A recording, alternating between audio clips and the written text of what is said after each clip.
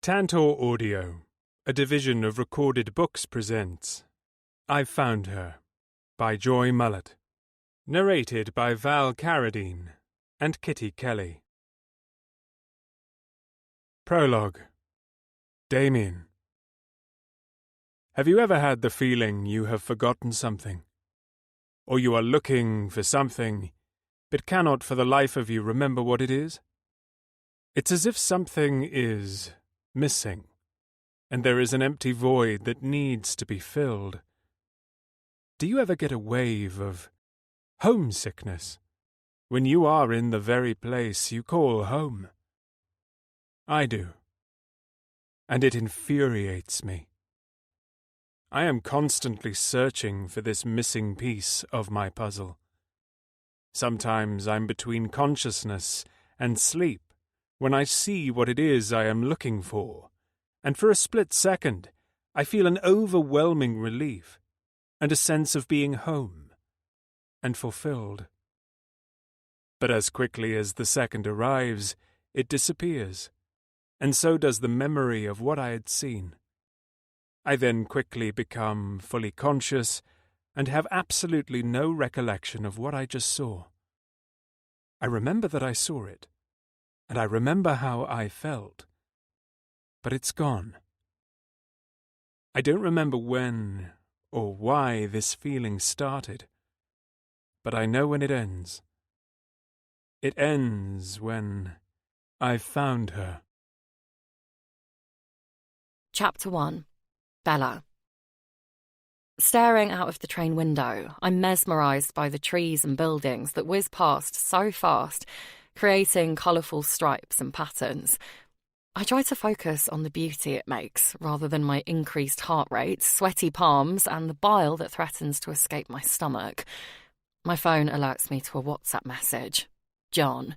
"You're making a mistake, Bella. Come home." My homesickness begins to subside at the reminder of why I am relocating and pushing myself to follow my dream. After deleting the message, I go onto my emails and reread the job offer I received, for about the 100th time. From Rebecca at fosterandthomas.co.uk.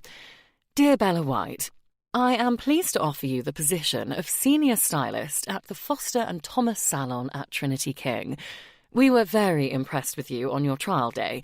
You fit in with the team well, and we believe your skills will be an asset to the Foster and Thomas family. I hope that you accept the offer. I understand that it will mean relocating for yourself, but I am sure I do not need to explain what an incredible opportunity this is. As we spoke about in your interview, the position comes with many benefits, one of which is accommodation. You will find all the benefits and details of your position in the attached document. I look forward to hearing from you. Kind regards, Rebecca Thomas. The email gives me the boost that I need, and I relax a little, feeling excited about my new start. The senior stylist position I have accepted is in one of London's top hair salons. Foster and Thomas is situated in one of London's finest hotels, Trinity by King. The hotel is on Trinity Square and is one of many of the 5-star King hotels. The chain has hotels all over the world. I hadn't been inside one until the day I went for my job trial. It was breathtaking. The way it smelt stays in my memory the most. As soon as I entered those revolving doors, my senses were hit with the sweetest, freshest fragrance I had ever come across. Apparently, it's the King Hotel's signature scent for all their hotels. No wonder the chain is so popular. Foster and Thomas is any stylist's dream employer. How I, Bella White, from a small town in the middle of nowhere, have managed to land a job there is little short of a miracle. But I believe in miracles, in dreams and fairy tales, and this miracle arose at the perfect time. Thinking back, I've lived a very normal, sheltered life up to now. I grew up in a lovely little village where everyone knew everyone. I had the perfect childhood. I was raised in a loving family and lived in a modest home with my mother and father, where I wanted for nothing. I went to the local schools and always had lots of friends. When I left school, I wanted to be a hairdresser. My parents encouraged me to follow my heart and would have stuck by me whatever I had chosen. I worked at Joyce's, my local salon, from the time I was 14. I started as the Saturday girl and worked my way up to being a senior stylist. I loved it. I worked so hard getting all the qualifications I could and attending course after course in the latest techniques. Unfortunately, I didn't get to use these techniques very often. The only time I did was when I convinced one of my friends to be my guinea pig. It was a typical shampoo and set type of salon, nothing very exciting. I've always wanted to do so much more. Recently, I attended a colour training course in London. One of the girls on the course said she worked at Foster & Thomas and that she was emigrating a month later. I googled the salon on my train ride home. The job opening was advertised on their website, and for some reason, I filled out the application form. I received the job offer email from Rebecca 1 week ago. Now I am on the 7 a.m. train to Euston, London. I have my suitcase, my handbag, and an extremely sick feeling in the pit of my stomach. The past week has felt like a blur. I've been so busy sorting everything out, I haven't had a chance to stop and think. Am I doing the right thing? I'll soon find out. And if it doesn't work out, I can get straight back on that train and come home, in the words of my father. This is just what I need, a fresh start on my own. When the train arrives at Euston, my anxiety kicks in with full force.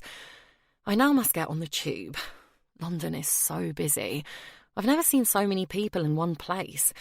Everyone is rushing around, talking on phones. If you stop moving, you are sure to get knocked over.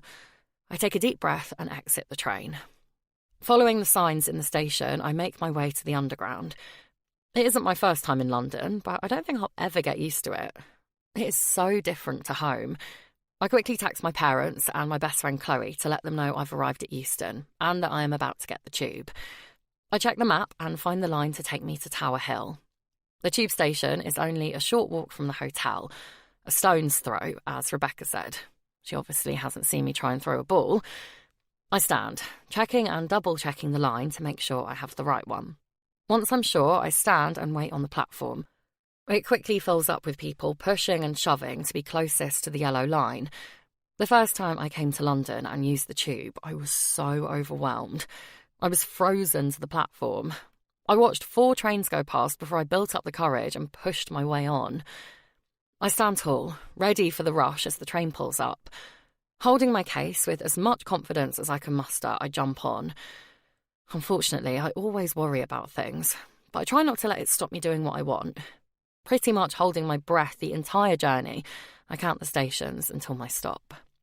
When I'm finally outside the tube station, breathing in the cool, fresh air, I'm proud of myself for getting here. I check my phone maps, taking a moment to get my bearings and allow my breathing and heart rate to steady.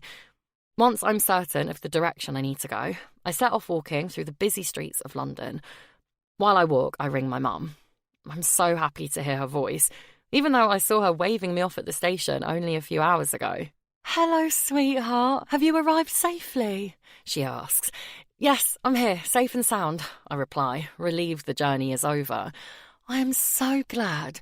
We are so proud of you, sweetie. Now you go and show them how wonderful you are. Call us later when you have settled in. We love you, Bella," Mum and Dad say in unison. They always have their phone on loudspeaker so they can both hear me. "Love you too. Speak later," I say, then hang up. As I walk, I take in the city around me. The buildings are big and striking, and the roads are full of bright red double-decker buses and taxis beeping their horns. I've never felt so far away from home, but I'm also so exhilarated. I smile to myself, excited to see what awaits me in my new chapter. My phone pings, alerting me that I've arrived at my destination. Taking a deep breath, I look up at the impressive building that I will now call home. With my head held high and butterflies in my stomach, I walk into the King Hotel. Chapter 2. Damien. Mr. King, my deepest condolences. Your father was a great man. I am honored I could call him a friend, as well as client. Today is not the time, but we do need to arrange a meeting to get your father's affairs in order. As you are now the owner of the King Enterprise, you need to decide whether you will be taking over as CEO or if you will be appointing someone to take on that role. Either way, the position needs to be filled, momentarily. I'll be in touch. I'm sure you will, Mr. Davis. We shake hands and I turn to get into my waiting car. George, my driver, gives me a gentle nod through his rear-view mirror and sets off, leaving me to gather my thoughts. It has been a long-ass day. A long couple of weeks, actually. I'm mentally and physically drained. All I can think about is getting home and having a scotch. My father's passing came as a shock, especially so soon after my mother. But even with the best doctors money could buy, it couldn't mend a broken heart. He will be happy he is back with my mother now, and at least I got to have him live here with me in New York for his final days. My car pulls into the basement parking of my apartment building. George opens my door, and I step out. "Thank you, George. You may retire for the evening now," I say. Thank you, sir. I shall see you in the morning. I step into my private lift and make my way up to the penthouse, where I have lived for the past 10 years. I'm used to the city life now, but it's a lot different from my hometown in England. Standing in my kitchen, I pour myself a drink and look out over Central Park at the New York skyline. It is getting dark, and the view is spectacular. While sipping my scotch and watching the evening light show of the city, my mind wanders to my parents and their love and devotion to each other. Family was everything to them. That and the King enterprise, which came a close second, much to my mum's annoyance. But everything my dad did was for me and my mum. It was a very rare love they shared. I don't think I have ever seen it in anyone else. They always said they were soulmates, if that's even a thing. My parents always believed there is one special person for everyone. I, however, do not have this belief. I'm perfectly happy on my own, having no one to please but myself. Past relationships have been complicated, and, well, let's just say I will not be entering in any form of a relationship any time soon. After a few more drinks, my head starts to clear, and I know what I need to do. I pick up my phone and call my best friend and business partner, Josh. Josh answers on the first ring. Damien, how are you? Sorry I couldn't be there today. How did it go? As well as can be expected. Dad's ashes will be ready for me to collect tomorrow, in time for me to take them to England. And no apologies necessary. I appreciate all you have been doing with the business, taking on my role as well as yours. Don't mention it. Anything I can do to help. Well, that's why I called. I know I said I would only be in England for a few days, but I've decided to step into my father's shoes, only for a while. The King hotel chain wasn't just his business. It was also his family, and I want to make sure it's taken care of properly. I explain. Whatever you need to do, he assures me. I have everything covered. We are taking on new staff, we have new offices, and business is booming. You haven't had any time off since we set up King Security all those years ago. You take all the time you need. Plus, it's not like you do much anyway. Josh laughs. After catching up with Josh, I email Mr. Davis, my dad's and now my solicitor, to inform him of what I've decided. He immediately replies and sends me over the paperwork I have requested. I finish my drink and head to bed. The next morning, I collect my dad's ashes and board my private jet to England to lay my dad to rest next to my mum. During the flight, I go through some of the paperwork Mr. Davis sent me. I'm overwhelmed with emotion as I read what my father has achieved in his lifetime. 40 years ago, he opened his first King Hotel. Since then, He's turned the King name into a chain of 600 hotels across 6 continents. My dad thought of all his staff as family. He would treat the cleaner with the same respect as the manager, and paid them all well. I'm overcome with pride as I read about his accomplishments. I find my father's last to-do list, and decide this would be a good place to start. It seems there have been some issues at the Trinity Hotel in London. It has a significantly high workforce turnover, and my father wanted to find out why. Luckily, England is where I am currently heading, so I decided to stay there for my time in London, rather than in my family home. I haven't had much to do with the hotels previously, but my dad always made sure he knew what was going on, and made his presence felt in them as often as he could. I want to continue this, as much as my schedule will allow. Mr. King, we shall be landing in an hour. George will have the car ready to take you to Kingston Manor as soon as we arrive. Is there anywhere you would like to go on the way? Asks my assistant Penny. Actually, I have decided to stay at the Trinity. There are a few things I would like to get to the bottom of. Please make a reservation, but not in my name. I want to observe the operation's performance without getting any special treatment. I respond. Good idea, sir. I shall let George know, and I will arrange the reservation. Will Damien Smith suffice? She replies. Yes, that will be fine. Thank you, Penny. Penny is more than just my personal assistant. She is also George's wife. Penny and George have worked for my family since I was a boy. They both moved over to New York with me, and are more like family to me than employees. A couple of hours later, I walk through the revolving doors of Trinity by King. I smile to myself, as its signature smell brings back fond memories of my mother. It smells just like her, the sweetness of strawberries and freshness of apple. It was her idea to have all the hotels smelling the same. My father just let her run with it. He'd do anything to make her happy. It was, in fact, a very good idea. The King's scent is now a brand of its own. Good evening, Mr. Smith. Welcome to Trinity by King. Your driver let me know you were arriving. One of the bellboys is with him now, and will ensure your luggage gets to your room. My name is Tiffany, and I'll be here until 8 o'clock tonight. If there is anything I can do for you, Mr. Smith, please, let me know, she says, fluttering her eyelashes and leaning closer towards me.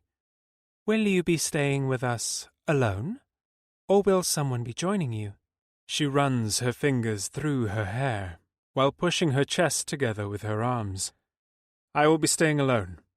Therefore, I will only need the one-room key. I am sure the key allocation was the reason you were asking. My reply is stern and dismissive.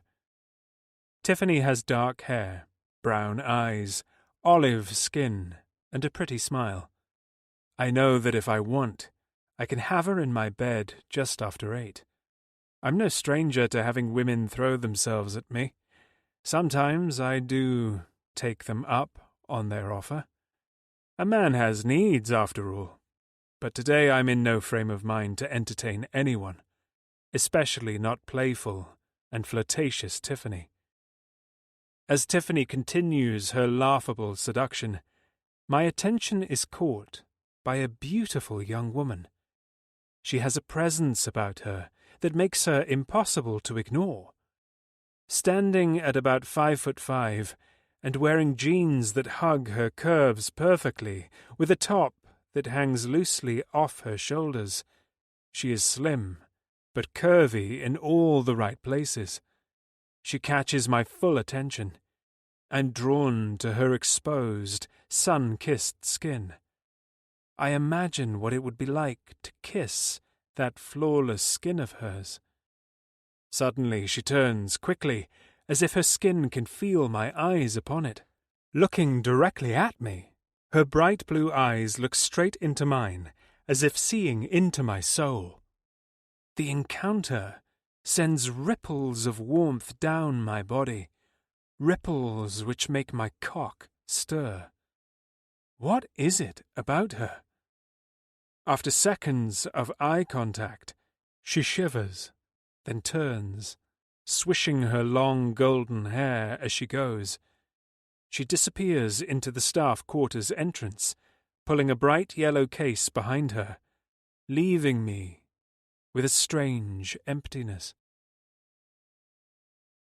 Chapter 3. Bella. I make my way through the foyer. My instructions are to go to the staff quarters entrance, situated to the right of the lobby. I'm to take the lift to housekeeping on the 5th floor and ask for Katie, who is also a stylist at Foster & Thomas. As I walk through the beautiful reception area, I am overcome with the strangest feeling that I am being watched. When I turn to investigate, my eyes are instantly met with the most attractive man I have ever seen. He's tall. He must be over 6 feet. An expensive-looking tracksuit clings to every curve of his large, muscular frame. His hair is dark, almost black, and short on the sides, but long enough on the top to be swept back. A light stubble perfectly frames his strong jawline. His dark brown eyes widen as I look into them, and their warmth sends tingles through my skin. I shiver in response.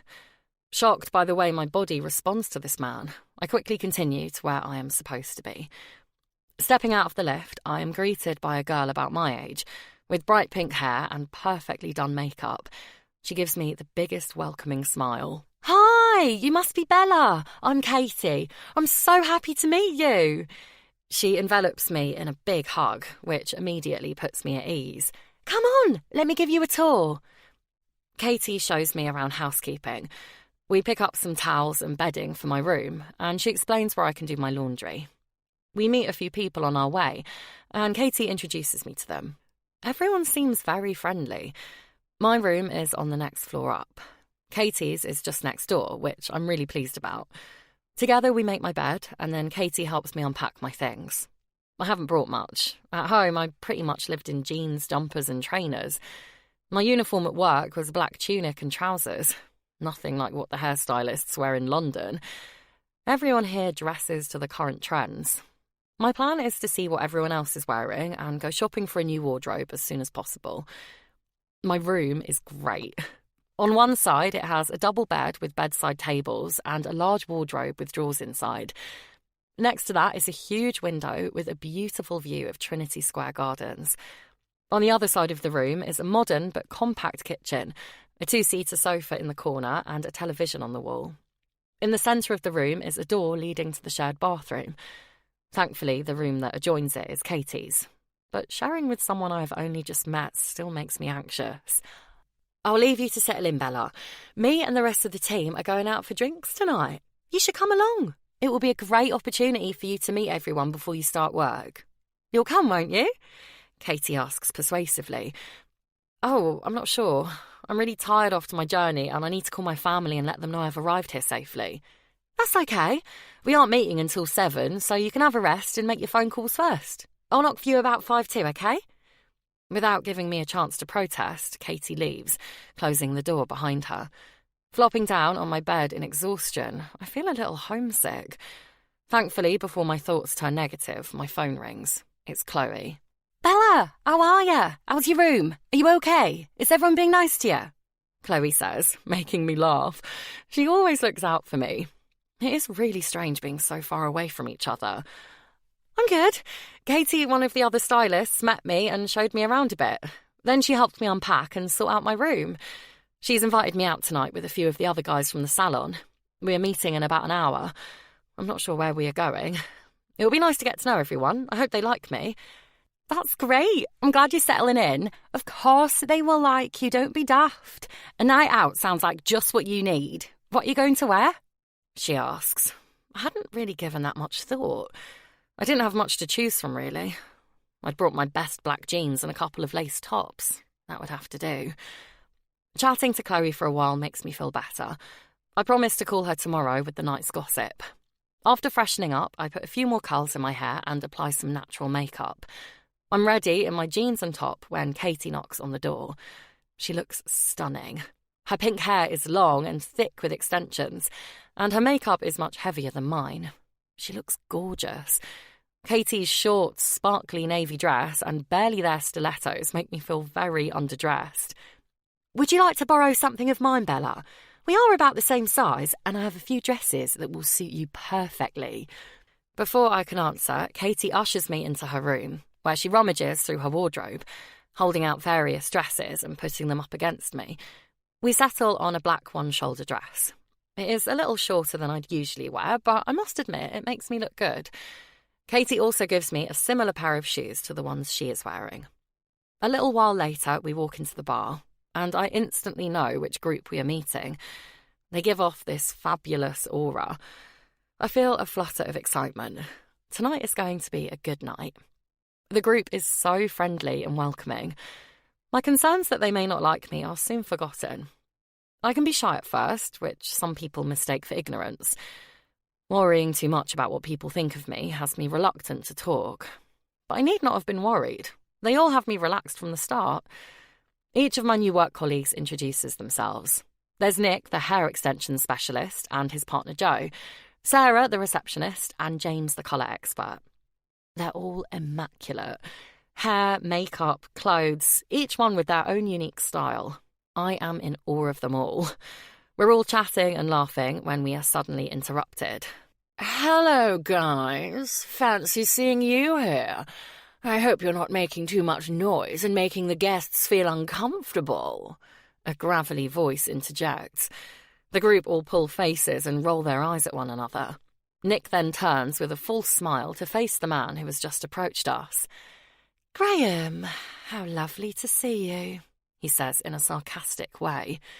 "It's Mr. Graham to you, Nick," says the man who looks like he works at the hotel. Then the man catches sight of me, and he comes over to stand right beside me. "Well, hello there. I haven't met you before. What is your name?" Katie instinctively grabs my arm and pulls me towards her. "She's with us, and we were just leaving, weren't we, guys?" She responds protectively, picking up her bag and pulling me towards the door. The group quickly follows, and we leave before I can say anything. I have to practically run to keep up with them, and these shoes definitely aren't made for running in. We exit the hotel and enter a nearby Wetherspoons just a few doors down. "So, who was that, Katie? I get the impression you don't like him," I ask. "Don't like him? That's the biggest understatement of the century. He's the biggest slimeball you will ever meet. So many girls have left because of him. I don't fully know what happened to them, but I can guess. I'm not talking just a couple either. I'm talking tens of girls just in the past 2 years I've worked here." She shudders visibly, clearly feeling repulsed. "Why doesn't someone report him? Surely that's a sackable offence, not to mention illegal," I exclaim. "Some of the girls have tried, but unfortunately he is the manager of Trinity by King, so his word is stronger than theirs. Just stay away from him, Bella. If he says or does anything that makes you uncomfortable, tell me straight away. Promise?" she instructs. "Yes, I will," I reply obediently. Katie reminds me so much of Chloe, always having my back. The drinks have been flowing for a few hours. We've worked our way through the cocktail list, and I'm having so much fun. I have not stopped laughing. The guys decide it's time for dancing. We leave Wetherspoons and head to a bar that is apparently the place to dance. We settle at a table near the dance floor and order a round of drinks. I excuse myself and make my way to the toilet. All these cocktails have gone straight through me as well as to my head. I'm feeling a little tipsy, but I'm still in control. Once I'm all freshened up, I leave the toilets. I'm on my way back to our table when I feel a sweaty hand grab my shoulder. I turn to see the owner of the sticky body, and my heart sinks. Mr. Graham. I scan the area around me to see if I can see anyone I know. Unfortunately, I'm out of sight from our table. I'm in a quiet, dark area of the bar. Only people coming to use the toilets would see me. "Hello, beautiful. I'm glad I've caught you. I want to introduce myself. My name is Mr. Graham, and I am the manager of Trinity.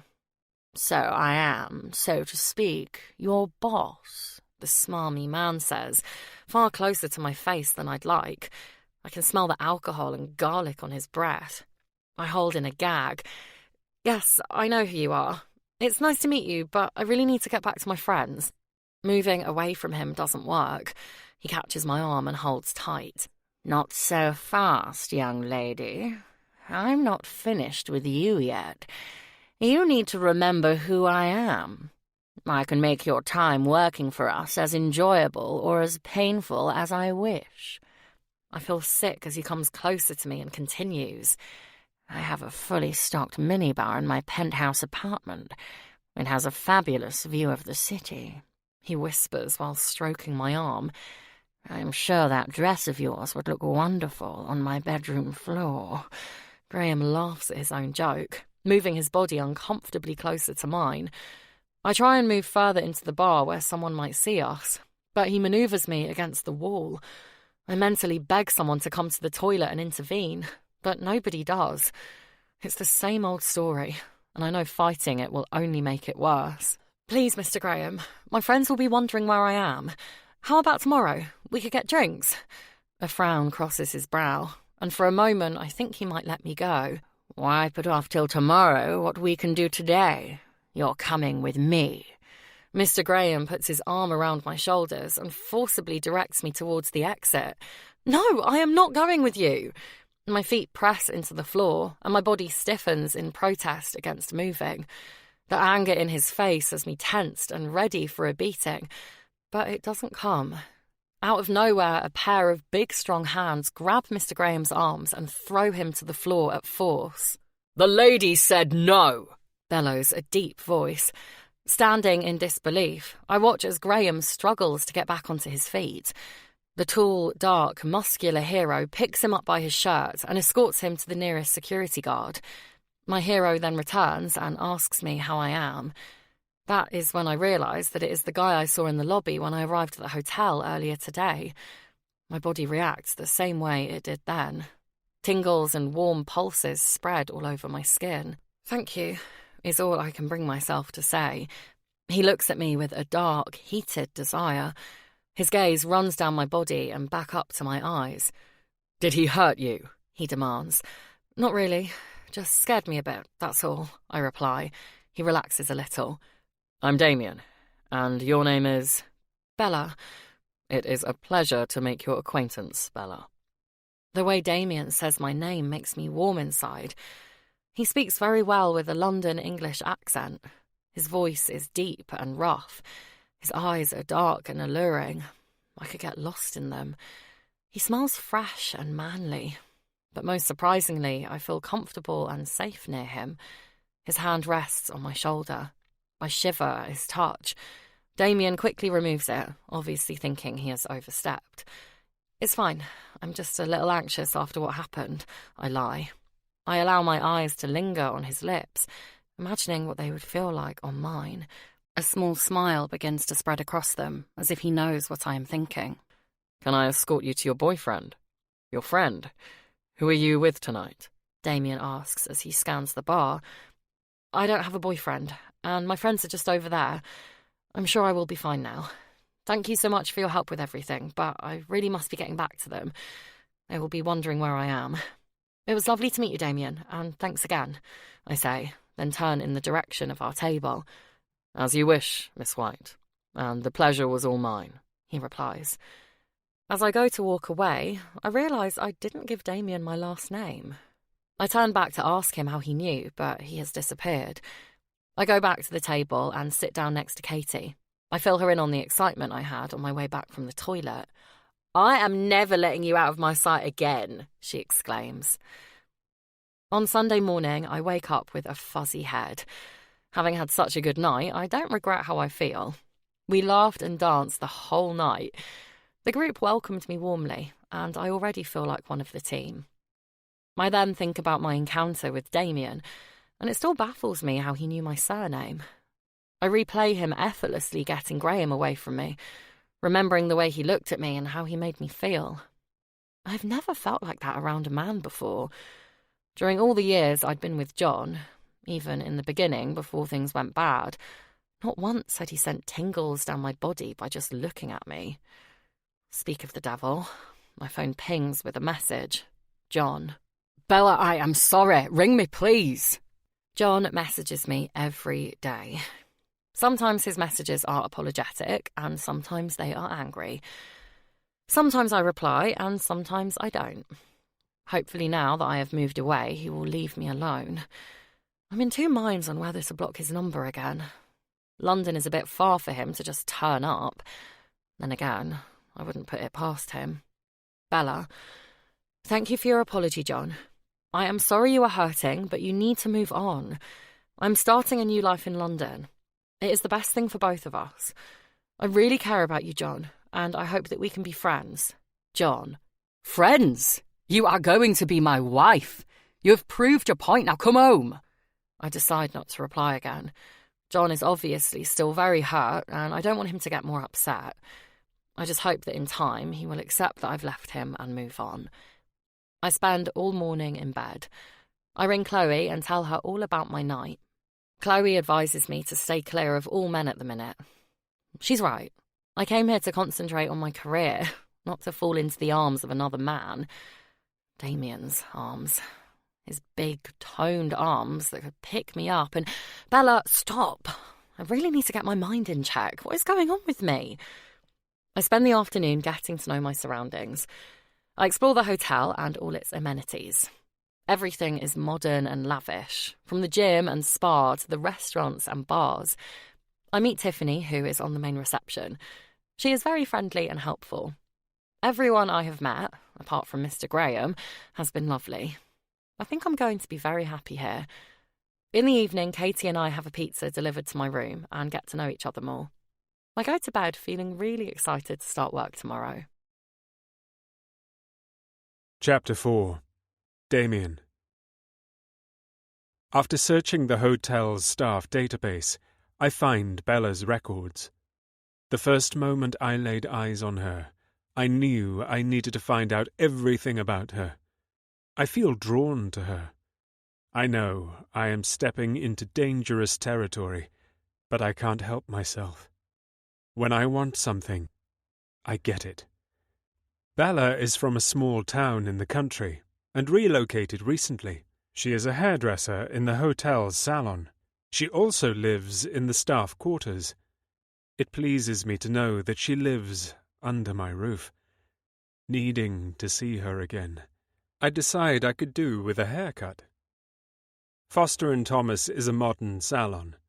It's spacious, black and white, clean and professional looking. No expense was spared when kitting it out. I approach the receptionist and ask if anyone is free to cut my hair now. I just want a glimpse of Bella. I need my fix. I am very sorry, sir, but we are fully booked today, the receptionist tells me. Even for a quick trim, I push. I look around the busy salon as I am again refused, and to my disappointment, I don't see the golden-haired beauty I'm looking for. I am just about to leave when I hear the sweetest voice from across the room. Bella. Sarah, I think I can squeeze a gent's cut in. Mrs. Pye isn't quite ready to have her colour to be rinsed out yet, and if I get one of the assistants to shampoo for me, I can accommodate the gentleman. She walks over to the reception area and realizes it is me. Damien, what a pleasant surprise, she says, as her cheeks begin to flush with a rose pink that travels down to her chest. Bella, hello again. Thank you for fitting me in. I love the way her body reacts to my presence. Would you like to follow me, sir? Bella asks. I do as she says. She seats me in a chair and places a gown around me. As she fastens the buttons around my neck, I can feel her fingers against my skin. They feel good. I start imagining what else those fingers could do. Bella talks away while cutting my hair. She tells me how she has just moved to London and how much she is enjoying city life already. It's fascinating watching her work. She is such a perfectionist. The little faces she pulls as she concentrates have me smiling. Bella has just about finished styling my hair when she suddenly stiffens. The colour drains from her face, and the little smile she had just been wearing disappears. I follow her gaze to see that smarmy arsehole who grabbed her the other night. He walks our way. Hold on a minute. I recognize the uniform he is wearing. He is a King employee? What? He can't be. Surely not. Fury builds inside me. Ripping the gown from around my neck, I force myself to stay calm and seated. My instinct is to smash the guy in the face and drag him outside by his ear, but him being an employee makes things difficult. Him, I growl in fury. Realizing my fuse is about to blow, Bella puts a hand on my shoulder and whispers, "It's okay. I'll handle it. He's the hotel manager," she says. Like hell he is. Not for much longer. There you are, Bella. I need to speak to you after work. You have some making up to do, he says, glaring at my Bella. Like hell she does, I shout, standing to face him. I have at least a foot in height on him. He's scared of me, I can tell, but he tries not to show it. Oh, it's you again. I should have you arrested for assault. He points his finger at me, and I lose my shit. I strongly recommend you walk out of here right now before you permanently lose the use of your legs, I growl in the little man's face. Damien, please. Bella moves in between us, putting her hand on my chest in a plea for me to calm down. Strangely, her touch does exactly that. The arsehole smirks nervously. You obviously don't realize who you are talking to. I'll leave Bella to explain. Catch you later, Bella. He gives her a wink and walks out. I want to kill him. Bella looks relieved when he leaves, but I can tell she is still worried about him. I give Bella my business card and tell her, if he ever comes near you again, you must ring me that instant. I settle my bill and exit the salon. The second I leave, I'm on the phone. Penny, I need everything you can find on the Trinity manager down to his shoe size. Then contact him and tell him he has a meeting with the new CEO this evening. Oh, and get Mr. Davis here. I'm going to need his legal team to help me take this creep down. Consider it done, Mr. King. I end the call and ring Josh. Josh, I need an additional security team at Trinity, and I want a guard on the door of the salon for the full opening hours. I also need you and Mr. Davis on a flight here now. Sure thing, Damien. I'll arrange the jet. You okay? You sound stressed. Josh always knows when there is more to things. I will be, once I've eliminated a problem. I'm going to get Penny to send over some information on the soon-to-be ex-Trinity manager. I need you to dig deep. Parking fines, previous employers, family, the lot. I need to know about it.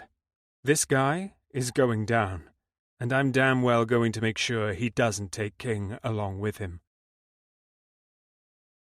Bella. When Katie and I return to the salon after lunch, there is a security guard standing outside. Good afternoon, ladies. I'm Mike. I'm the new Foster and Thomas security guard. I'm here to keep you all safe. If you need anything at all, you just give me a shout, he announces. That's strange, says Katie. We've never had security before. Maybe royalty or someone incredibly famous is coming. As we walk through the salon to get to the staff room, we hear a commotion behind us at the salon entrance. Mr. Graham is trying to get inside. Mike is standing firmly in front of the doors, refusing to let him in. You cannot stop me going in there. I am the hotel manager. Whom do you report to? Give me their name. I will have your job. Mr. Graham rages. I report to the king himself, so you will have to take it up with him, says Mike, standing strong, his arms folded in front of him. Graham huffs, realising he isn't going to win. He is about half the size of Mike. half as tall and half as wide. He gives Mike what he must think is a mean stare, then turns on his heel and leaves. I have a feeling Damien is behind all this. But how? Then I remember him giving me his card. I just slipped it into my pocket and forgot about it. I pull it out and read the name on the card. Damien King, CEO of King's Security. Well, that explains where the security guard came from. I wonder if he is any relation to the Kings who own the hotel. Surely not. Just a coincidence, I'm assuming. I send him a quick text to thank him, put my phone in my bag, and continue with my busy day. It turns out to be quite an eventful afternoon. Katie is shampooing her gentleman client when he starts making a suspicious movement under his gown. The area of the gown which lies over the groin area is bobbing up and down. Being the confident little tigress that Katie is, she storms around to the front of the client and straight out demands, "What the hell do you think you were doing under there?" Katie's raised voice attracts Mike's attention. He quickly intervenes and rips off the client's gown, revealing his hands. We had all assumed the worst, but he is in fact just cleaning his glasses. That was an embarrassing situation for all, but the man left happily with a voucher for a year's worth of free haircuts as an apology. After that, we have a client leave without paying. The lady, who is in her 50s, received a full colour change, Olaplex treatments, and restyle haircut. The lady says she left her purse in her car. She leaves her handbag with her phone and belongings here while she nips to the car to get it. The bag is Gucci, and with the phone inside, it would definitely be worth more than the £300 bill. We expect her to be back within minutes. After an hour and a half, we realise she probably isn't coming back. On closer inspection of the handbag, it turns out to be a fake. And not a very good fake either, James informs us. There is also nothing in the bag apart from a few stones. We leave it with Mike to sort out. At the end of the day, I check my phone. I am excited to see a message waiting, but I'm soon disappointed when I see it's from John. John. "Please, can we talk face to face? Kiss." Bella. "I really don't think that's a good idea, John. What is it you want to talk about?" As it is a nice day outside, I decide to go for a walk after work. When I get to the lobby, I see Tiffany in tears at the front desk. "Hey, Tiffany, what's wrong?" I ask. "It's Mr. Graham. He's just been down here shouting at everyone. Apparently, the new CEO of King is coming today and wants a meeting with Graham. He's not happy. He thinks someone has reported him for something. He said when he finds out who it is, he will make sure they never work again. I'm sure he thinks it's me, but it wasn't, I swear." Tiffany looks really worried. Mr. Graham shouldn't be able to treat people like this. "Well, if he hasn't done anything wrong, he has nothing to worry about," I say as I give Tiffany a hug. I sit with her for a while and tell her all about my day. The incident with Graham, the poor man who was wrongly accused, and the lady with the fake bag. I think I have started to cheer her up. "I can spot a fake Gucci a mile off," Tiffany chuckles. "I wish I worked in the salon. It sounds a lot more exciting than sitting at this desk all day." A few minutes later, 3 men walk into the lobby, each of them wearing extremely expensive-looking suits that fit their muscular bodies perfectly. The first male is in his 60s, I'd say. A good-looking man for his age who obviously works out. The second man is in his 30s and is ruggedly handsome. He has a dangerous look in his eyes, as if he's seen a lot in his lifetime. The third man takes my breath away. Damien. I thought a man couldn't be any sexier than the Damien I had already seen, but oh my God. Damien in a suit makes me burn with desire. His freshly cut dark hair is styled to perfection. He wears a black suit that clings to every broad curve of his body. Wow, I have never been jealous of an item of clothing before. His face bears a stern scowl. He is clearly a man on a mission. As they walk past the desk, neither of them looking in our direction, I get a whiff of Damien's scent, so fresh and manly. Then again, sitting at this desk does have a few perks. Tiffany sighs, wide-eyed. She rests her chin in her hands, dreamily watching the 3 men disappear into the lifts.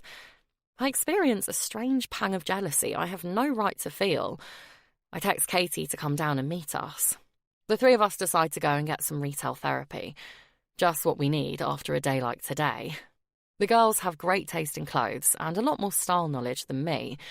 With the help of Zara, John Lewis, and a few designer shops I've never heard of, I soon have a new wardrobe worthy of a London stylist. We shop, drink cocktails, and laugh all evening. Katie is great. She is so confident, but in a lovely way. I really envy that about her. She doesn't care what anyone thinks of her and is happy in her own body, as well as confident in her ability to do anything she puts her mind to. Tiffany is hilarious, especially after a couple of cocktails. She literally has no filter and has been telling Katie and me all about her latest sexual conquests. So, I was dating this guy. Well, I had slept with him twice, and on our third date, he asked me to go to his place and he would cook me dinner. I was working that day, so I went straight there once I had finished. I had taken a change of clothes with me and asked if I could have a quick shower while he prepared the food. While I was in there washing, he came in to ask me how I liked my steak cooked. He liked what he saw, so I invited him in, obviously. She tells us with a twinkle in her eye. We were really going for it, and I started to see stars.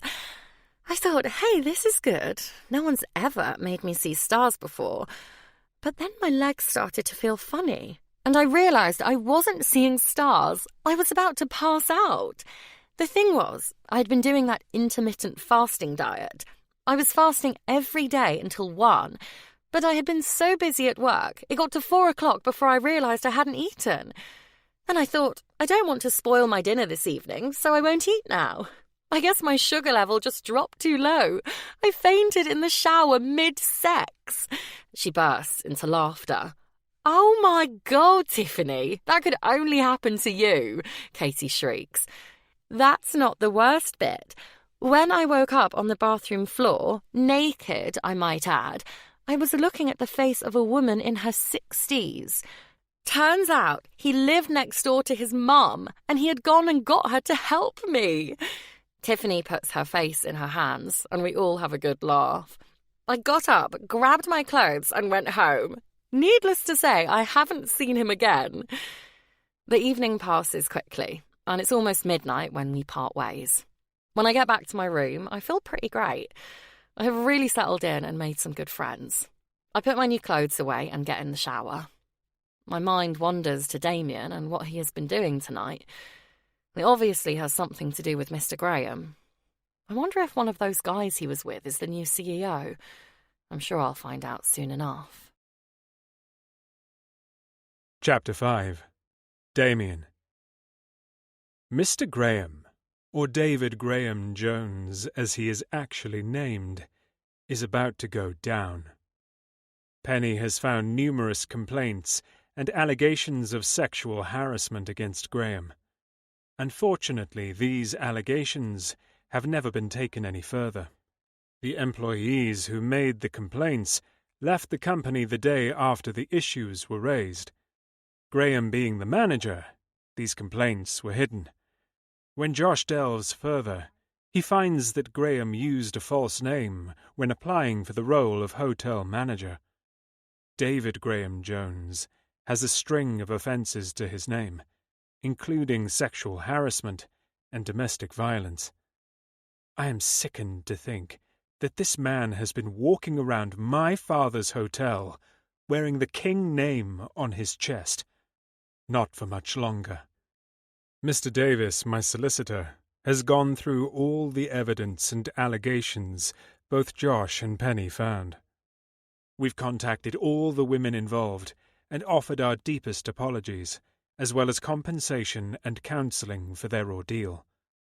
Mr. Davis will ensure that the King name will not be tarnished by this disgusting man. He will also serve a considerable time in prison, providing the victims are willing to testify, but we will support them with this. 10 minutes before our scheduled meeting, I walk into the hotel manager's office.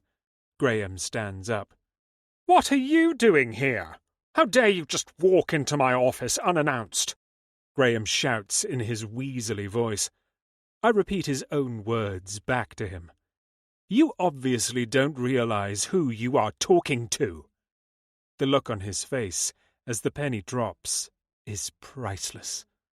Mr. Davis and Joshua then enter the room. Mr. Davis and I take a seat. Josh stands by the door, wearing his "I can snap you in two with my bare hands" death scowl. I let Mr. Davis do all the talking. I just sit there and watch the colour drain from Graham's face. I watch him look around the room, planning his escape. But there is no way out for him, other than the door that 2 police officers are standing behind. I enjoy watching him squirm as Mr. Davis reads out all the accusations and evidence we have on him. By the end of it, Graham looks like a scared little boy. Once Graham is driven away in the police car, I go to the conference room. I have asked all the hotel staff to attend an emergency meeting.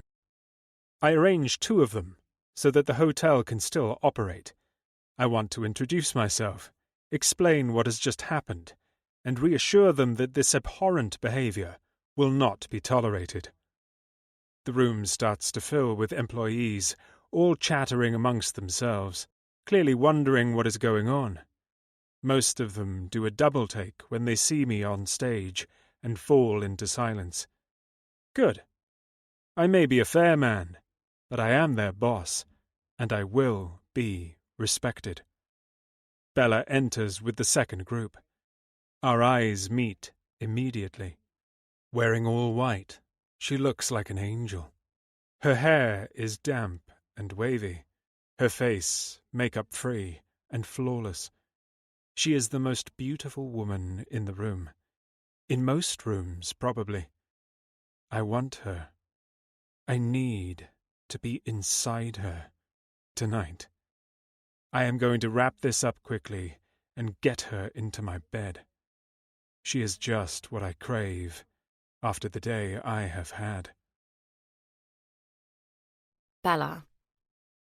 I get out of the shower and there is a panicked banging on my door.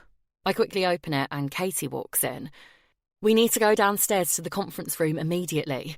Every hotel employee has been asked to attend a mandatory emergency meeting. Ours starts in 5 minutes. We need to hurry, she tells me in a panic. I throw on a white t-shirt dress, quickly towel dry my hair and head down with her. What do you think this is all about, Katie? I ask. Well, I've heard whispers that Graham was escorted out of the hotel by 2 police officers, and that there is a new, very hot CEO, she gossips. It wouldn't surprise me if Damien had something to do with all this. As soon as we enter the conference room, my suspicions are proved right. Damien stands on stage in front of half the hotel staff. Our eyes meet immediately. There is a hunger and desire within them that he bores into mine. Hey, Bella, do you know him? He's looking right at you, Katie whispers to me. Kind of, is all I can manage to get out. I watch Damien as he confidently speaks to the room. He has a powerful and impressive presence. Good evening, everyone. I first would like to introduce myself. My name is Damien King. Sadly, due to the recent passing of my father, I am now the CEO of King Hotels. There's a quiet sigh and a few soft words amongst the employees. It seems everyone thought very highly of the late Mr. King. It has always been paramount to my father that King employees are treated as family. Unfortunately, after noticing a high staff turnover in this hotel, it came to my attention that the man whom you have known as Mr. Graham has been acting extremely inappropriately. I cannot go into too much detail, but I will say this. At King, we will not tolerate this kind of behaviour. I am deeply sorry that this situation has happened in our hotel. Everyone in the room listens intently to his every word. He does genuinely seem deeply sorry. I have several people stationed around the room who are all wearing red badges. They are part of our health and well-being team. They are here to help you. If you have had any inappropriate dealings with Mr. Graham, I urge you to speak to them once I have finished. We also have a new security team around the hotel, who is here for your safety as well as that of our guests. Please confide in them if you need anything. They will put you in contact with the necessary team, all confidential, of course.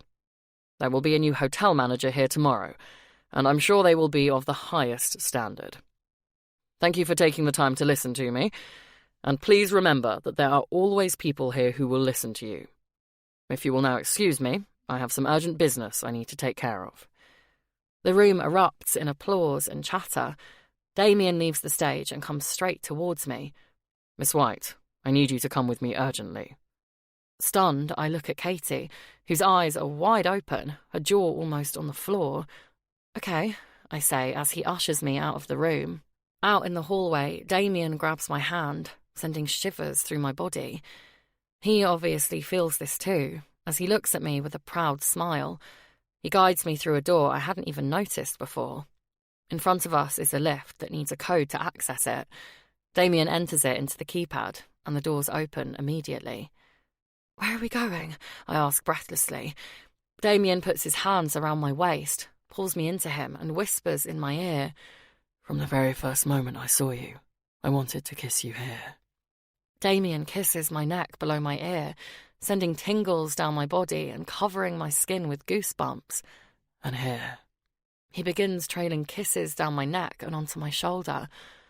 I am lost in ecstasy for a moment, until my good sense brings me back to reality. I push him back slightly so I can look at him. "I am not sure what you think is going to happen here, Damien, but I am not going into that lift with you. I've only met you a handful of times. I am really grateful you saved me from Graham that night. Goodness knows what would have happened if you had not intervened. But I will not be abruptly taken from my friend and forcefully escorted to an unknown place. I may owe you one, but I will not be repaying you like this. You'll have to think of another way," I say, folding my arms to try and make myself look more confident. A small smirk of a smile curls one side of his mouth, but it soon disappears into the stern, dark stare that he usually wears. "You do not owe me anything, Bella. I thought this was something we both wanted," he says, as he strokes the tip of his finger from my shoulder down my arm. Goosebumps follow his trail. "I guess I misread the signs. Please forgive me." He straightens himself and returns to his powerful demeanour as he enters the lift and immediately closes the doors behind him. I'm left staring at my reflection in the mirrored lift doors. Have I just made the worst mistake of my life? Damien. I am livid with myself. Why does this woman have such an effect on me? I lose control of my senses when I am around her. I feel extremely shaken by the experience. No woman has ever turned me down before. You think this would encourage me to move on, but it only makes my desire for her stronger. I have always acquired what I wanted in life. I work hard to ensure I get what I want, and this is no exception. I will have her. It may just take a little longer than I originally thought.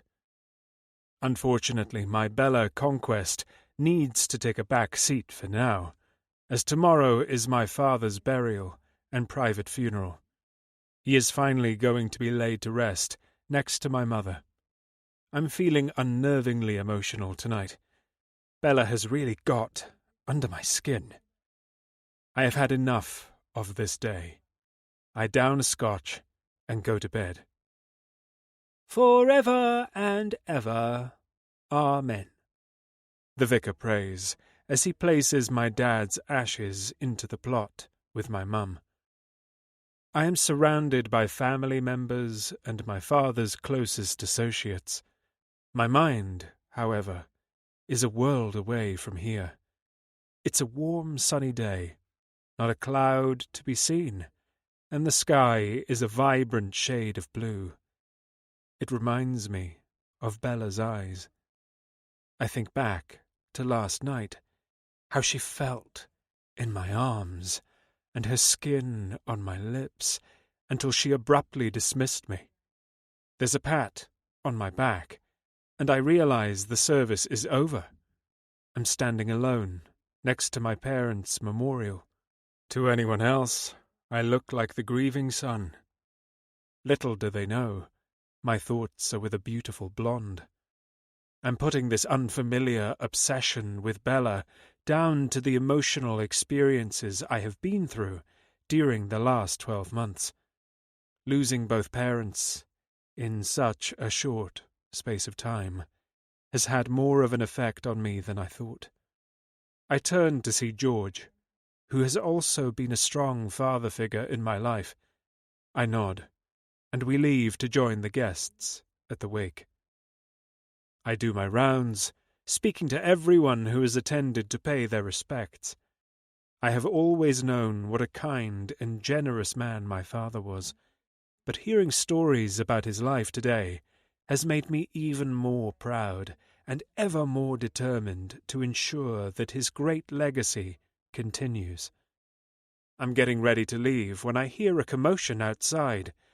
My blood boils as I see who is responsible. Pete. What the hell are you doing here?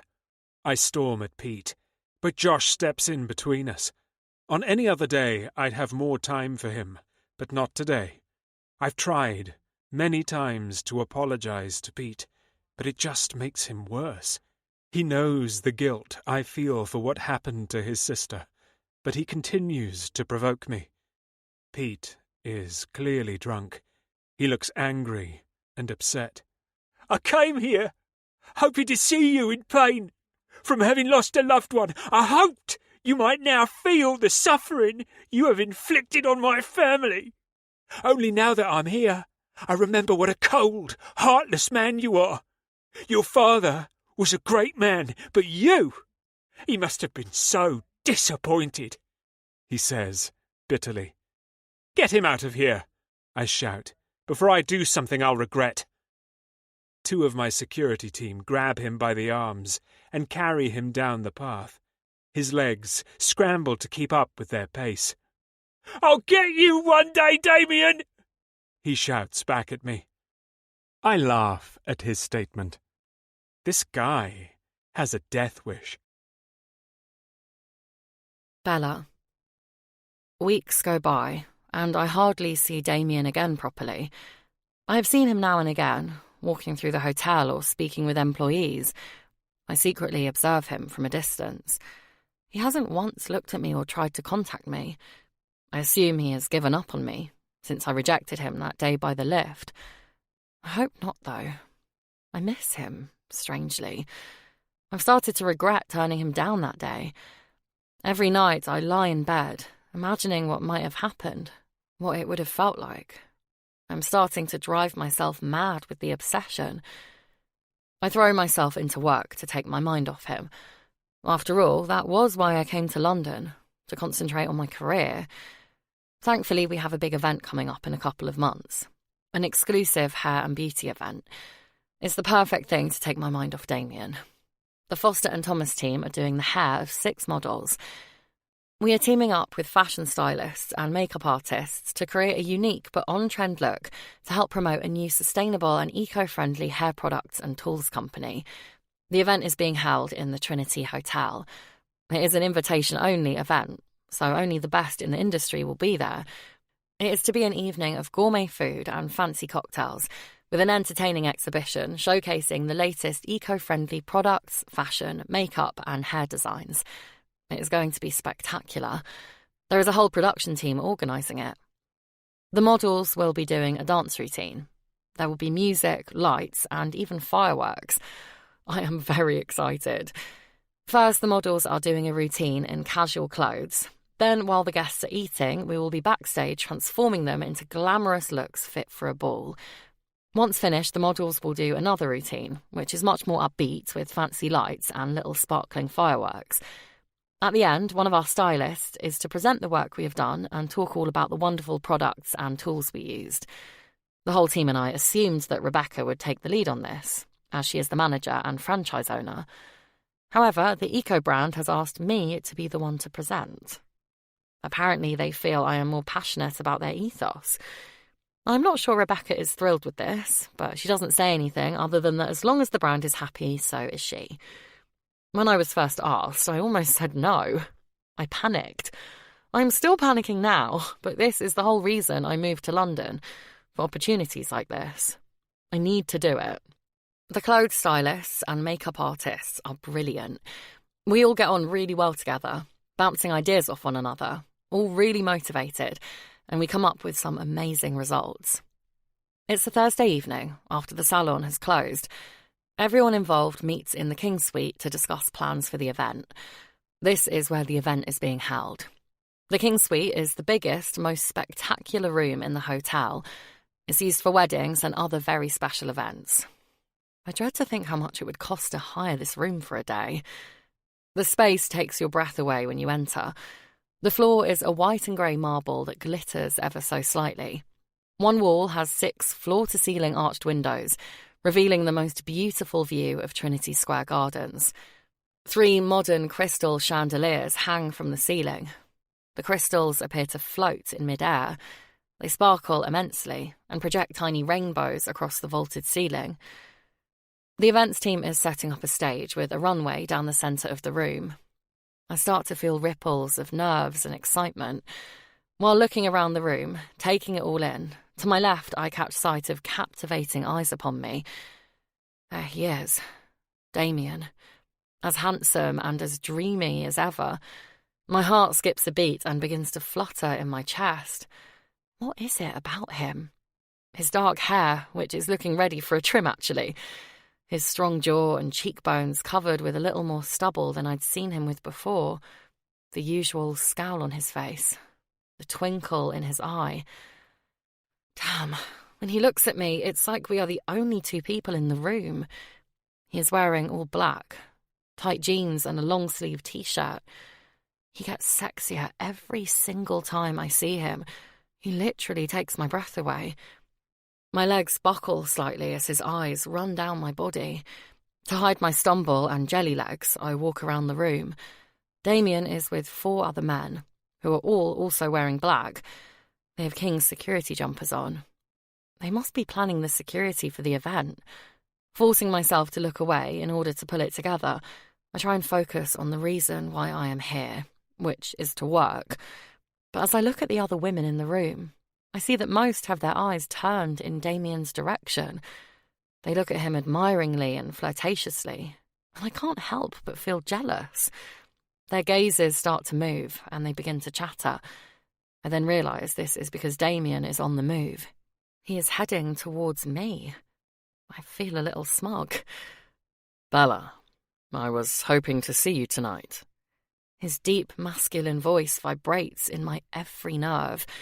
In my head, I do an excited dance. Maybe I will get a second chance.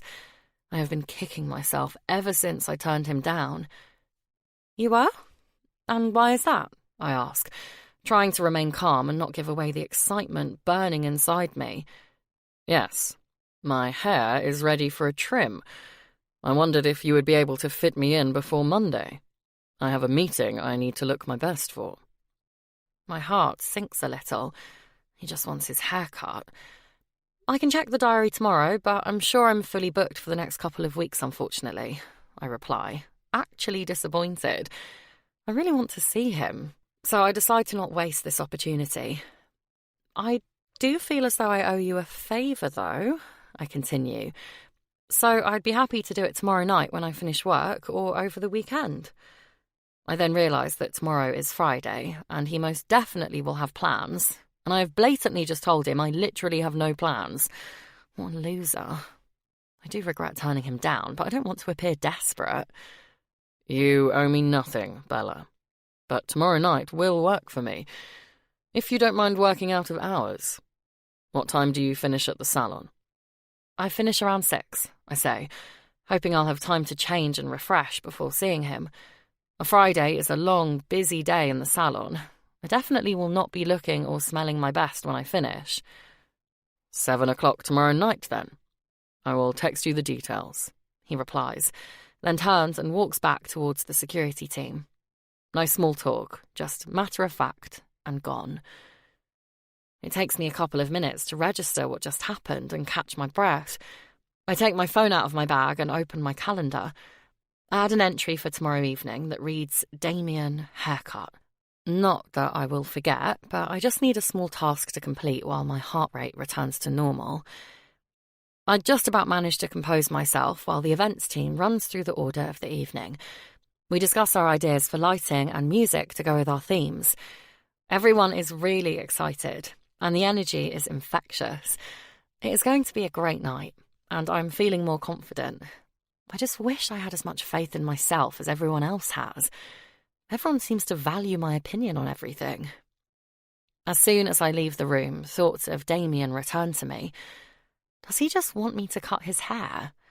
Surely he could get his hair cut anywhere with the click of his fingers. Maybe he just likes the way I cut it. Or maybe this is an excuse for something more. I'm hoping for the latter. I wake early the next morning to prepare for my appointment with Damien in the evening. I won't be wasting this opportunity. He hasn't messaged me the details yet, but I know I have to be ready for 7, which doesn't leave me much time after work.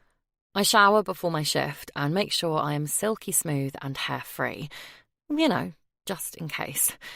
I wash and dry my hair, styling it in curls so I can brush them out later for a loose, natural wave.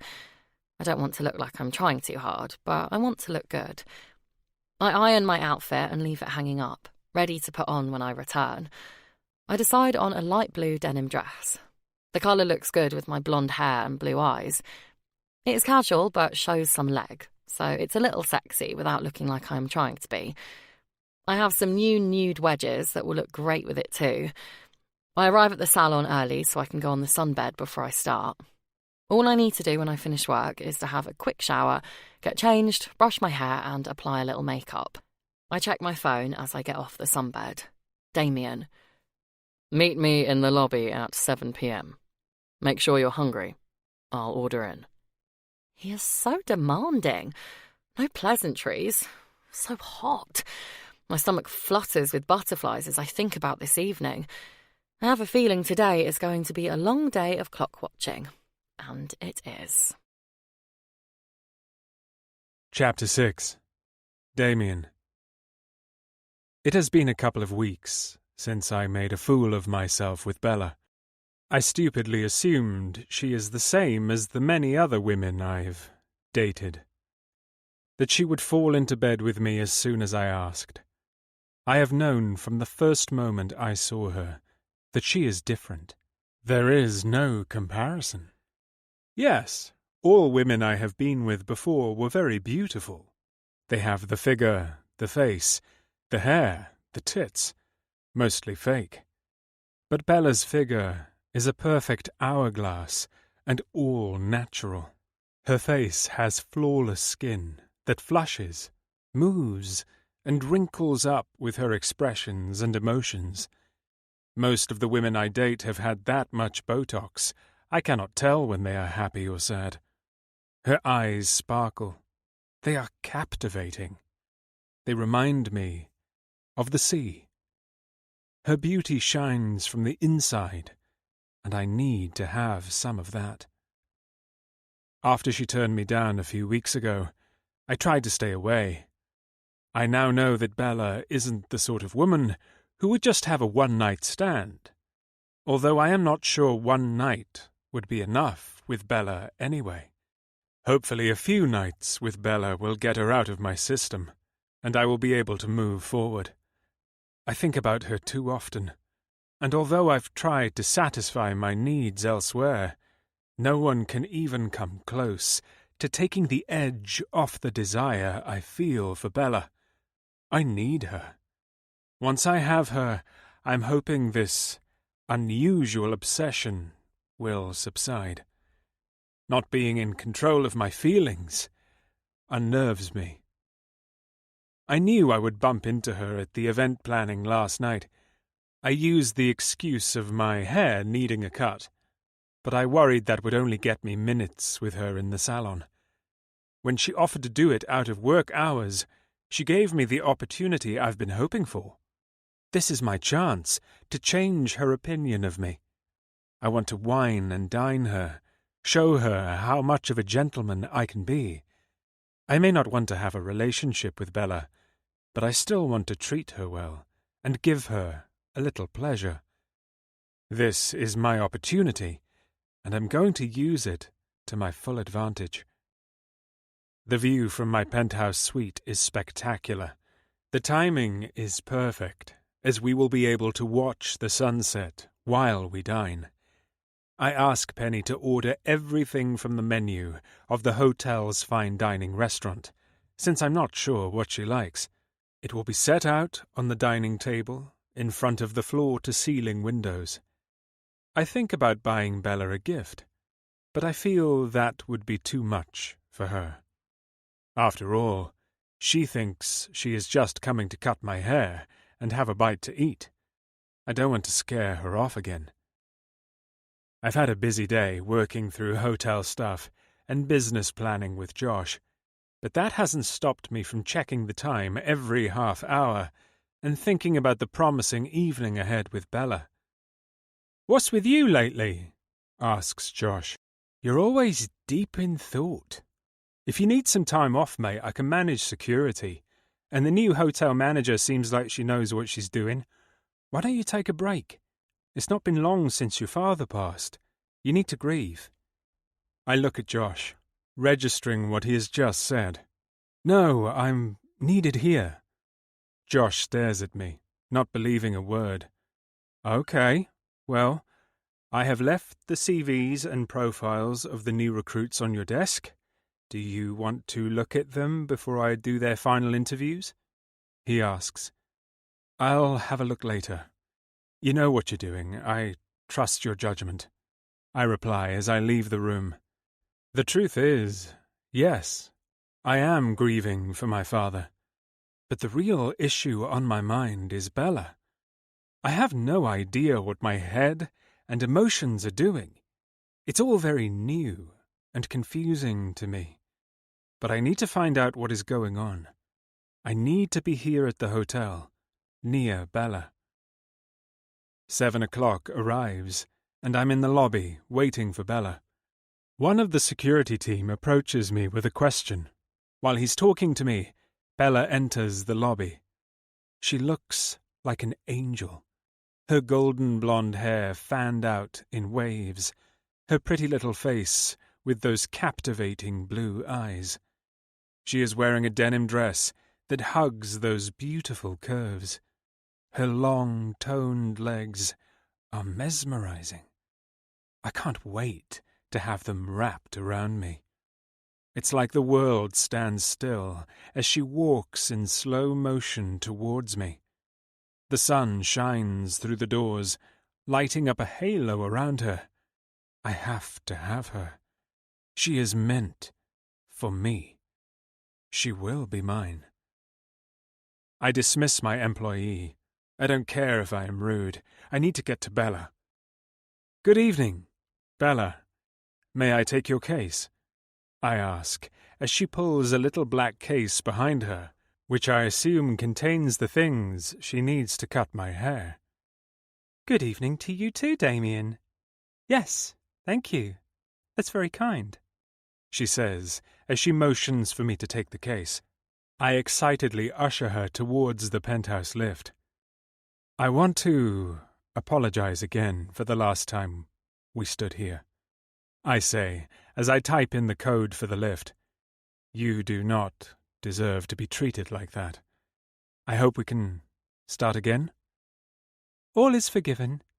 Don't say another word about it," she replies with a coy smile. "Thank you," I reply, instantly relieved. When we enter the lift, Bella stumbles a little. Instantly I catch hold of her arm to steady her. She giggles in embarrassment. I'm filled with anticipation by the closeness of our bodies in such a confined space. The lift doors open into the hallway of the penthouse, and I guide Bella into the kitchen. I sense she is a little nervous, so I offer her a drink. I have wine, beer, spirits, anything you like, really. There's a full bar in the dining room, I say. "Wine would be lovely, thank you, but just a small glass. I haven't eaten since lunch, and I need to keep a steady hand while cutting your hair, or you may lose an ear," she chuckles nervously. The sound makes my cock stir. Very well. I have a nice bottle of red I've been wanting to open. Would you like to eat first? I ask. I ordered the menu from the restaurant. It is being set out as we speak. It should only be a few more minutes. Oh, that sounds lovely. But would it be okay if I did your hair first, so that I can relax? It's been a long, busy week, and food and wine sound like just what I need. Bella replies with the most beautiful smile. I love it when she smiles. I want to put that smile on her lips all the time, amongst other things. You get your things set up then, and I'll go and check on the food. I enter the dining room, and even I'm impressed. The food is displayed expertly. There are flower arrangements on the table, and dotted around the room. Candles are flickering, giving the room a cozy and romantic feel, with the skyline backdrop visible through the window. It is pretty incredible. I feel like I have forgotten something, though. Is something missing? I can't think what, so I put it down to my paranoid subconscious. You have outdone yourself yet again, I say to Penny, as she stands there proudly. Thank you, Mr. King. I am glad it is to your satisfaction. Now, is there anything else you need for this evening? She asks. No, thank you, Penny. That will be all for tonight, I say with a nod. Okay, dear. Good luck. Just be yourself. Penny gives me a warm smile that I return with a frown. Penny, like George, is family to me. They are both very professional towards me, but sometimes they show their feelings. This is the first time she has commented on an encounter with a lady friend, though. Does she know something I don't? I just hope Bella likes it. I return to the kitchen, and Bella is all set up. I take a seat in the bar stool she has lowered and let her work her magic. Bella chatters away while she works, and her voice instantly relaxes me. She's so close. I just want to reach out and touch her, but I don't. Her scent does things to my body. My skin tingles in response to her fingers moving through my hair and touching my ears. Once she's finished, she stands in front of me to check the balance, as she has no mirror, or that is her excuse, anyway. I open my legs wider so she can get closer, and she bends slightly, so we are eye to eye. I can feel her breath on my face. I'm fighting so hard not to reach out and pull her those extra few inches. Once she's finished, I help Bella clear up and pack away her things. She is still chatting away, telling me all about her day and the eccentric clients she's had this week. She's so expressive when she speaks. Her stories could be the most boring in the world, but told by Bella, you are enthralled by every word. I invite Bella into the dining room. Dinner is served. Would you like to follow me? I enter first, so I can see her expression as she walks in. She doesn't disappoint. I knew she would appreciate this. Other women I have dated wouldn't have batted an eyelid, but Bella values things, and I love that about her. Oh my, Damien, this is beautiful.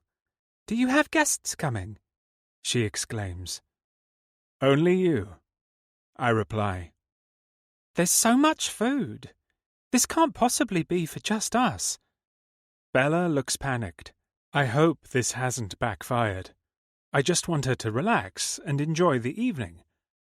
I wasn't sure what your tastes were, so I've ordered one of everything off the menu. But don't worry. Once we've finished, I'll have the rest sent down to the security team room. They'll be happy to finish the rest, I'm sure. Bella seems to relax a little. Now, what do you fancy, Bella? Me, I hope. Bella chooses the sea scallops to start, and a seafood pasta for her main course. We sit facing each other, and I more than enjoy the view. Bella is really relishing her food. Her expressions and the little appreciative noises she makes have me painfully aroused. I like the fact she feels comfortable enough to eat in front of me. Most women I've dated order tiny salads and push them around their plate. "So why have you moved to London?" I ask her. Bella's face lights up as she speaks about hairdressing. You can tell it isn't just a job to her, it's her passion. She explains how where she used to live, there weren't many opportunities for her to advance in her career, and her dream was to work in the fashion industry. Bella describes her hometown and how different it is there compared to the fast pace of London City. She talks of her parents and friends she left behind, but I get the feeling she is leaving something out. "Any boyfriends I should know about?" I ask. As soon as the words leave my mouth, Bella's head sinks slightly. She looks down at her food, and her beautiful smile and the sparkle in her eye are replaced with a sad, hurt expression. The sight of this makes my blood boil, and I instantly want to hurt the person who put that look on her face. "No boyfriend," she says. "Just her crazy ex. But that's a story for another day." She forces a laugh. I don't push any more than that, because I want to see the return of her smile. I will be getting to the bottom of that hurt expression, though, and do my best to eradicate the reason. Crazy ex. I will find out about him. We finish our dinner, and I want to be closer to Bella. The table between us suddenly feels extremely large and obstructive. "Shall we go into the sitting room?" I ask, hopefully. Chapter 7. Bella. "Are you sure I'm not keeping you from something, Damien?" I ask as we enter the sitting room. Damien's apartment is magnificent. I have never seen anything like it. I'm overwhelmed with the whole situation. The dining room, the decor, the flowers, the candles, all that delicious food. I can't quite believe he has done all that for me. I'm sure he has been expecting guests who have cancelled at the last minute. Surely he wouldn't have gone to all that trouble and expense for me. When Damien said he would arrange some food for the evening, as I was cutting his hair, I assumed it would be a take-out pizza or similar, and then maybe a drink or two. I thought I would have to do a little flirting to let him know I was still interested, since I wasn't sure if he still was. But maybe he is. He seems to be making a lot of effort. "All you are keeping me from is a lonely night in front of the telly. I am really enjoying your company, Bella." The way Damien says my name sends prickles down my back and flutters in my stomach. He opens another bottle of wine and fills up my glass. A lady called Penny and a man called George come into the apartment and take all the food down to the security team. I'm glad it isn't going to waste, as we hardly made a dint in the spread, even though I am feeling rather stuffed. Penny and George are a really friendly couple. They speak perfect Queen's English, and although they obviously work for Damien, I can tell they think a lot of him. I'm starting to feel a little tipsy. We have talked, laughed, and flirted for what feels like hours. I decide I have had enough wine for the evening and ask for some water. I follow Damien into the kitchen.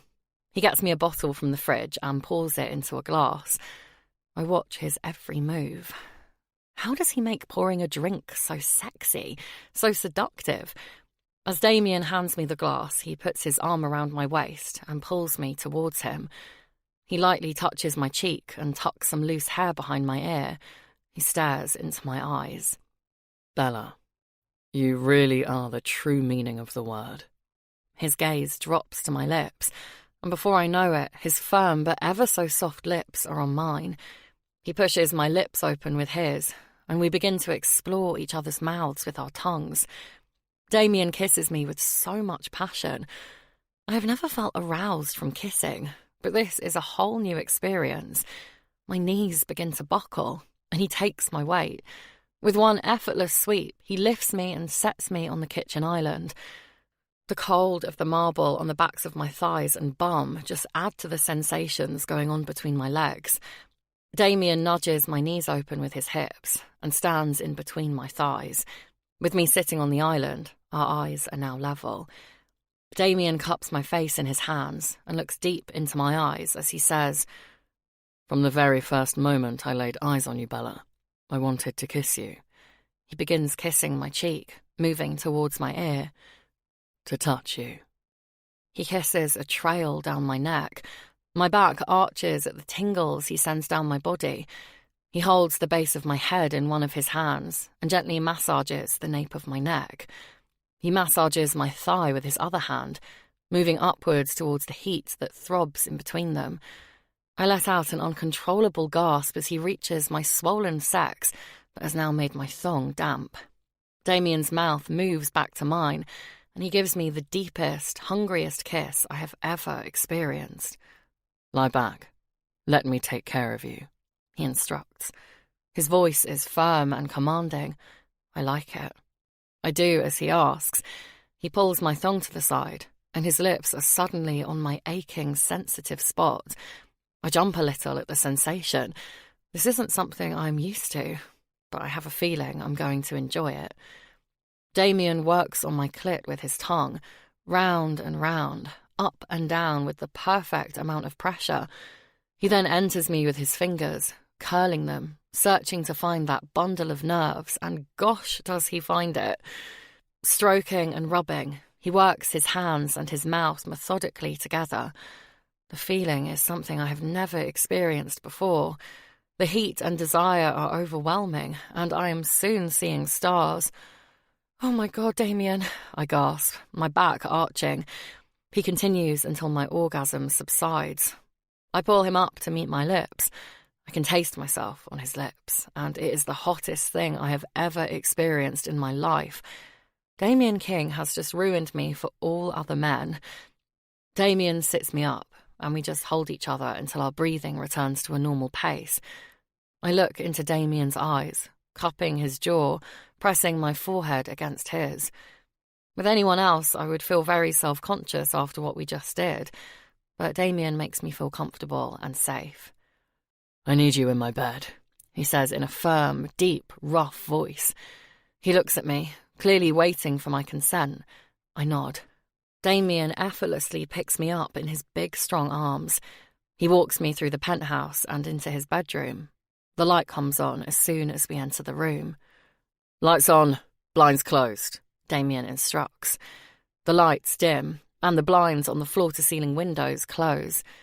If I wasn't so mesmerised by Damien, I would be crushing over this room with its fancy gadgets. Damien gently but forcefully throws me onto the bed. He stares at me with his smouldering eyes, which are dark and dominating. I would literally do anything he asks of me at this minute. He runs his eyes all over my body, looking like a predator about to devour his prey. When Damien begins unbuttoning his shirt, all I can do is stare. I burn with desire. His shirt parts to reveal his glistening olive skin, his broad shoulders, and perfectly formed muscular chest. Am I in some kind of dream about a Greek god? My mouth waters at the thought of running my tongue over his skin and sucking on his nipples. What has come over me? I've never had thoughts like this before, and the things I feel I didn't even know were possible. I must let out a gasp or whimper as Damien comes over to me and pulls me towards him.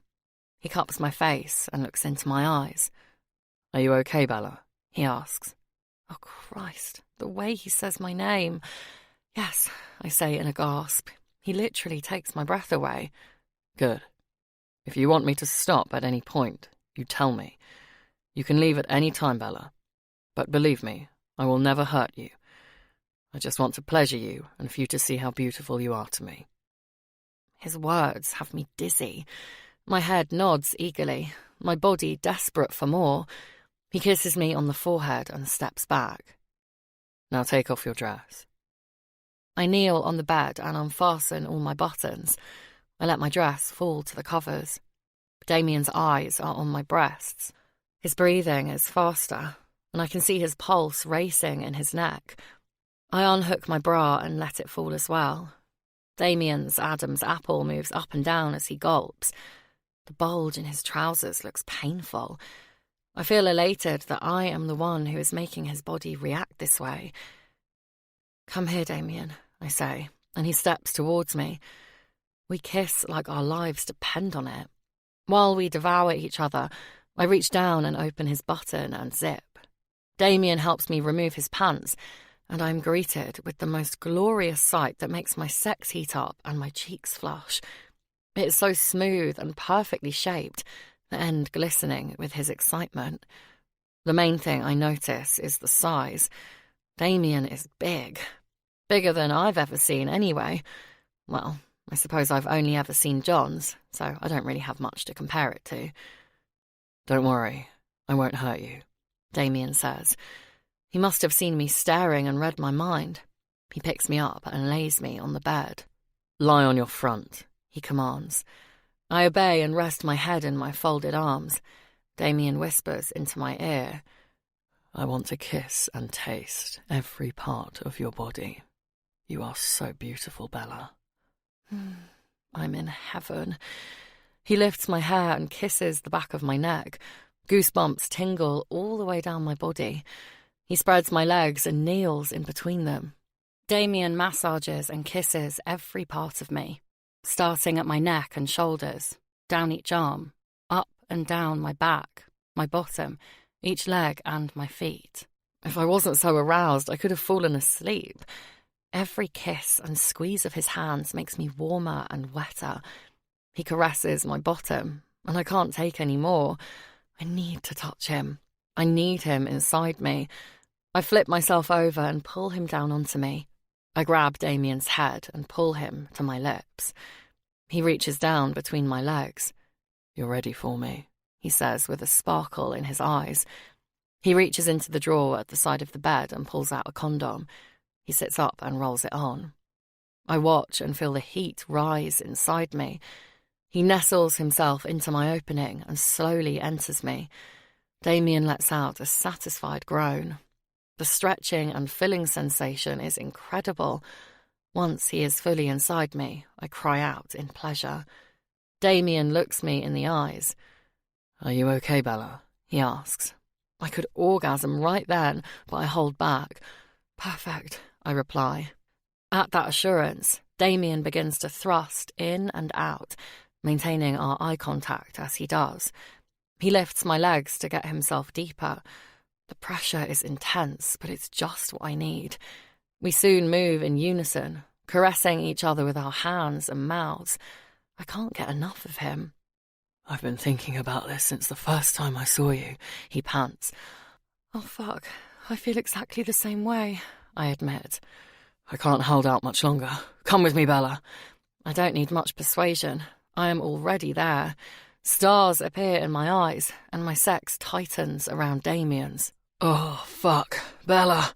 Damien groans and pounds harder as we both reach our climax. With one last push, he shudders. Then he holds me like he never wants to let me go. I wrap my legs around him, and we lie there catching our breaths and enjoying the aftermath of our pleasure.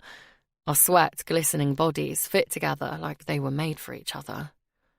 "That was incredible." Damien sighs as he eventually releases me and heads to what I assumed is the ensuite. He comes back in a moment, having discarded the condom, climbs back into bed and wraps his arms around me. "Will you stay here with me tonight?" he asks. This is not how I saw tonight going, but I am feeling a little tipsy and absolutely exhausted after my 2 orgasms, and I just am not ready to leave him yet. "Okay," I reply, snuggling into him. I haven't known Damien for very long, but this just feels familiar, safe, and right. We don't say anything more to each other, both obviously feeling comfortable in each other's arms. We drift into a deep sleep, our bodies entwined. Chapter 8. Bella. I wake up feeling like I slept well. Even after the wine I drank last night, I feel refreshed and fulfilled. I smile to myself. remembering the night's events and Damien's hands all over my body as he pleasured every part of me. I felt worshipped and adored. Buzzing noises to my right make me open my eyes fully, and I stretch out. I realise I am in bed alone. I look at the bedside table to see my phone flashing and vibrating.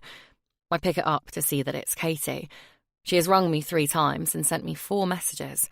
Her latest one reads, "Katie, I know you didn't come home last night. You're either in a ditch somewhere or you got lucky. If I don't hear from you in 5 minutes, I'm starting a search party. Bella, I'm so sorry, Katie. I should have let you know. I'm fine. I'll catch up with you soon. Kiss, kiss.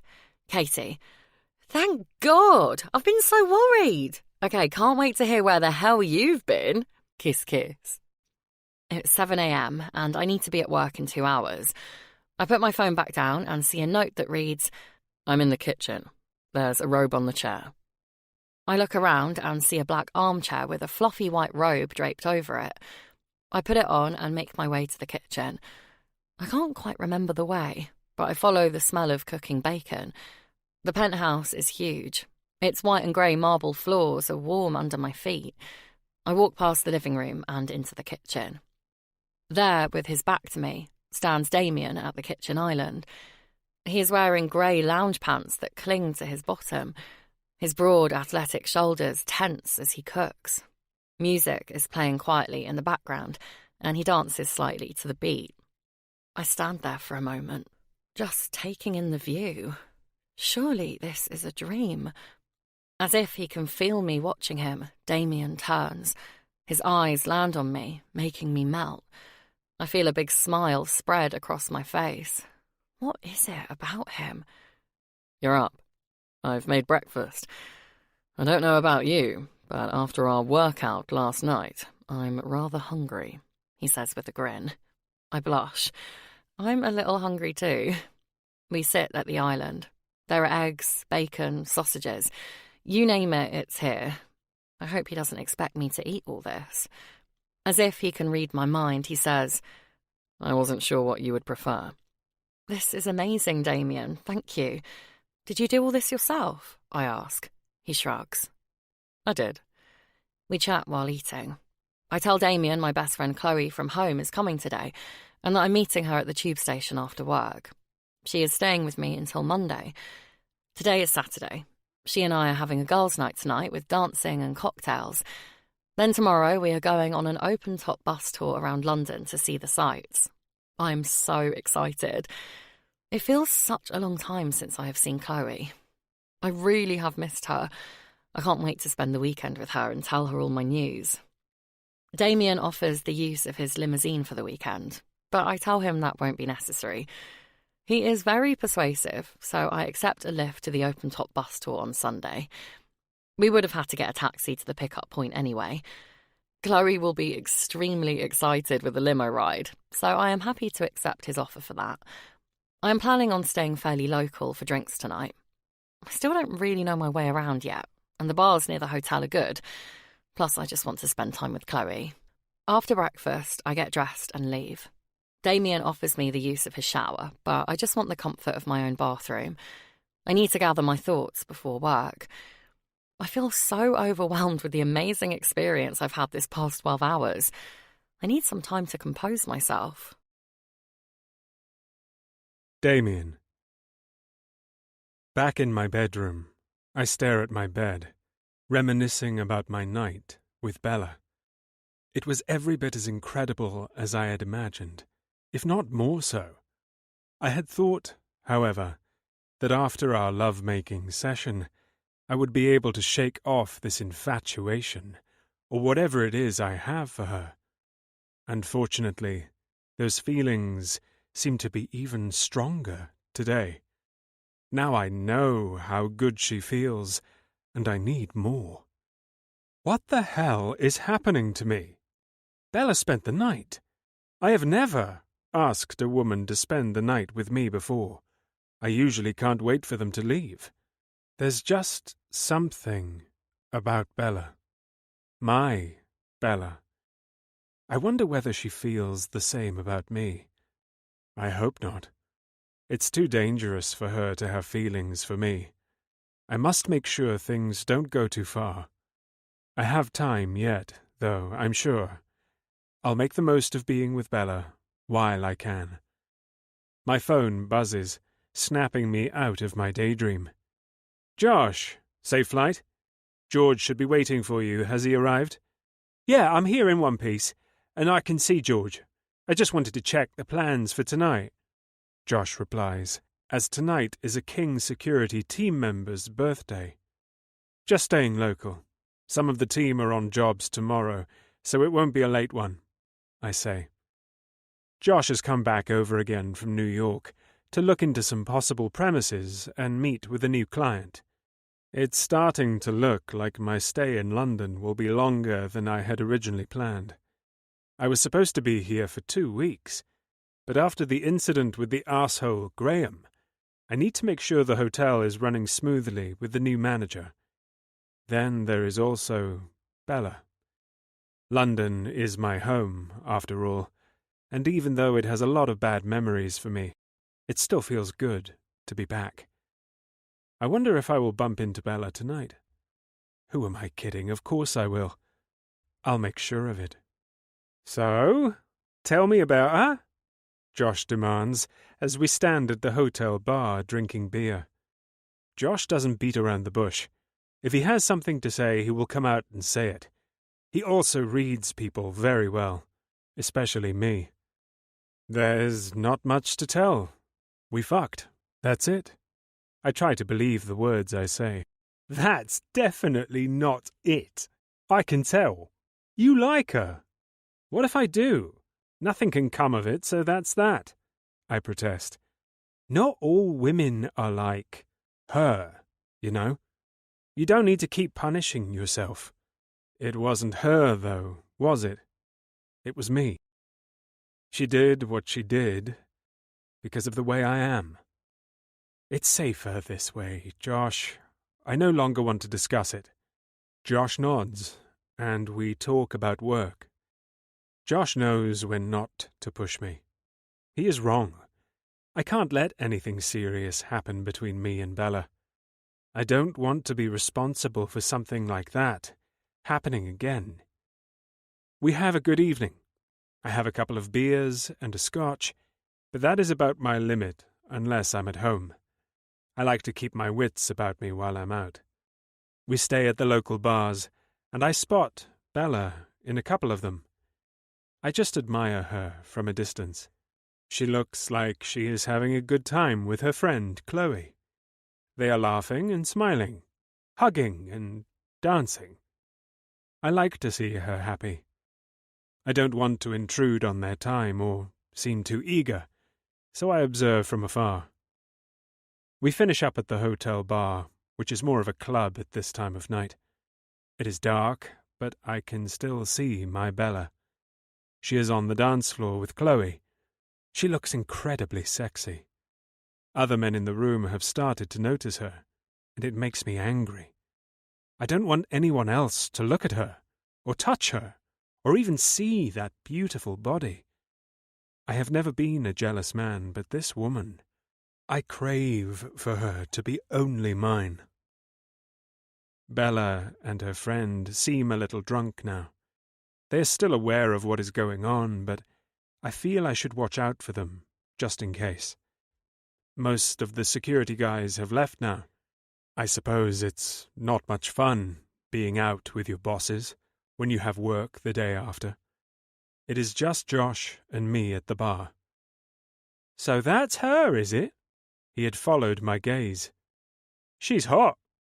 I know, I grumble, as I bore holes with my eyes into the heads of the men that have just surrounded Bella. She seems oblivious to them, as she is having too much fun dancing and laughing with her friend. Her body moves so sexily, but innocently. It is the fact that she doesn't realize how beautiful she is that makes her all the more attractive. One of the guys tries his luck, but Bella just waves him away. Good. Realizing they have been surrounded, the girls move to the other side of the dance floor, but the dumbass obviously can't take no for an answer. He grabs Bella from behind, wrapping his arm around her waist, and starts to grind into her. I see red. How dare he touch my Bella? I am over there before I know it. I grab him by the scruff of his neck and throw him to the floor. He gets up, but with one fist to the face, he is out for the night. I turn to Bella, who looks rather shocked. "Are you okay?" She nods and wraps her arms around herself. The dumbass's friends surround us, shouting for security, who immediately join us. "This man just attacked our mate!" yells one of them rather drunkenly. "We saw your mate. He's had far too much to drink. He's assaulted a lady and then tripped and hit his face on the floor. You all need to leave now," says the bar's security manager, who just happens to be King's security. The idiots do at least have some common sense, as they leave without further argument. Chloe has her arm around Bella and watches me suspiciously. "Are you sure you're okay? Did he hurt you?" I ask, still concerned. "I'm fine, honestly. Thank you for getting rid of him," she says. "Yeah, you saved me from having to break a few nails. I'm Chloe, by the way." Chloe holds out her hand. "It's a pleasure to meet you, Chloe. I'm Damien." Chloe smiles at me, as if she knows exactly who I am. "Can I get you ladies a drink?" The girls follow us back to the bar. Josh has been right behind me, just in case I needed backup. Josh always has my back, and vice versa. The four of us talk well into the early hours. Chloe and Josh seem to get on well too. Josh deserves to meet someone nice. Chloe is an attractive girl, pretty face, darker hair than Bella, and has more of an athletic figure. She isn't as attractive as Bella, not in my eyes anyway, but I can see what Josh would see in her. We say our goodnights and go our separate ways. I want to invite Bella back to my place, but I know Chloe is staying with her, so it isn't an option. Another night, soon, I tell myself. Chapter 9. Bella. "Oh my God, Bella. You said Damien was up, but he is off the scale," Chloe says as we stumble into my room. "And he's your knight in shining armour. Did you see how he just threw that guy to the ground and then punched him as if he weighed nothing? He's like Superman or the Hulk or something." I laugh. We are so drunk. I had such a good night with my best friend. I've missed her so much. We danced and laughed all night long. It's not the first time he's saved me from a drunk guy who got too handsy. Remember I told you about that night Graham had cornered me and then a guy stepped in and got rid of him? Well, that was Damien too, I tell Chloe. "Seriously, Bella, Damien has been sent to you from Cupid or God or Karma or whoever it is that sends people. It all makes sense. He is your prince," Chloe says, slurring whilst trying to undress. I'm not sure about that, Chloe. I've only just come out of a relationship, and I'm really not ready for another. I just want to enjoy being single. "Well, guys like Damien are never single for long, so you better know what you're doing." I have a feeling Chloe is right. Damien is definitely someone special. But how do I know our relationship won't turn bad like it did with John? We both freshen up in the bathroom and then get into bed, falling asleep as soon as our heads hit the pillows. It is now Sunday morning, and I am so excited for my day with Chloe. First, we are going on an open-top bus tour. I cannot wait to see the sights properly. I have been in London a while now, but I haven't done anything touristy yet. Chloe has never been to London before, so we are both making the most of the tour. I am then going to take Chloe to an amazing restaurant by the Thames. It is the best reviews on TripAdvisor and is all over Instagram apparently, which will impress Chloe. It isn't cheap, but I want to treat Chloe for everything she has done for me. Unfortunately, the waiting list for reservations is 6 months long, but the guys at work said if you get lucky and someone hasn't turned up, they will allow walk-ins, so fingers crossed. If not, there are plenty of other places we can go to. We both walk out of the hotel giddy and excited for our day ahead. "Wow, look at that limo, Bella. I wonder who that's waiting for. Some big shot millionaire, no doubt. God, I'd love to be a millionaire for the day just to ride around London in one of those. A huge smile spreads across my face. Miss White, Miss Smith, your carriage awaits, George says as he tips his cap and opens the door to the sparkly black stretch Rolls-Royce. I look at Chloe, whose jaw is almost hitting the floor. I am so thankful I took Damien up on his offer. Thank you, George, I beam. We climb into the immaculate cream leather interior to find a bottle of champagne on ice, 2 champagne flutes, and a card that reads, Ladies, I hope you enjoy your day. Please enjoy the champagne. George will be available all day if you may need him. D. Kiss. Oh my God! Squeals Chloe as she grabs the champagne. It has a gold label and a name I have never heard of, but I imagine it is very expensive. Where to, ladies? George asks as he re-enters the Rolls. I give George the location of where we catch the bus tour, and we pull out into the London traffic. I explain the plan for the day, and Chloe gets so excited about what we are going to see. I tell her about the restaurant and how we need to keep our fingers crossed. Bella, this is already the best day ever. I don't mind if we eat at McDonald's, she exclaims. We have some time before the bus tour starts, so George takes us on a scenic route around London. Not that we see much, as we are too busy drinking the champagne and chatting excitedly. We arrive at the bus stop, and I feel a little tipsy as the fresh air hits me. We thank George, and just as he pulls away, the open-top red double-decker bus arrives. Eek, it's here, Chloe says, as she does a little dance on the pavement. I could blame her overexcitement on the champagne, but it has nothing to do with it. This is just typical Chloe. Another one of the reasons I love her. She is so confident, and she doesn't care what anyone thinks of her. She will talk to anyone and attracts people with her friendliness. I, on the other hand, feel constantly aware of people around me and what they may be thinking when they look at me. I'm shy and always worry about saying the wrong thing. I have to think about what I'm going to say before I say it, so sometimes I just don't say anything. People mistake that for ignorance or rudeness. Chloe has helped me so much with this anxiety over the years. She was the one who encouraged me to pursue my dream of being a hairdresser. It was something I'd dreamed of as a child, but I almost didn't do it. I was so scared of the actual interaction with people I didn't know. Chloe helped me explore lots of tips and techniques to overcome the anxiety. I still struggle with it, but not as much. I know how to power through it now. Other people arrive at the bus stop and smile at Chloe, and she starts a conversation with an elderly gentleman who is on his own. You can see his spirit lift when she talks to him. I'm in awe of my best friend. We board the bus, and Chloe asks the gentleman if he would like to sit with us. He explains that he and his wife had this trip to London booked for 6 months, as it had been an anniversary present. He bought it for her as she had never been to London. Unfortunately, she passed away before she was able to see the sights, so he decided to come on his own. He told us that he almost didn't come today, but meeting Chloe had cheered him up already, and he knew he had made the right decision. This is just the type of person my best friend is. We have a great day, hopping on and off the bus, taking selfies. We see Big Ben, the Houses of Parliament, and the changing of the guard at Buckingham Palace.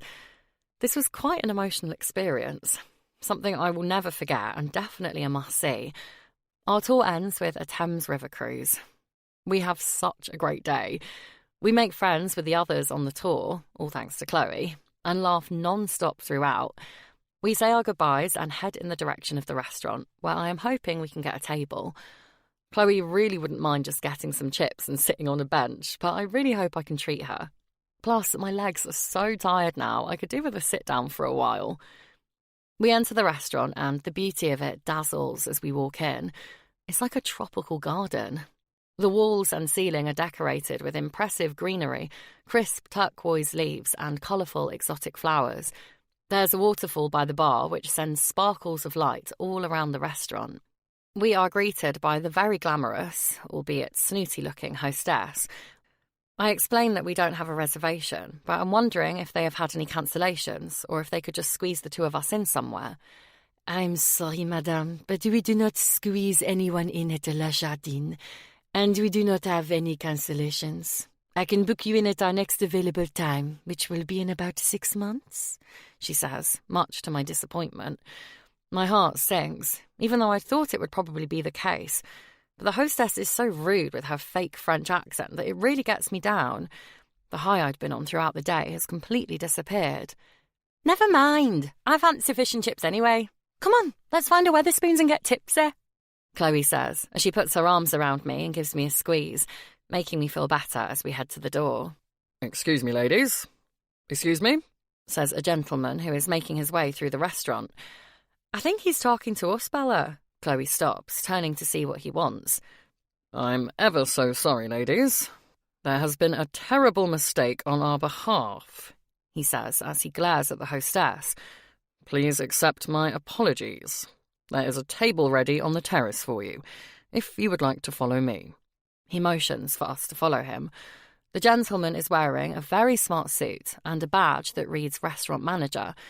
I look at Chloe and then the hostess, and they both look as surprised as I am. You heard the man. After you, Bella, says Chloe as she ushers me to follow. We walk out onto the terrace. The view overlooking the Thames is spectacular. The manager shows us to our table, which must easily be the best vantage point in the restaurant. There must be some mistake. He must think we are someone else. I'm opening my mouth to explain the mistake when he addresses me directly. Miss White, I am terribly sorry about the confusion. Please accept a bottle of champagne on the house. The waiter then rushes around him and sets it on the table in an ice bucket. Thank you, that's very kind, says Chloe with a big smile on her face. I'm stunned into silence, and I'm not really sure what's going on. The waiter opens the champagne and pours us each a glass. They both then leave us with the menu. We look at each other and let out excited giggles. I don't understand, Chloe. I thought there had been some mistake. I thought that he'd given us someone's table thinking we were someone else, but he addressed me as Miss White. Did you hear him? Chloe rolls her eyes at me. Yep, I understand perfectly. It's that sex god of yours. He did this, definitely. We each let out another laugh. Cheers, we chorus and take big sips of our champagne. We enjoy the most beautiful-looking food I have ever seen. The presentation and flavour are incredible. Most of it looks so pretty, I almost can't eat it. The view, the service, everything is just as I thought it would be and more. I'm so happy right now. Being here with Chloe, I have never felt so relaxed and content. We talk non-stop through our meal, but then Chloe drops a bombshell. Bella, we really need to talk about John, she says. His name makes my stomach knot and fills me with anxiety, a feeling I've suffered every day for years. But then I realise that I haven't felt like this since I arrived in London. Well, hardly. He's completely lost the plot. Your house is a mess. It's never going to sell in the state that it's in. John keeps disappearing for days, weeks even. He's been fired from his job. His parents keep mithering me, asking me if I know where he is and asking me to get in contact with you. I really didn't want to burden you with this, Bella, but I don't know what else to do. Chloe takes hold of my hand and gives me a sympathetic smile. I love how happy you are here, and it's such a long time since I've seen you this relaxed. You're back to just being you, the Bella we all know and love. Moving here was the best thing you have ever done. I miss you like crazy, but I would much rather you be here. Plus, I may be persuaded to move here too. It's actually not bad, this city life. Have you spoken to John since you moved? I'm shocked to hear about John. I still do care about him, and being fired from his job is just not like John at all. He loved his work, always worked hard and took it very seriously. And the house, he was always a perfectionist. I'm surprised he's let it get to a state where Chloe would call it a mess. He messaged me a few times when I first moved here. He demanded I came home, and when I said I wasn't going to, he sent me some nasty messages, so I blocked him again. I'll ring the estate agent tomorrow and see what's going on. You should have told me about the messages, Bella. You know I'm always here for you. God, I wish I had got you away from him sooner. That time when he locked you in the bathroom all night and made you sleep on the floor. I should have packed your things then and not let you go back. I knew then that he wasn't right in the head, Chloe says with a sigh. A sudden flashback of that evening comes over me. I went out with the girls into town. I got a dress a few days before that I felt really lovely in.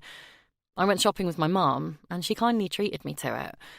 It was black, fitted, fell just above the knee, and had little cap shoulders and a sweetheart neckline. I felt confident and sexy in it, and my mum approved, so it wasn't too revealing. John didn't like it, though. He said I looked like a slut and insisted I didn't wear it. I didn't have time to buy anything else, and I really didn't want to wear an old outfit. As John was still at work when I left to go out, I wore the dress. 2 hours into the night, John turned up at the bar we were in and dragged me home.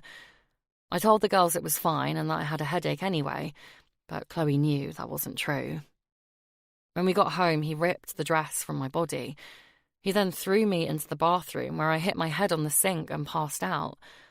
I woke up freezing later that night, lying on the bathroom floor in pitch-black darkness. I tried to open the door and discovered he had locked me in. I fumbled around and found a couple of towels and curled up on the floor. I sobbed all night, unable to sleep. In the morning, John apologised profoundly, and me being me, I accepted and continued on. Chloe thought that was the first time anything like it had happened. It was definitely the worst up to that point, but it definitely wasn't the first. She also didn't know about him ripping the dress from me, or the fact that I hit my head and had lain unconscious for God knows how long. It's not your fault, I tell her. I always played everything down when it came to John. You weren't to know. I'll find out what's going on tomorrow, Chloe. Can we just forget about him for tonight and enjoy our time together? You're going home in the morning. It's gone by too fast. I've loved having you here. Me too. I'll be back soon. I've got unfinished business with that Josh guy anyway. Chloe shrugs and gives me a wink. I ask for the bill and explain to Chloe that it's my treat. She protests at first until I promise she can get the next one. Ladies, how did you enjoy your meal this evening? The manager who seated us has returned. It was all perfect, thank you, I say immediately. I'm extremely pleased to hear that, and please accept my apologies again for our little mix-up. Mr. King has already settled your bill, ladies, and the champagne was on the house. Please stay as long as you like, and enjoy the rest of your evening. I look at Chloe, who has the biggest smile on her face. I told you, Bella! He's a keeper. Now come on, let's go and get me even more drunk. We walk out of the restaurant and George is there waiting for us. I know Damien means well, but it's all starting to feel a bit too much. Chloe looks so excited. Therefore, I smile and climb in after her. George drops us off at a bar near the hotel. It's Sunday night and it's really busy. Well, every night is busy in London. We manage to find a couple of seats at the bar. I order us some cocktails and Chloe brings me up to speed on all the gossip back home. But I just can't relax. I have this weird anxious feeling that I just can't shake. Maybe it's because of the conversation we had earlier about John. Every so often I get a feeling I'm being watched. I turn to where I sense the gaze is coming from, but I don't see anyone. Well, I see lots of people, as is extremely busy, but no one who looks familiar or seems to be looking back at me. I'm just nipping to the loo. You stay here and watch our seats, then you can go, Chloe says. I get my phone out and send a quick text to Damien, thanking him for his generosity tonight. But I also tell him it's too much. Something is really bothering me tonight, and I can't put my finger on what it is. It's possibly a mixture of things. Chloe returns, so I down the rest of my drink and go to the toilet myself. All the alcohol in the cocktail must have settled at the bottom of the glass. It almost made me gag, it was so bitter. I stand in the queue for the toilet and start to feel really dizzy. Finally, it's my turn. I spend a penny and reach for the cubicle door. Strangely, my arms are so heavy I can hardly lift them to open the lock. I keep trying and almost reach it, but my arm drops, and so does the rest of my body. I feel myself hit the cold floor, and everything goes black. Chapter 10. Damien. I've been working late tonight. We've a lot going on within King's security. We're about to expand, and there is still a lot to do. I call it a night, and am retiring to my bedroom when my phone rings. It's Josh. Hi, mate. There's been an issue tonight with one of the teams at Bar 7. A girl passed out in the bathroom and the guys had to break the door down to get her out. They got her an ambulance because her mate was kicking up such a fuss, saying her drink must have been tampered with. The guys rang me to check the bar footage, as this girl's mate was adamant that someone had spiked her drink, and we needed to call the police to report it. I got the footage sent over, and I'm looking at it now. The girl's drink is definitely spiked. She's at the bar on her own, messaging on her phone, and a guy reaches round her and puts something in her drink.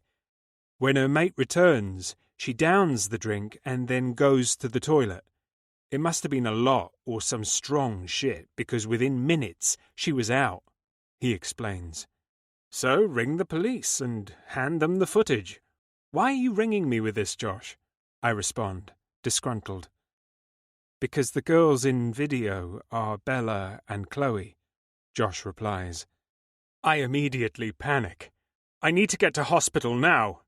I'm outside. I'll drive you, Josh says calmly. Josh didn't say which of the girls had been drugged, but I know it's Bella. I feel it in my stomach. I don't know Bella's condition, but it can't be good. We arrive at A&E and I see Chloe talking to a nurse. She's awake now. You can go in and see her. Chloe looks relieved as the nurse speaks. Josh pulls Chloe into a hug, and she starts to cry on his shoulder. Is she okay, Chloe? What the hell happened? I demand. She pulls away from Josh and looks at me. I thought I lost her, Damien. When we arrived at the hospital, she started fitting and all these alarms went off, and they took her away and said it was to stay here. How is she now? I ask. The nurse said we can go and see her and that she's awake. She's through here. I follow Chloe, but Josh stays in the waiting area. I'm assuming to make some calls and find out who the hell did this. My blood is boiling. I feel like finding the person responsible and ripping his head off. But now I need to be calm and make sure Bella is well. When we enter the room, I'm relieved to see Bella awake. Hey there. You gave us all a scare. Chloe strokes her head as she speaks to her. I'm sorry. I don't know what happened. I went to the toilet, and then it all went black. I didn't think I had drunk that much. She looks so tiny and fragile in that big hospital bed. She has tubes up her nose and in her arms. The anger and hurt inside me at seeing her like this is something I haven't felt for anyone other than my parents. Bella, you had your drink spiked. I have Josh and our guys working on it now. We will find the arsehole who did this to you. I am sure it was just a random attack, so you mustn't worry. Just concentrate on getting better, I say, as I kiss her on the top of her head. I am going to go and help Josh. I've one of the guys en route to the hospital now. He will stay here until you leave. As I said, I am sure it was just random, but just for everyone's peace of mind, he will come. No doubt the police will be here soon to talk to you about the incident. My guy will be there to get rid of them if it gets too much. You have my number. If you need anything at all, just ring. I also have Penny on her way with some necessities. When she gets here, you can ask her to get anything from your apartment too. Bella looks at me, clearly overwhelmed. She smiles a tired little smile and thanks me. I nod and leave the room. I need to see that footage for myself and get my hands on this guy's throat. I find Josh in the waiting area with one of the team. He's briefed on what we need him to do. Josh and I leave and head to Bar 7. I also want to know how this has even happened under my watch. I go through the video footage, and clear as day, a guy in a cap drops something into Bella's drink. "Boss, we've got him," says a King security employee. I follow him out of the room into the bar's office to see the guy from the video facing me. He's looking very worse for wear. A burst lip, a bloody nose, and an eye that he will struggle to open for a few days. He looks up as I enter. Seriously, mate, I told your guys all I know. This guy came up to me and said he'd give me 100 quid to put something in some bird's drink. I'm a shit, I know, but I needed the money. You gotta listen to me, mate. I never meant to hurt anyone. First of all, I'm not fucking your mate! I give the guy a fist to the face. He will now have matching eyes in the morning. The guy continues to apologize, but he doesn't mean it. He is just trying to save himself. Do we have a description of this other guy? I ask my men. Yes, boss. Good. Whack! I crack the imbecile around the head again, and he's out for the night. Get him out of here, and find me the guy who paid him, I demand. Right on it, boss. Seething, I leave the office and return to Josh. Josh, I'm not sure why or who, but someone wanted to hurt Bella, on purpose, tonight. I need this to be the team's main priority until we find out what's going on. I want eyes on Bella 24/7. Josh looks at me like I am overreacting, which maybe I am, but he knows not to question me. Back at my apartment, I feel a wave of homesickness. Or is it loneliness? I am not sure. I pour myself a scotch and rack my brains, trying to think of who would want to hurt Bella. And I keep coming to the same conclusion. Someone is trying to get to me through her. Being in the business I am, I quite often make enemies. But the person whom I most suspect is Pete. He reared his ugly head at my dad's funeral, and now this. But how would he know about her? My mind is going around in circles, and I'm so frustrated. Feeling the need to check on Bella, I ring Dave, who is the one assigned to watch her in hospital. He informs me she's sleeping, and he is outside her room. The doctors said she will be able to come home tomorrow, but she needs to be looked after. Chloe must get back to work, and Bella hasn't told her parents what happened, as she doesn't want them to worry. I decide Bella will come and stay with me. That way, I can keep an eye on her. When I arrive at the hospital the next day, Bella has just finished her lunch and is looking much more like her usual self. She gives me one of her smiles that do something to my heart. She's not fond of the idea of staying with me. Of course, she likes her independence, but after some persuasion from me, as well as the doctor advising her she can't go home alone, she agrees. I decide to take her to my family home, Kingston Manor. Kingston is on its own grounds, and the security is very tight. We pull up to the gate entrance, and I put my window down. Good afternoon, Mr. King. Miss? The member of the security team nods and dips his cap to Bella. It's good to see you, sir. My deepest condolences. Your father is greatly missed. Indeed he is. Thank you, I reply. The gates open, and I drive down the tree-lined stone driveway. It's a minute or two before the trees start to clear, and you get a view of the house. Bella gasps, and her eyes widen. Damien, is this your house? She asks, full of amazement. Yes. It belonged to my parents, and now to me. It's a breathtaker, isn't it?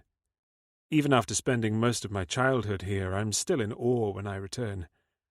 I never appreciated it as a child, but I have so many happy memories of growing up here with my family, I say with fondness.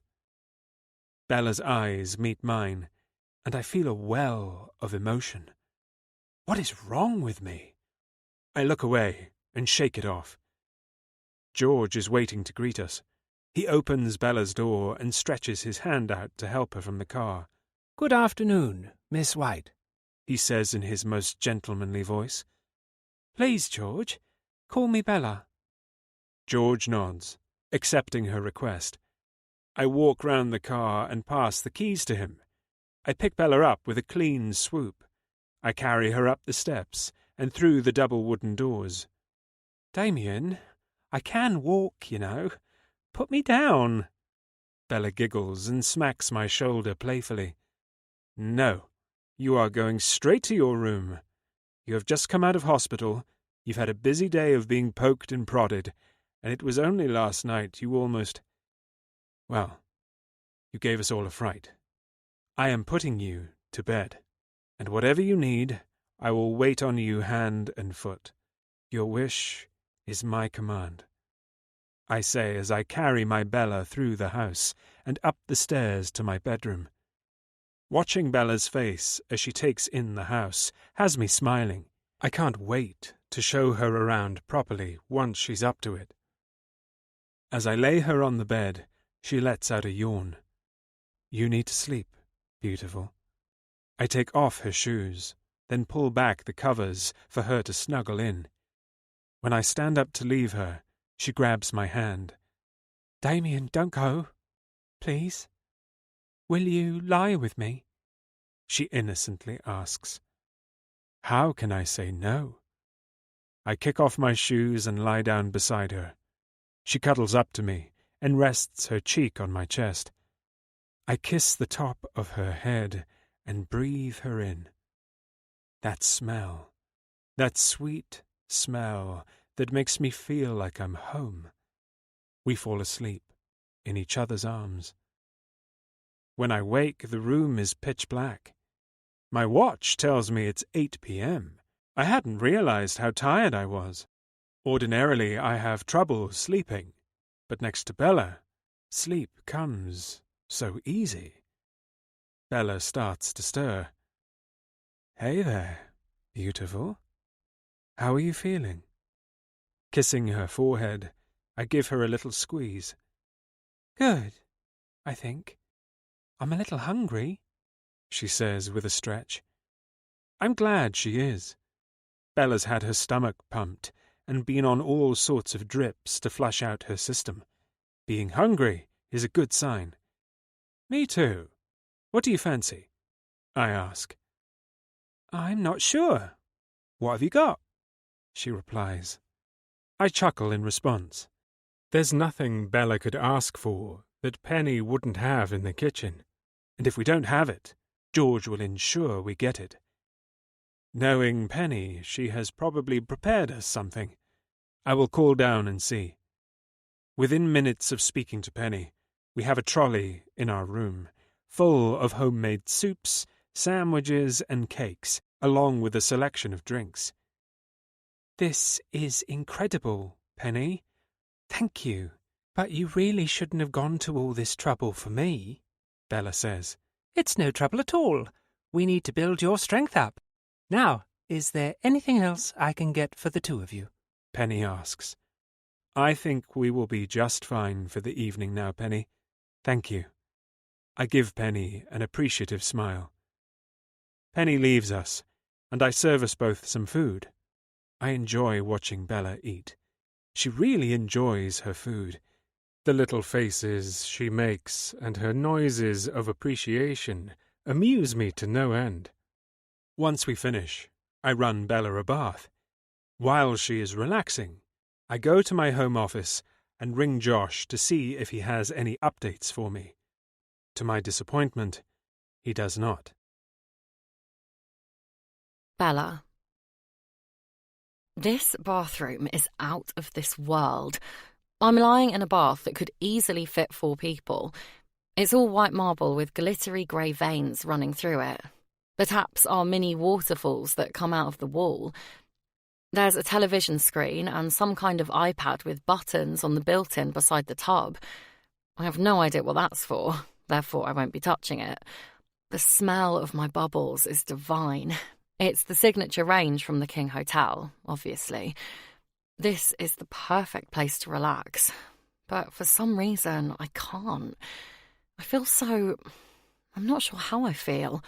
On edge? Overwhelmed? I haven't told my parents that my drink was spiked or that I've been in hospital, which makes me feel guilty. But they would just worry and insist on me going home. Maybe I should have told them. Maybe I should have gone home. Damien has been amazing. He didn't need to look after me like this, as we haven't known each other for long.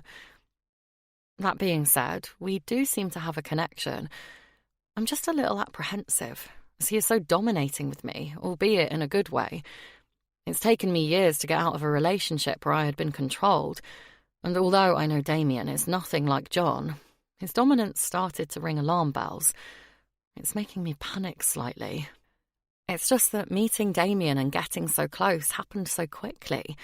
I don't even know what this is between us. Are we in a relationship?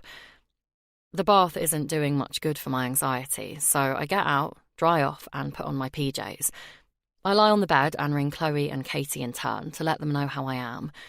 Katie's doing some extra hours at the salon to take care of some of my clients. She has rearranged the rest. I'll have a few busy weeks when I go back, but I don't mind. The doctor at the hospital signed me off sick for a week. I'm sure I won't need that long, but I'll do as I'm told.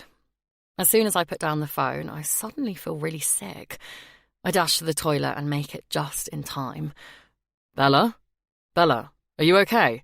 Damien's standing at the door. Great. I must look like a complete mess, hugging the toilet with sick dripping off my chin. Oh no, here it comes again. I throw up again, but this time Damien is beside me, holding my hair and rubbing my back. I'm there for a few minutes, saying hello again to everything I just ate. Nice. Once I'm sure there's nothing left in my stomach, Damien passes me a cloth for my face. He helps me up and takes me over to the sink. I brush my teeth and rinse my mouth. Throughout, Damien's hands are on my back, taking my weight. My legs feel like jelly, and my head is pounding. Once I'm finished, Damien picks me up and puts me in bed. The doctor said this might happen. Your stomach is weak from being pumped and the drugs you ingested. He said you may get a headache too. Do you have one? Yep, I say as I hold my head. I need to sleep. Damien passes me some water. I take a sip and snuggle into him. I'm soon fast asleep.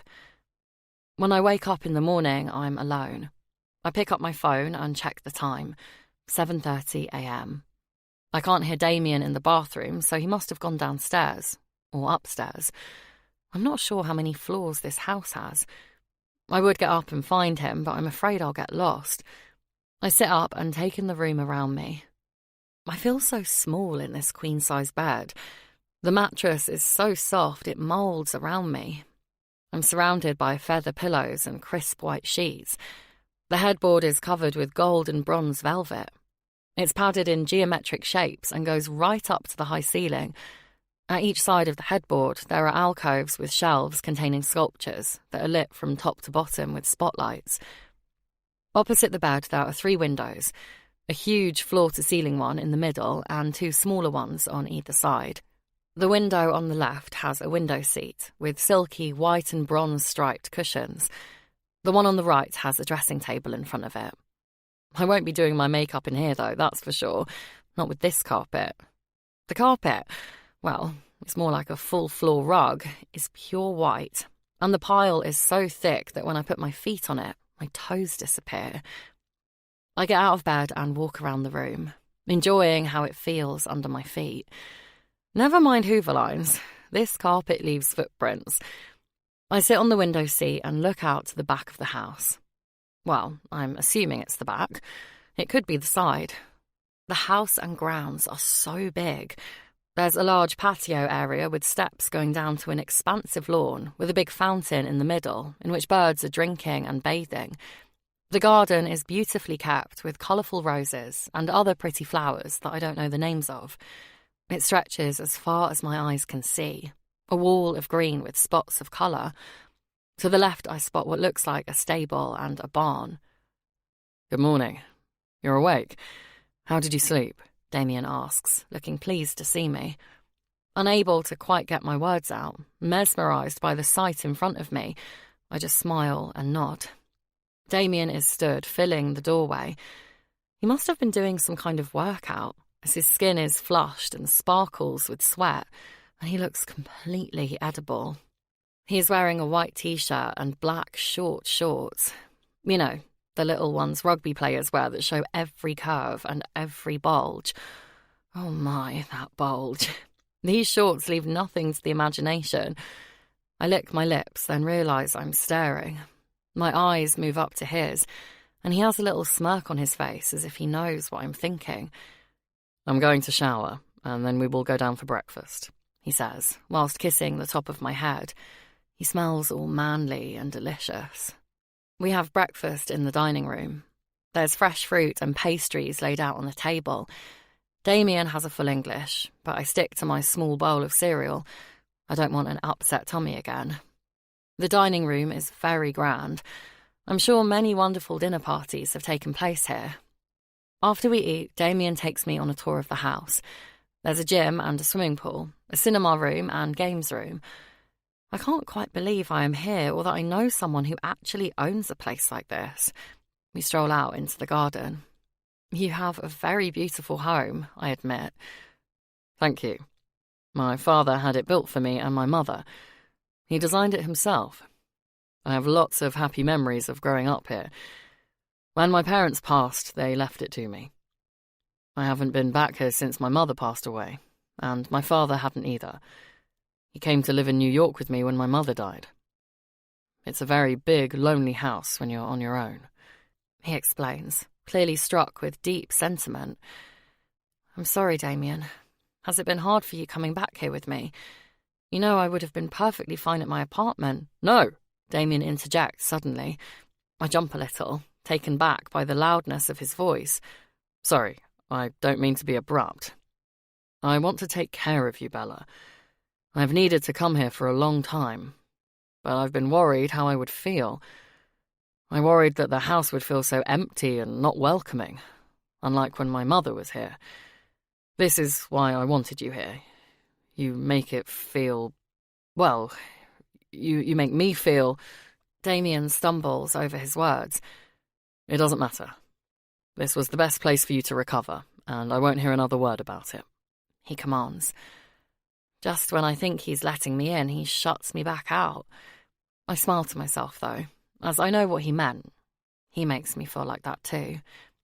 We decide to go for a swim. I've got a bikini on and a robe over the top. Penny brought me everything I could possibly need clothes-wise, and toiletries as well.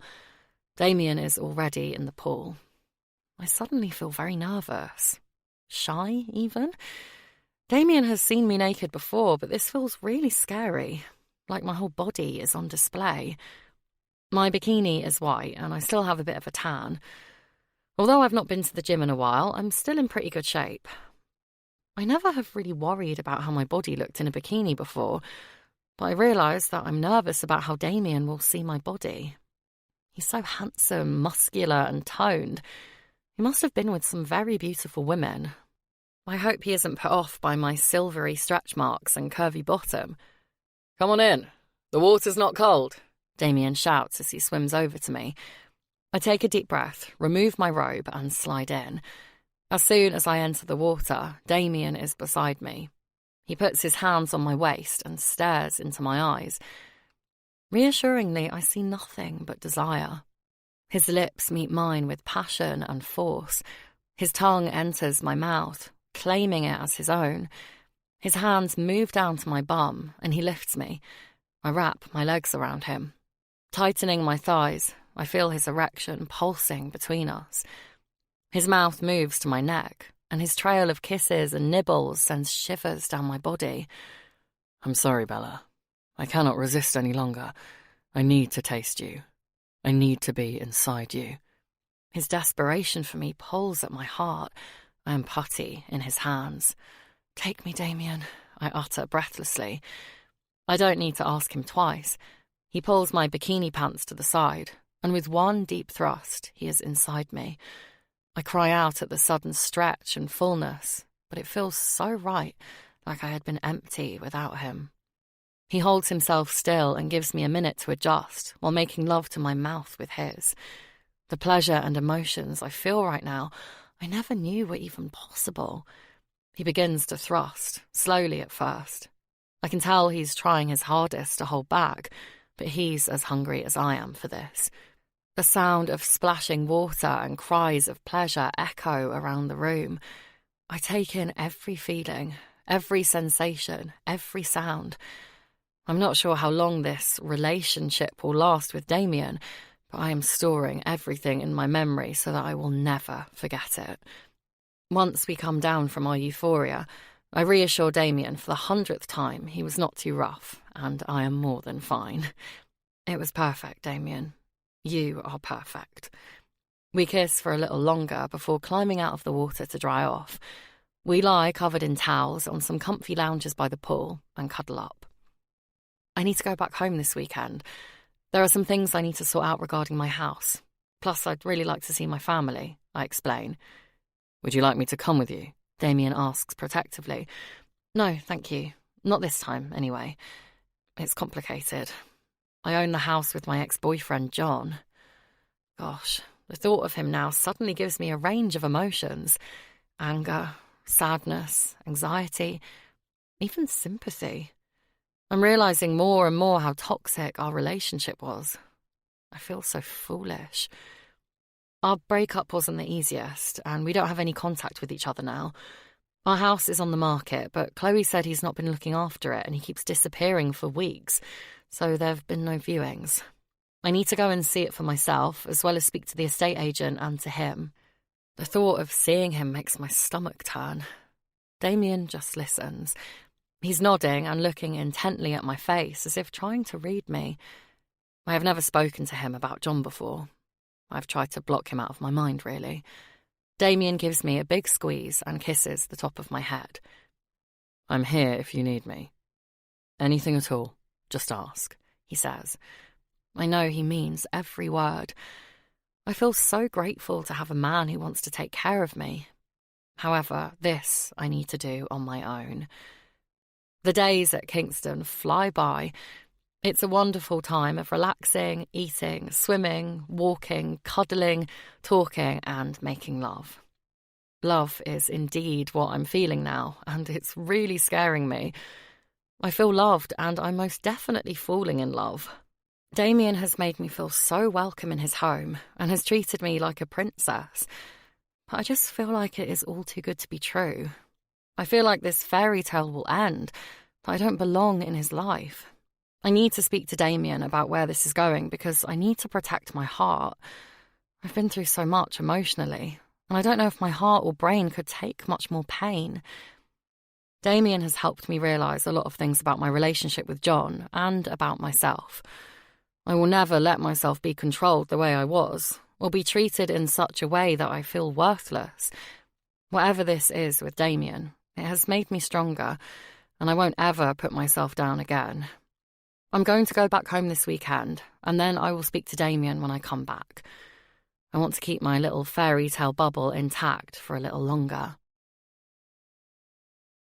Chapter 11. Bella. The tube station is extremely busy today. I am once again filled with anxiety as I start my journey back to Lancashire. The train pulls up and everyone pushes to get on. I'm knocked forwards and backwards and from side to side. I can't breathe.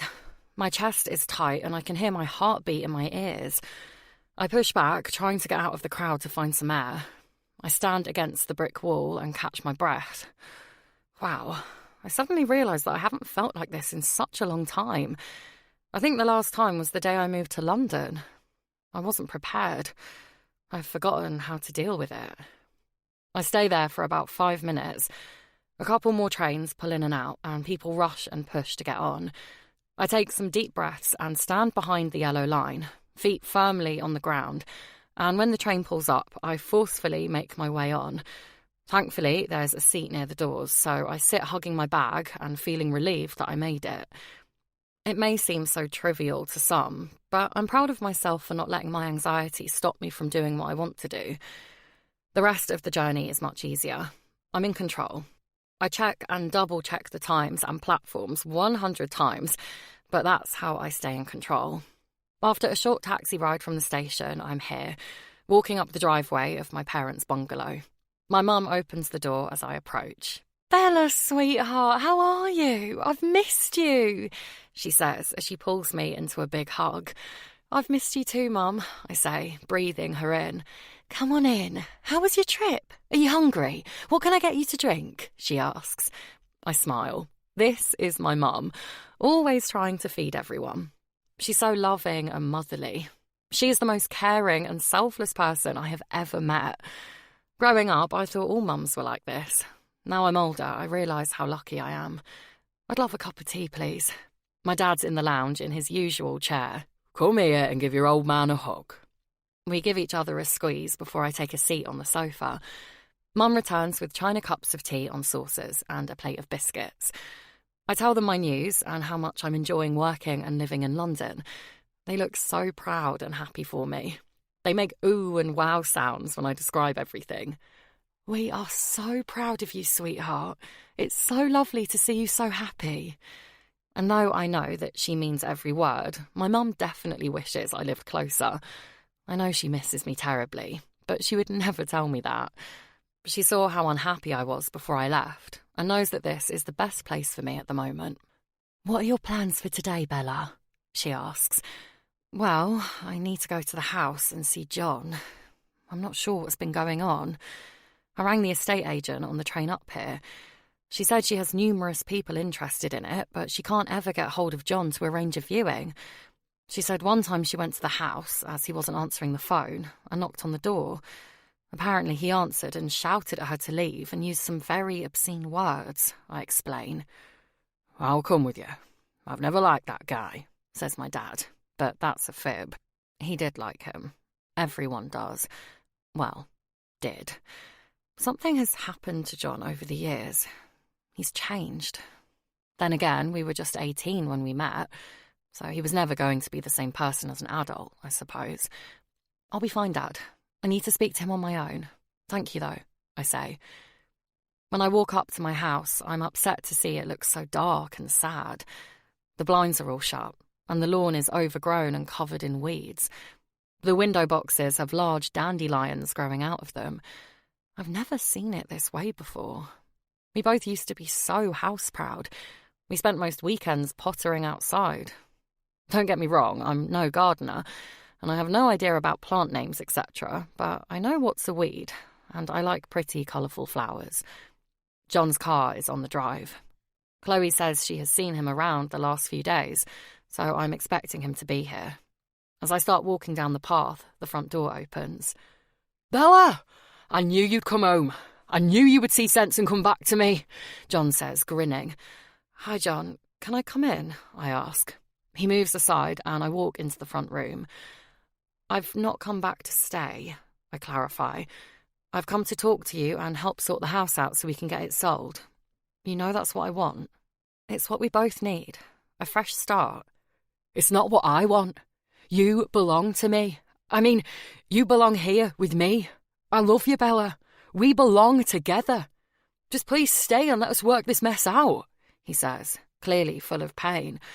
This is going to be harder than I thought.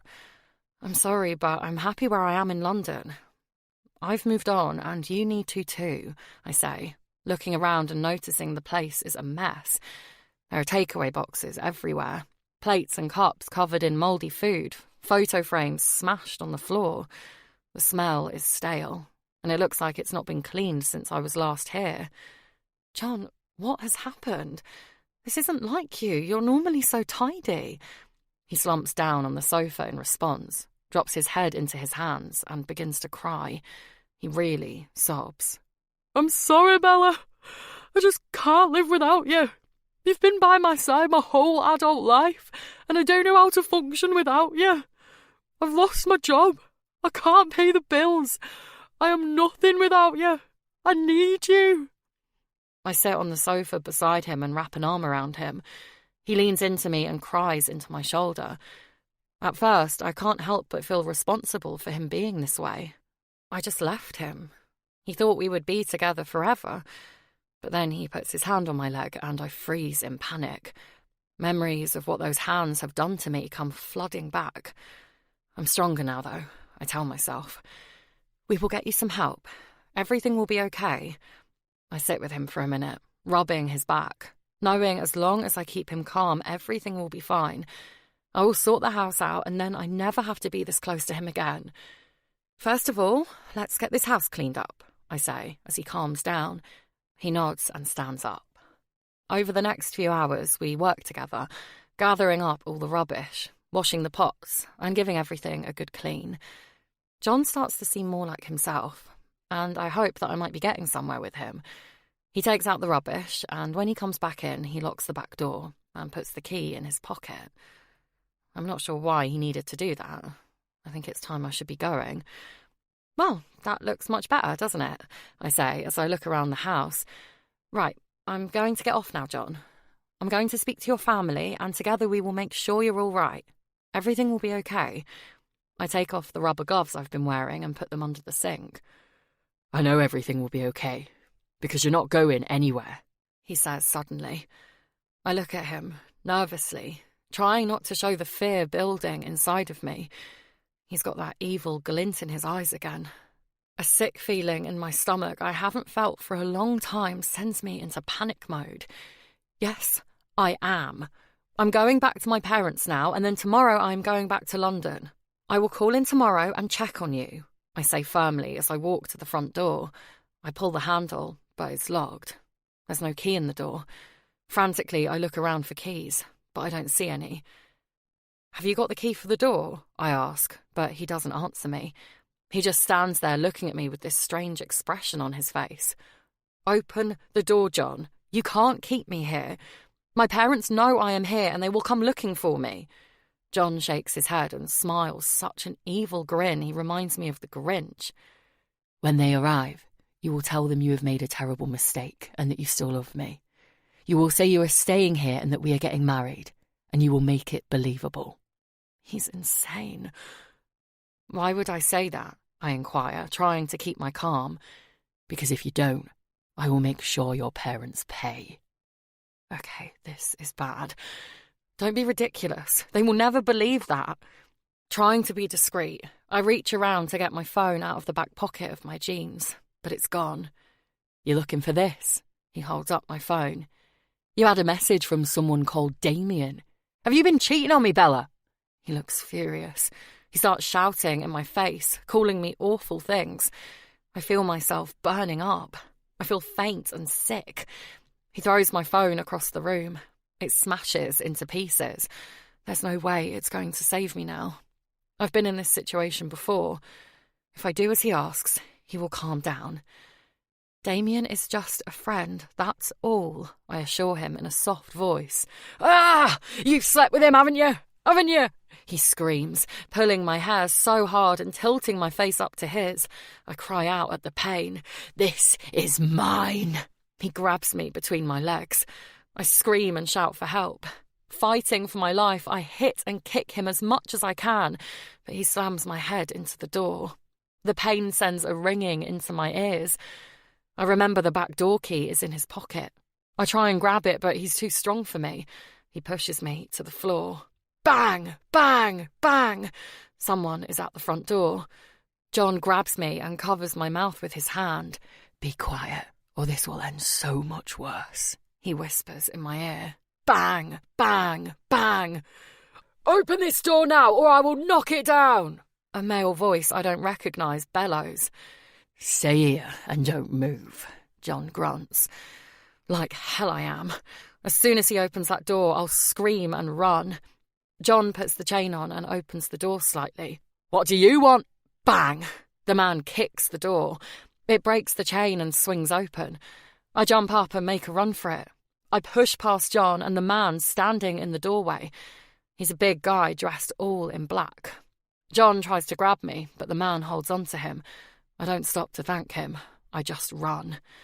Running as fast as my legs can carry me, I cut through the alleyways and down the estate to my parents' house. Thank goodness they live so close. When I get to the house, I'm in such a state I have no choice but to tell them what's happened. My dad is furious and goes round there. I beg him not to, but he's always been stubborn. Mum and I chase after him, but he took the car, so we have no option but to run. When we get there, the front door is open. Dad is in the living room, standing over John. There's blood all over his face, and he's not moving. What have you done? My mother shrieks. It wasn't me, Dad says. Somebody beat me to it. I phoned the police, and an ambulance is on its way. Chapter 12. Bella. On the train ride back to London, I decide I'm not going to tell Damien what happened with John. Thankfully and surprisingly, I don't have any marks where he hurt me. My mum made me go to A&E to be checked over, and they gave me a clean bill of health. I gave a statement to the police, and I now have a restraining order against John. Nobody knows who the guy that came to the house was. The police assume it is someone John owes money to, seeing as he is in so much debt. I'm just glad he came when he did. I collected my phone, and thankfully it was repairable. But after going back there, I have decided I don't want anything to do with that house anymore. My dad is speaking to a solicitor to get my name off the mortgage. I have also spoken to John's parents. Although they didn't really believe what I told them, they have agreed to get him some help. I can't wait to get back to London now and forget about this weekend. Damien has texted me, and he is picking me up from Euston. I'm pleased I don't have to get on the tube. I've had enough trauma for this week. As I walk to the station's exit, I see Damien waiting. He's looking around for me. He hasn't spotted me yet, so I stand still for a moment and take him in. I can't believe that fine specimen of a man is waiting for me. He stands out in the crowd. Women can't take their eyes off him, and men do a double take. He towers above most people. His dark hair is swept back. His big, dark eyes sparkle in the light, and that strong jaw has a 5 o'clock shadow. He's wearing a tight white t-shirt with a low neck. I could literally eat him all up. I never understood that expression before I met Damien. Now I fully understand. I could definitely eat him all up right now. He spots me and I smile. He smirks and raises one eyebrow. I think he just busted me ogling him. Oh well. Damien gives me a one-armed hug and kisses the top of my head. I lean in and squeeze him back with my free arm. It's good to see you. Give me your bag, he says. Once we are in the car and have set off driving, Damien starts to ask questions, which makes me anxious. I don't like lying, and I'm not very good at it. How was your weekend? He asks. Yeah, good. It was great to see Mum and Dad, I reply, not looking at him. And how did it go with your ex regarding the house? Fine, yeah. I've got my dad taking care of it now, so hopefully I'll soon be rid of it and him, I say. Damien remains silent. I look at him and he looks back at me as if he's angry. I wonder whether he can see through my lies. Well, they weren't exactly lies, just not the whole truth. Is that it? He asks. What do you mean? Why are you lying to me, Bella? I study him, trying to work out what he knows. He looks furious. I haven't lied, Damien, I insist. Well, you're not telling me the truth. You're not telling me about what that arsehole did to you. I'm not sure how he knows this. Maybe Chloe got in contact with him somehow. I'm not sure. I didn't want to worry you, Damien. I'm fine. He just went a little off the rails, but he's getting some help now. Off the rails? He cries, banging the steering wheel. Damien, please stop. You're scaring me. He pulls the car to the left down a back street and parks up. I'm sorry. I'm just so mad, Bella. God knows what could have happened to you if Gary had not intervened. I'm sorry, who? I demand. It's all starting to fall into place now. The guy who saved me by banging on the door. He wasn't there by accident. He had been sent by Damien. Thinking back, he was dressed just as one of the King's security team would be. You had someone following me, I say, feeling overwhelmed. Yes, for your own protection, and it's a flaming good job I did. Damien snaps. I'm furious. Obviously, I am now grateful for the fact that he sent him, although I won't be admitting that to him anytime soon. But how could he have known what was going to happen with John? He didn't know I was in danger. So he was actually having me followed. Damien, you can't do that. You can't just have me followed. I need my privacy. I just got out of a controlling relationship, God damn it, and I will not stand for being controlled again. I'm breaking now. Tears are streaming down my face. The reality of the weekend and my relationship with John is finally hitting me. I can't breathe. My chest is tight and I need air. I need to get out of this car. I undo my belt and open the door. It's raining, but I don't care. I get out and run. There's a field at the side of the road. I climb over the fence and run through the long grass. I keep going until I can't breathe anymore and my legs give way. I'm down on my knees for what feels like only seconds before Damien's strong arms pick me up and rest me in his lap. He puts my head on his chest, then wraps his arms around me and just holds me. The rain pours down on us both, and I know his bum must be wet through, sitting on the ground. He rocks us slightly and squeezes me. When I relax a little and my breathing returns to almost normal, Damien lifts my face to meet his. I'm sorry, Bella. When I heard you were hurt, my heart hurt too. I do not know what it is about you, but when I look at you, when I am around you, I feel like I'm home. I've never felt at home anywhere since my mother died. Home is not a place, Bella. Home is where the heart is, and my heart is with you. I have never seen Damien look so beautiful. There are raindrops dripping from his eyelashes and nose. His eyes are wide open. They're honest and safe, and I see my home in them. I know that every word he just said is true, and I know this because I feel it too. Home is not a place. It is the people who you are with that make a home. My heart is with you too, but I'm just so scared. I don't think I could take any more pain, I admit. I will never hurt you, Bella. Damien promises. I really want to believe him. Chapter 13. Bella. The weeks are passing quickly. I am really busy at work. My client base just keeps growing. I'm booked up weeks in advance now. In my evenings, I'm working on my hair for the show, which is only a week off now. Damien's got a lot on with work too. They're expanding in London and working on a big case that seems to be top secret. Damien just changes the subject when I ask about it, which is fine. It goes with the line of work he is in, I suppose. We still manage to make time for each other, though. I don't think we've spent a night apart since the Rainy Field incident. We are still trying to keep things private between us. It's difficult with Damien being who he is. Obviously, Katie and Chloe know, but they're sworn to secrecy. Things are great at the moment. I'm feeling so happy. My relationship is good, and my career is everything I have ever dreamed it would be. Until today, that is.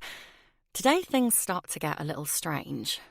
"Bella, your client is here," calls Sarah from reception. "Great, thank you. I'll be there in a minute," I reply as I set up my section for my first client of the day. "Bella, your client is here," she says again. "Yes, thank you. I'll be there in just a moment," I say more loudly, as she mustn't have heard me the first time. "Bella, there's another client here for you." I walk into the reception area and I have 3 clients waiting for me. How did this happen? We have an all-singing, all-dancing electronic booking system. There shouldn't ever be a mix-up, especially with 3 clients. But I do not let it faze me. I apologise to the clients, check my schedule, and squeeze them into my already jam-packed day. Unfortunately, today of all days, Rebecca, our manager, is in, and I feel like she is watching me like a hawk. The next day goes from bad to worse. I'm doing one of my regular clients, a very particular lady in her 50s who obviously has a lot of money. She knows how she wants her hair, and it must be perfect. Definitely not one of my favourite clients, but she is a good tipper and books in with me every week for one thing or another. Today I've done her highlights, and the assistant has shampooed her. She's now waiting for me to apply her toner. I give the client record card to the assistant and ask her to mix the toner for me, as I'm still finishing off my other client. I'm rushed off my feet and running behind again. As well as the extra clients, my appointment length times have been reduced unrealistically, and I just can't keep up. When I get to Mrs. Particular, she's not impressed, as she's been waiting 3.5 minutes with wet hair. I apologise and apply her toner, listening to her drone on about the new yacht her husband just bought. I've applied the sides and I'm halfway through applying the back when Mrs. Particular lets out an ear-splitting scream. "My hair! It's turning pink!" I look into the mirror in front of her, and sure enough, her hair is turning a lovely shade of candy floss pink. "I'm terribly sorry. That shouldn't be happening. Please come back over to the backwash." After carefully removing the pink from her hair and applying the correct toner, I make a mental note to never ask someone else to mix my colours for me. I am now running over an hour behind. Clients start to complain. I've never felt so stressed. Thankfully, the day finally ends.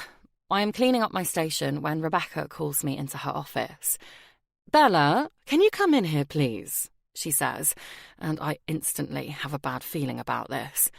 "Come in, close the door behind you, and take a seat, please." I sit down facing Rebecca. "Right, I will cut to the chase. I have had numerous complaints about you this last week from clients and staff. Your head obviously isn't in your work anymore. I took a chance on you, Bella, and until this past week you have been just what the salon needed. Foster and Thomas has already boosted your career and will continue to do so as long as you get your head back into your work. I am assuming your personal life has changed, and this is what is distracting you. I suggest that you have a good think about what is important. Is it your career, which could be made or ended here? Or a boyfriend who will probably drop you like he has all his previous others?" "Rebecca, No, Bella. I do not want to hear any excuses. The decision is yours. I'm not back in the salon now until next week. I'm trusting you'll make the right decision, and I will see you then." Rebecca stands, picks up her bag, and exits the room, leaving me absolutely gobsmacked. Did she just tell me to break up with Damien or I will lose my job? What the hell? After the week I have had, I can't stop the tears that pour from my eyes and the sob in my chest as I catch my breath. How the heck does she even know about Damien? Something doesn't feel right. I need to get out of here. I'm getting my things from the staff room just as Mike walks in. "Hey, Bella, is everything okay?" he asks. "Fine, Mike, thanks. I just need to go home." I rush out, not making eye contact with anyone. Rebecca said she had complaints from members of staff too. I can't think who I have upset. When I get to my room, I climb into bed fully clothed. I text Damien and say I'm not feeling well, so I can't see him tonight. He keeps ringing me, but I decline the calls. I can't speak to him right now. I don't want to speak to anyone. I just want to sleep. It's been such a stressful week, and I am mentally and physically drained. It doesn't take long for me to fall into a deep sleep. During the early hours, I wake up with the feeling that someone is watching me. Lying really still, I listen for any sound, but I don't hear anything. Maybe I am imagining it. I try and go back to sleep, but the sense of being watched is overwhelming. It's funny how a human's senses work. We don't always trust them, but we should. My dad always told me to trust my instincts. He said that all creatures' instincts have been developed over millions of years. Animals are born and follow their instincts to survive, and we as humans should do the same. I open my eyes and scan the room without moving. It's dark, but I can make out the room and furniture. I got into bed in such a hurry last night that I didn't shut the curtains, so there's a little moonlight coming in from outside. I look at the window, and I see the reflection of the room. Something catches my eye. It's the shape of a figure, a large, probably male figure. It's not moving, just standing there, watching me. My heart starts to beat hard and fast. I try to control my breathing so as not to make any noise. What the hell do I do? My phone's on the bedside table. I could grab that, but it will be of no use if this guy wants to hurt me. My bedside light is a metal sculpture. I've never liked it, but now I couldn't be happier that it's beside my bed. It will definitely do some damage and give me some form of chance, I hope. I lie there for another minute and build up my courage. Screaming would be pointless. These walls are pretty much soundproof. I'll get up, hit them with it, run to the door and go to Katie's room or bang on as many doors in the hallway as I can. Okay, I'm ready. As quickly as I can, I sit up, grab the lamp and jump to my feet beside the bed, ripping the plug out of the wall as I do. "Bella, it's me, Damien. It's okay, calm down." But I don't hear him. He is coming closer to me. My adrenaline has taken over, and I throw the lamp in his direction. It takes some force, as it is so heavy. Damien, however, catches it as if it weighs nothing and sets it down on the bed. "Bella, It's me. I feel a wave of relief as the familiar voice finally registers. He pulls me into him and wraps his arms around me. I'm shaking as my body calms down from the shock. I'm so sorry, my Bella. I had to see you. I didn't mean to scare you. I had to make sure you were okay. You weren't answering my calls. My God, Damien, you nearly gave me a heart attack, I say breathlessly. That was not my intention. Please forgive me. He picks me up and puts me on the bed. He then gets the bedside lamp, plugs it back in and switches it on. There he stands in his fitted blue jeans and skin-tight t-shirt. My eyes roam his body, and I'm instantly warmed from the inside. His dark eyes, however, are full of concern. What's the matter, Bella? You must tell me. I know there is something going on. I don't want to tell Damien about what Rebecca has said. Not yet, anyway. I need to work this out on my own. I know what Damien's reaction would be. I've had a terrible week at work. Everything has just got on top of me. I just needed some time to process it all. Damien sighs and kisses the top of my head. I sense he doesn't quite believe me, but he doesn't question me any further. You work too hard. You need some time off. Come away with me. I need to go to New York tomorrow for a couple of days, as I have some business that needs to be handled face to face. It won't take long, and then we can spend the rest of the day together. I could extend the trip, and we could stay the week. What do you think? As much as a break sounds amazing, and New York is a city I've always wanted to go to, I just can't go anywhere now. I need to sort out this mess with work, and the show is only a week away. I feel like I still have so much to do. As wonderful as that sounds, Damien, I really can't. Now is just not a good time. Another time, though, I ask hopefully. Okay, another time, he replies, getting onto the bed and pulling me along with him. He puts his face in my hair and inhales. I've missed you, Bella. I needed to smell you, to touch you. He brings his hand to my face and turns it to his. He kisses me slowly and gently, saying, to taste you. He then kisses me with such passion and possessiveness. The tingles run through me, warming and bringing that special place in between my legs alive. I need you, Bella.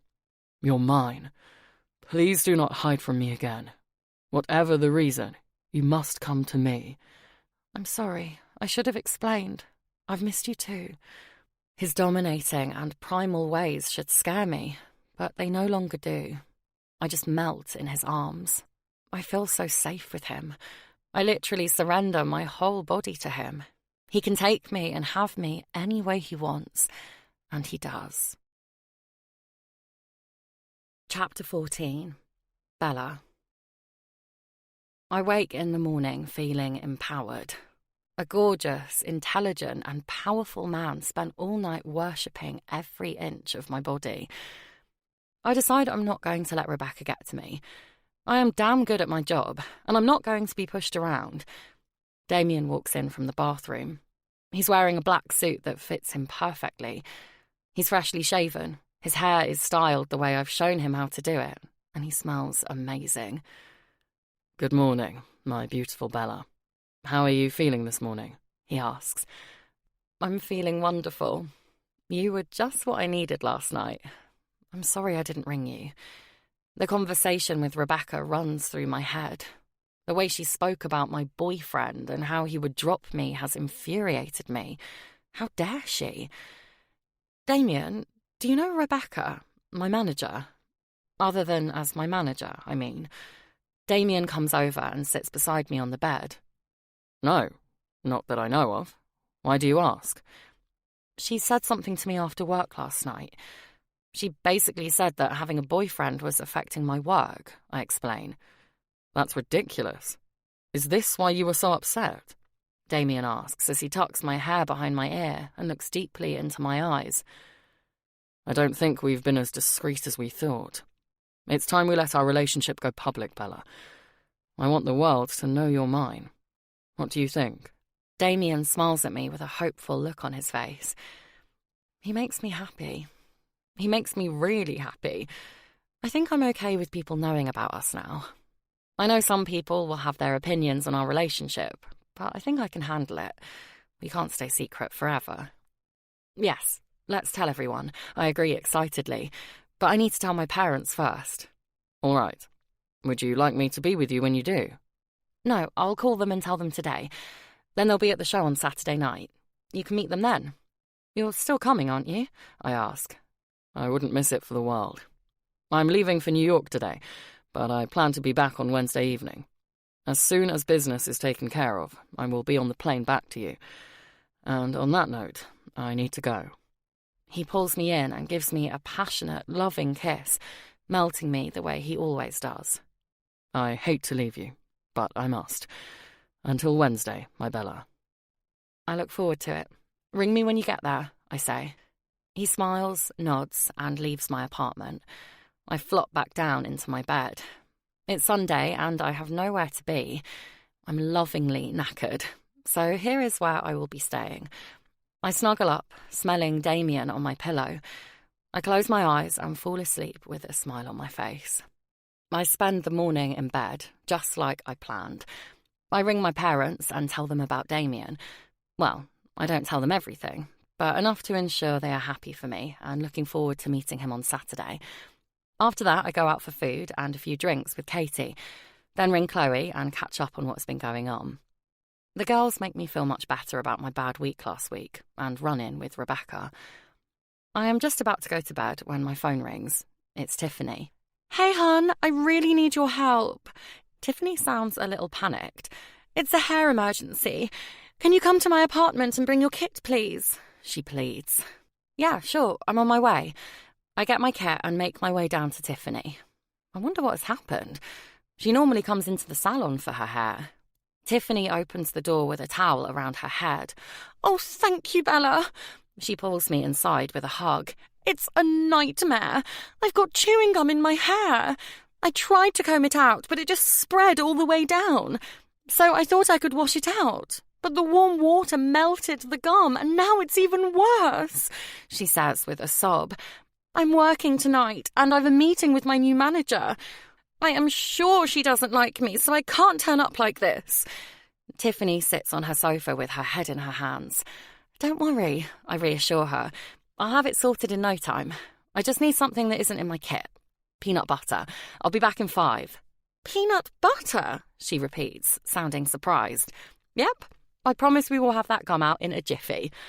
When I return, I take the towel off her head and assess the damage. She's made a mess.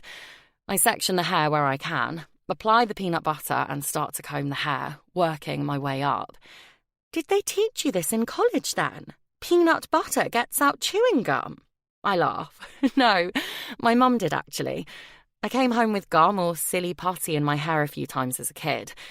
Anything oil-based will remove it, really. That and a large tooth comb. So anyway, how exactly did you get chewing gum in your hair? Well, I was with this guy last night, another one who I will not be seeing again. And well, we were, in bed. When we started, he had gum in his mouth. It was an Airwaves one. The really minty ones. They're good for when you're, makes it more sensitive. Anyway, when we finished, the gum was no longer in his mouth. It was in my hair. I burst out laughing. Thankfully, Tiffany laughs too. Why do things like this always happen to her? I manage to get all the gum out, and then I wash and dry her hair. Tiffany gets off to work on time, and I finally get to bed. Monday is my last day off before the show on Saturday.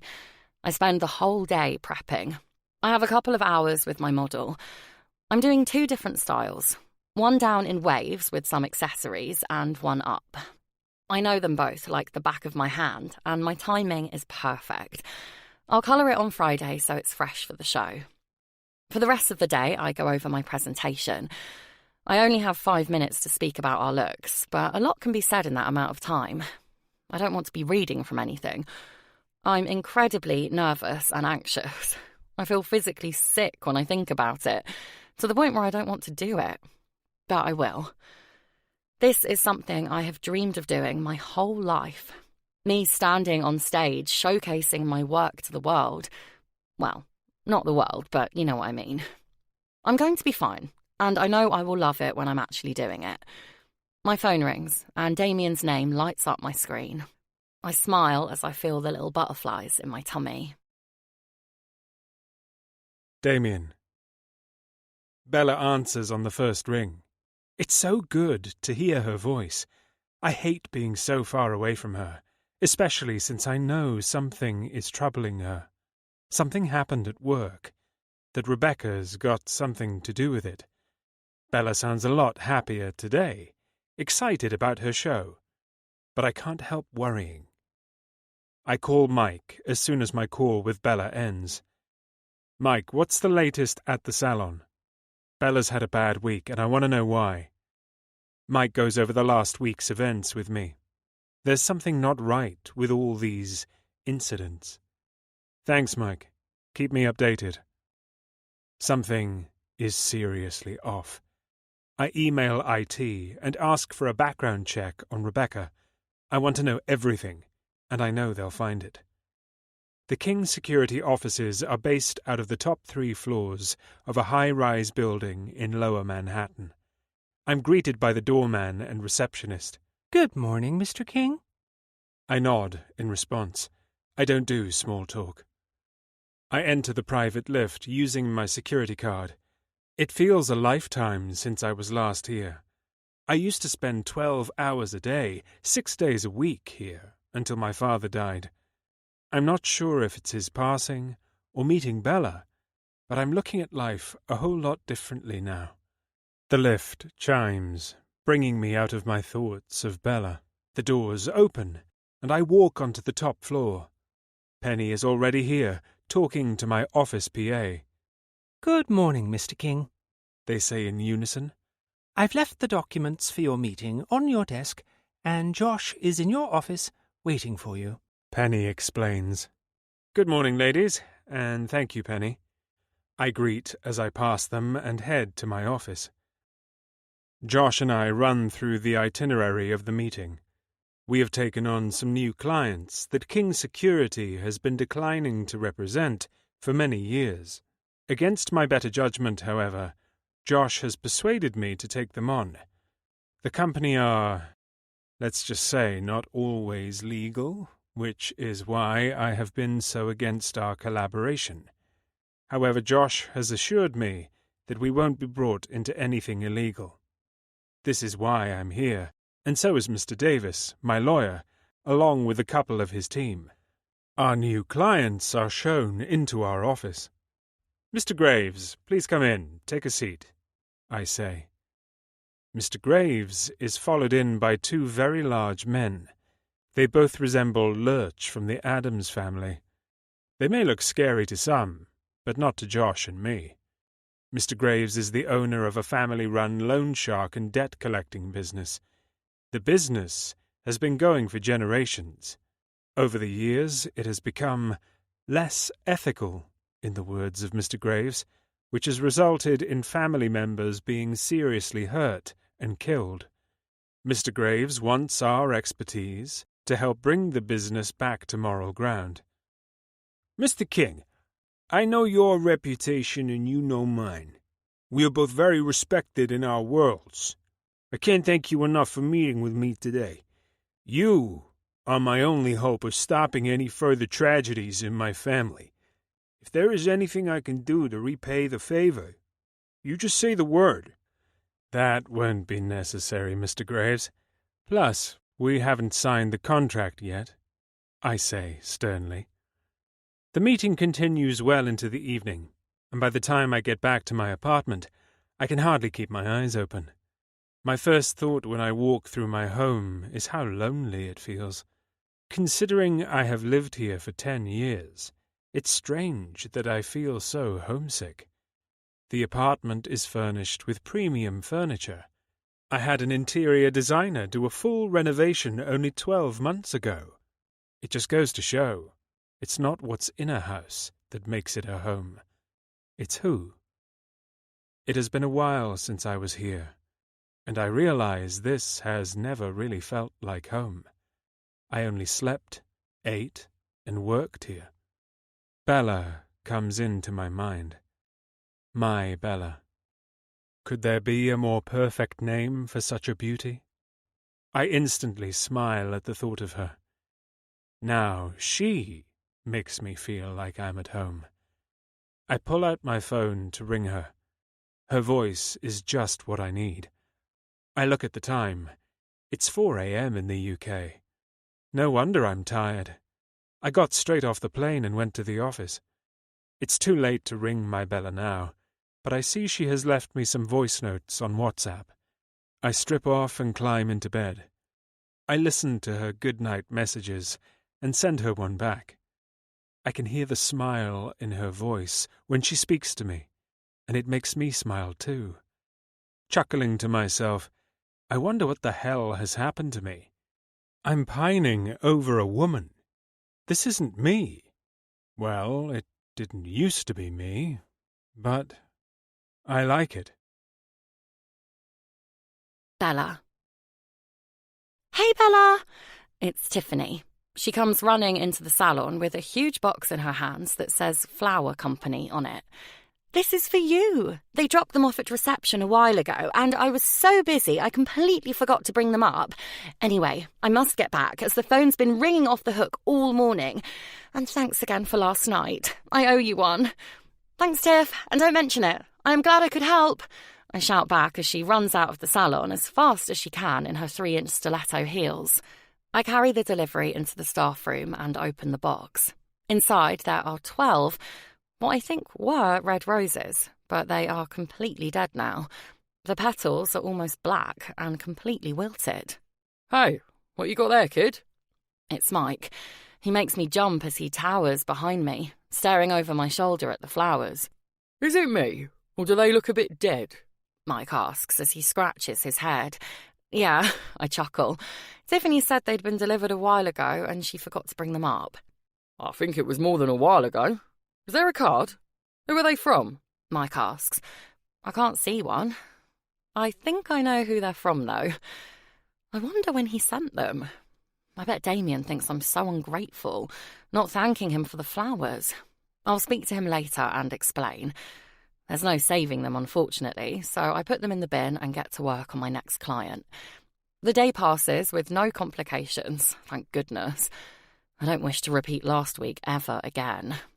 When I get back to my apartment after work, I feel a strange sensation like someone's been in my room.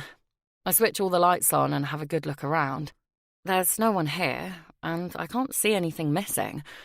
I'm so exhausted, my mind is playing tricks on me. I get into bed and call Damien. Good evening, Bella. He's smiling as he speaks. I can hear it in his voice. He sounds happy to hear from me. That makes me happy too. Hi, how are you? How did your meeting go? I ask.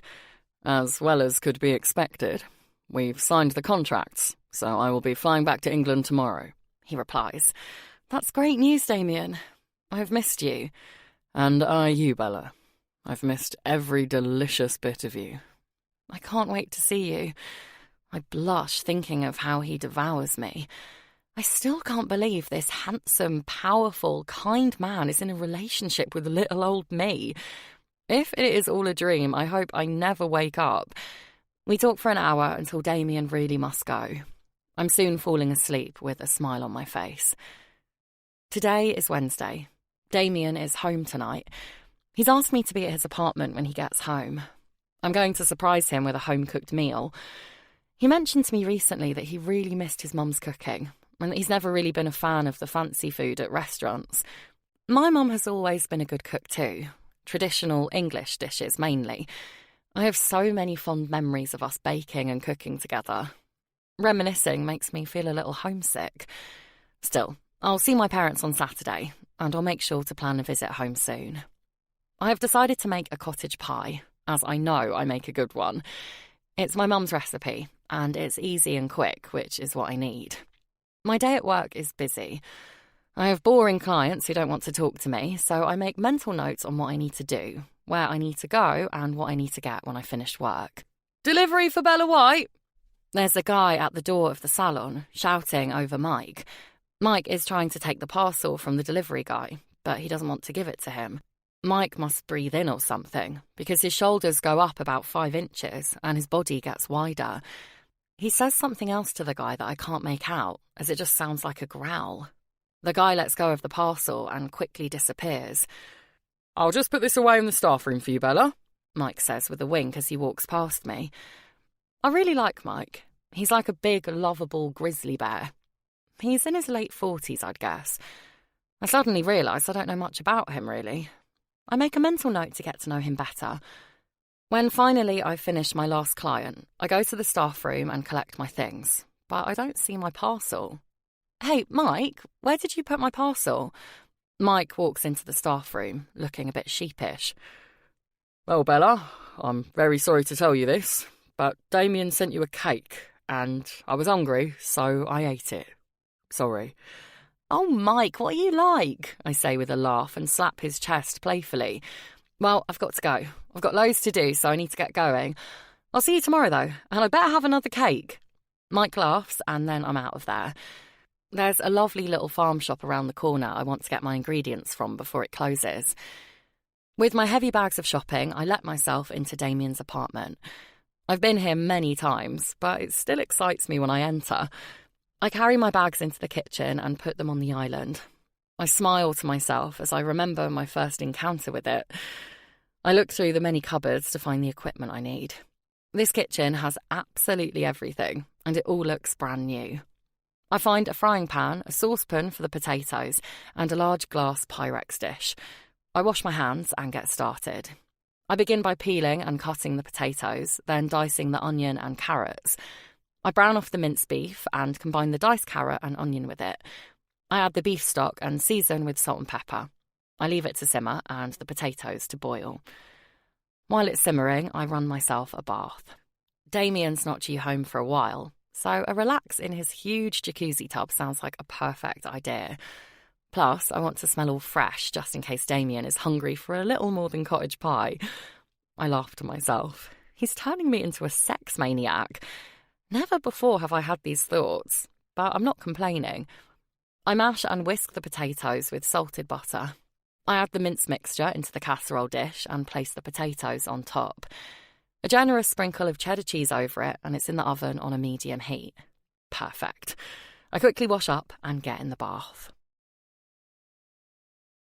Chapter 15. Damien. My phone rings as I step off the plane. Mike, what's happened now? I demand. Bella received a flower delivery yesterday, but the flowers were dead. Tiffany brought them up, saying she had meant to bring them up earlier, but had been too busy. When Bella opened them, we assumed they were from you and that Tiffany had them for weeks. But last night, I couldn't stop thinking about it. It just felt odd. I asked Tiff, and she said they'd only been delivered that day, but earlier in the morning. I have a bad feeling about this. Have you rung the company that sent the flowers? I ask. Yeah, I rang the flower company, and they said the order was specifically for dead roses. They were paid for in cash by a male, but could give no description. Okay, can you pass this information on to Josh? See if he can find out more. Thanks, Mike. And if there's anything else, ring me straight away. Well, actually, boss, another parcel arrived at the salon today. Bella was busy, and I made sure I took it from the delivery guy. He had apparently been given strict instructions to only give it to Bella. Obviously, I didn't let that happen. Anyway, inside the parcel was a heart. What? A heart? What sort of heart? Like a heart-shaped cushion? I ask. No, a real heart, boss. A pig's heart, actually. I traced it back to a butcher downtown. Someone went in and paid over the odds for it to be delivered to Bella. They paid cash, but again, no one could give me a description. Sorry, boss. Did Bella see any of this? Well, that's the other thing. She saw me accepting the parcel and then asked where it was. I told her it was cake from you and that I ate it, he explains. A cake from me? Yeah, boss. She thinks the flowers were from you, so it was the first thing I thought of. Okay, Mike. I appreciate everything you've done. Ring Josh for me now and tell him everything you've just told me. Will do. My blood boils as my brain goes over the people who would want to do this to Bella. Could it be Pete or John? I will get to the bottom of it, but for now, I need to see my woman. The smell as I walk into my apartment back in England takes my breath away. It's a mixture of Bella's sweet and fresh aroma and home-cooked food. I can't remember the last time I came home to such a welcome. I walk into the kitchen and see Bella dancing about while dishing out dinner. She's wearing her PJs, little pink shorts, and a white vest top. Her hips are moving to the beat of the music. Her back is to me, and her wavy golden blonde hair is swishing along with her body. This, here, is what I want to come home to every day. I feel the strangest tightness and heaviness in my chest. Is this what home is? Is this what love feels like? Bella turns and looks at me with those beautiful blue eyes. Her smile is big and genuine when she sees me. The alpha in me wants to walk over there, pick her up, and carry her straight into my bedroom. I don't, though, as it looks like she has gone to a lot of trouble. The food smells amazing, and my stomach growls in anticipation. The man in my trousers will have to wait, but not for long. I put down my coat and case and go to my Bella. Without saying a word, we wrap our arms around each other and kiss like our lives depend on it. Through our lips, we pass feelings of longing and appreciation for finally being together again. Bella breaks the kiss. Well, hello, Mr. King. I have missed you terribly, she says, with a sultry look in her eyes. Grrr, and I you, Bella. It's taking all my strength not to throw you over my shoulder and carry you into that bedroom. Bella giggles as she blushes. Hold that thought, handsome. First we eat. Take a seat and I'll bring it over. I sit at the island. There's a bottle of wine and 2 glasses set out. I open it and pour. Bella brings over our plates, and I am overwhelmed with emotion. It's cottage pie, and it's my absolute favourite. My mum used to make it for me all the time. I haven't eaten it since she died, and I haven't wanted to. But today, I can't think of anything I would rather eat here and now with Bella. Is everything okay, Damien? Do you not like cottage pie? She must be able to see the emotion in my eyes. I know it's not very exciting, but I remember you said you missed home-cooked food? This is one of my favourites, so I thought it would be nice for a change. It's perfect, Bella. She wraps her arms around my shoulders, giving me a little squeeze, and kisses the top of my head before sitting down next to me. We sit in silence for a few minutes, eating the delicious homemade meal and drinking our wine. I have never felt happier and more at home. Once we have started to satisfy our appetites, we each talk about our day. Bella apologizes on behalf of Tiffany and Mike for ruining my gifts and says she can't thank me enough for my thoughtful gestures. I wish to God they were from me. My mind is in overdrive, and I'm furious with whoever is sending these things to Bella. They obviously want to upset her, and this makes me sick with anger. I will kill anyone that even tries to hurt a hair on her head.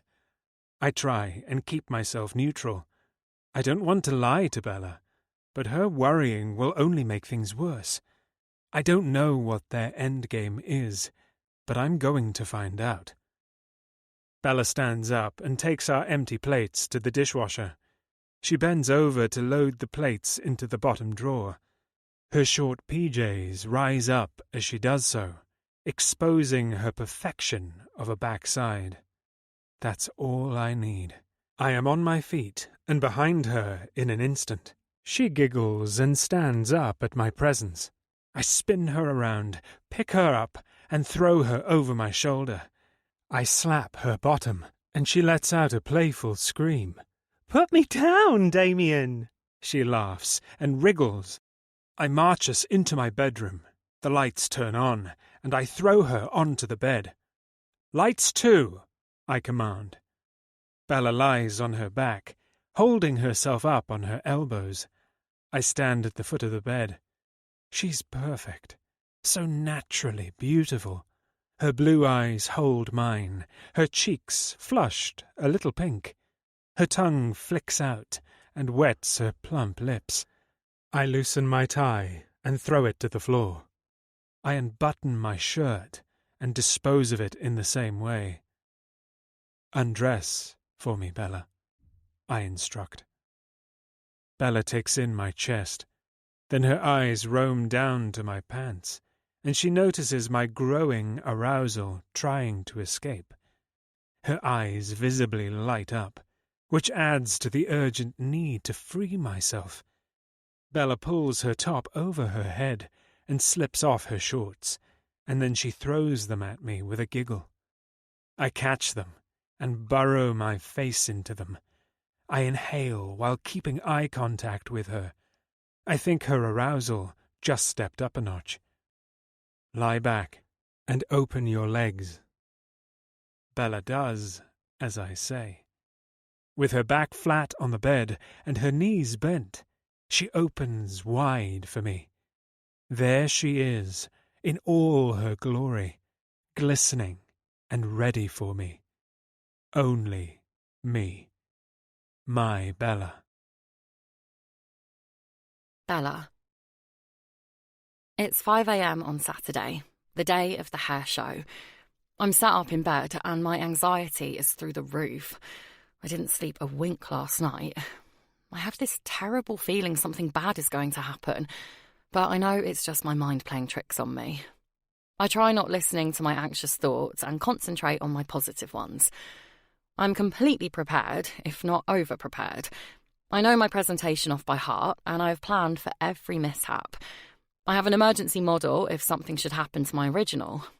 My plan B model is my bestie Chloe, who is travelling down with my parents this morning.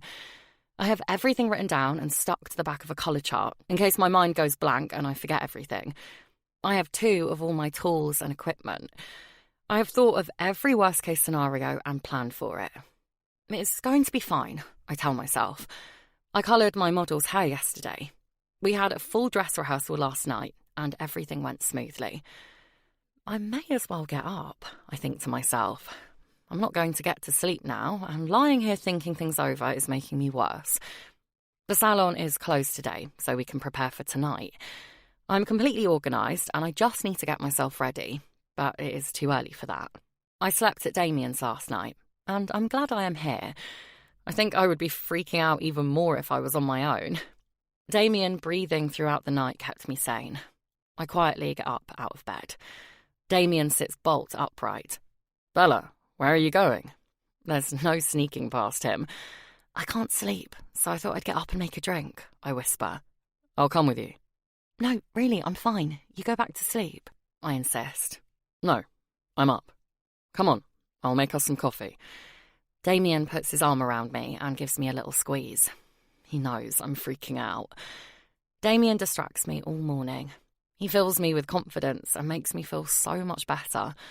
He really is a remarkable man. My parents and Chloe are due to arrive any minute. Damien and I are waiting at the front of the hotel to meet them. Damien has arranged for George to pick them up from Euston train station in the limo.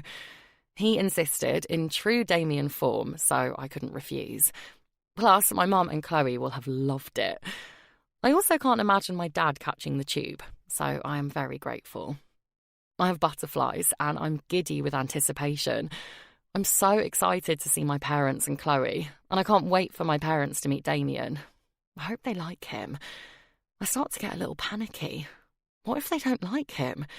He is a bit older than me, and he's a very strong man in physical ability and personality.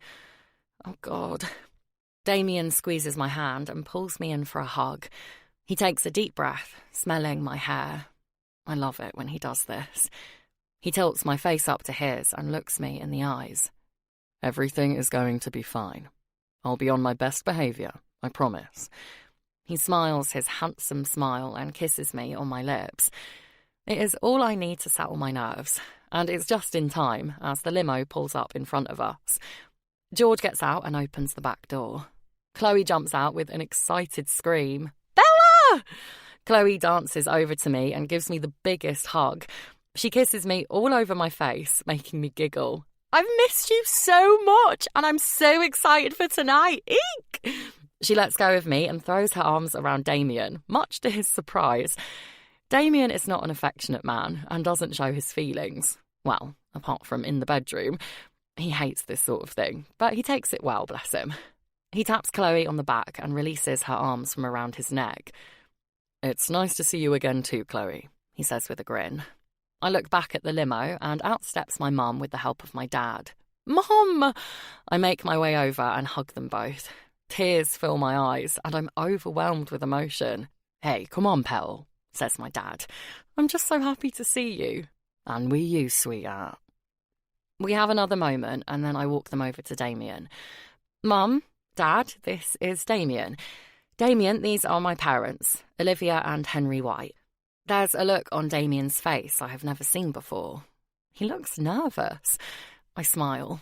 He really cares what they think of him. This big, powerful, handsome billionaire man respects the opinions of little old Henry and Olivia White. My love for this man grows that bit more. Damien puts out his hand to my dad. My dad takes it, they shake strongly, and then Damien shakes my mum's. Mr. White, Mrs. White, it is my pleasure to meet you both, he says. The pleasure is all ours, Damien. Bella hasn't told us too much about you, but we can tell you are making her happy, and that's all we can ask. My mum beams at him, seemingly already impressed by him. Damien seems to relax a little at that. And while we are here, we can get to know you for ourselves, can't we? Says my dad. I know he's going to be on guard, especially after John, whom I know he partly blames himself for. You can indeed, Mr. White, Damien agrees. We walk into the hotel through the revolving doors and are greeted with the now familiar sweet smell of King. Wow, what a beautiful hotel! Gosh, Henry, do you smell that? It's the most beautiful scent, my mum says, taking a deep breath in. Aye, I do, love. Very nice indeed, he replies. Damien smiles to himself. He loves when people comment on the signature scent, as it reminds him of his mother. Mr. King, your guests' rooms are ready. Shall I take their luggage to their rooms and get them settled? A member of staff asks Damien. I see my dad's eyebrows rise, and his brain must be starting to tick over. I have told my parents Damien's full name, but I have not actually told them that he owns the hotel, well, the chain, but I think the penny may have just dropped for my dad. My mum, on the other hand, is oblivious. She's excitedly looking around the hotel and pointing things out to my dad. Mr. and Mrs. White, Harry here will take your luggage and show you to your room, says Damien. Please, Damien, call us Olivia and Henry, my mum quickly says. Mr. White is fine with me, my dad says, half joking, half serious. Henry, he's just joking, ignore him. My mum laughs and smacks my dad on the chest, giving him the look. Once you're settled, maybe you could meet us in the bar and get some lunch. I've another couple of hours before I need to get ready, I say. Lovely, sweetheart. Yes, see you in a few, my mum replies. They walk off, following Harry to the lifts. Hey, Hazza, chuck this in Bella's room on your way, will ya? Cheers, cock, shouts Chloe while she throws her bag at Harry. Good job he can catch. This gets a laugh from Damien. Chloe, she's a one. I've missed her. She walks in between us, putting an arm around each of our necks. So, who's buying me a drink? We all have lunch in the bar. It's so lovely having my favourite people all together and getting along. It's just what I need to take my mind off tonight. I hardly touch my lunch, though, as I am so nervous. I just can't stomach anything. Damien's really making an effort with my parents, and he's kept my dad talking throughout. Yeah, I just got a new Callaway hybrid, my dad boasts. You'll have to come up with Bella next time and we can have a round at my club. I'd enjoy that, thank you, Damien replies. Damien looks my way, and I give him the biggest smile. Damien doesn't play golf. Chloe stands and gestures for me to get up. Right, beautiful. We need to go and make you look even more beautiful. Let's go get ready. I need a wine, but I need to do my hair and makeup first, or else I'll look like a clown. Chloe pulls me up out of my chair. I'll see you later, Mum and Dad. Damien gets up. I'd better get going too. I will see you both this evening. I'll escort the girls back to Bella's apartment. Damien walks us to the staff quarters, where a plump employee asks him, Mr. King, can I have a word? You go, babe. We need to get ready. I'll see you there, okay? I say, as he pulls me in and kisses me. See you there. Good luck, my Bella. You will be fabulous, he responds. What is it? I hear Damien bark at the employee as he walks away. He's so grumpy and stern with everyone else. I like that I see a completely different side to Damien that no one else does. Chloe and I get ready in my bedroom, dancing about to music. She does my makeup and I do our hair. Then we look at ourselves in the mirror. God, Bella, you look so hot, Chloe says to me. You look amazing too, Chloe. My dress is one from the Brands collection. I do feel pretty good in it. I am a little worried about my shoes, though. They are very beautiful, silver and sparkly, but the heel is a little higher than I usually wear. Dutch courage. Chloe hands me a shot of Sambuca. We down them and clink glasses. I take a deep breath. I'm so ready for tonight now.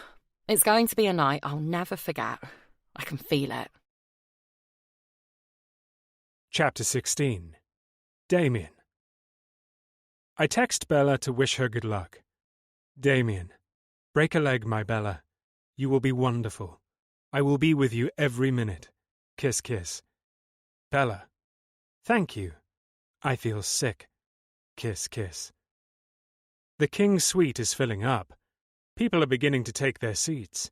It's about 10 minutes before the show starts. I've made sure security is tight tonight, putting more men on the event than I would normally have, but I have to be prepared for Bella. Everything seems to be going to plan. The room is dressed with white silk drapes. Large flower arrangements are everywhere. The space is lit up with pink and purple lights. Waiters and waitresses walk around with champagne and canapes. Everyone is well dressed in evening wear. There are quite a few well-known fashion designers and people in the know here, apparently, whatever that means. I've just had my ear chewed off by Chloe for about 15 minutes as she pointed all the different people out. Thank goodness Josh turned up and saved me. There's definitely something going on between them. Then the music and atmosphere in the room changes, and people hurry to get seated. I stand to the side of the stage, where it's darker. I have a good view of the stage here, and the rest of the room without being obtrusive. Well, so I thought.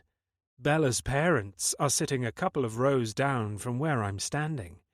Bella's mum gives me an excited wave, so I discreetly wave back. The show starts, and I'm engrossed from the beginning. The designer is an avid climate activist. Each range of clothing tells a different story. All the materials are recycled, and the items of clothing can be changed and made into different garments. There are dresses that are also tops and trousers. It's a very clever concept. The models put on a spectacular show. The makeup artists and hairstylists now come onto the stage. My Bella steps up to address the audience. She's so incredibly beautiful. She is wearing a strapless, white, figure-hugging dress with feathers all around the bottom. This is also part of the collection, apparently. I remember Bella talking about it while she showered this morning. My mind wasn't fully on what she was saying, but more on what she was doing. My goodness, she literally takes my breath away. I suddenly feel a wave of jealousy that everyone else in the room can see her beauty. I want to carry her out, take her to my bed, and spank her bottom for making me feel like this. But then she starts to speak. Bella explains how they have created the hair looks on the models tonight, using alternative methods of styling to save on electricity and water, and how they've been working with product companies and designing recyclable packaging for hair products, while using more natural-based colouring products. They've designed tools like combs, brushes, and clips out of bamboo and wood. She demonstrates how these are actually better for your hair.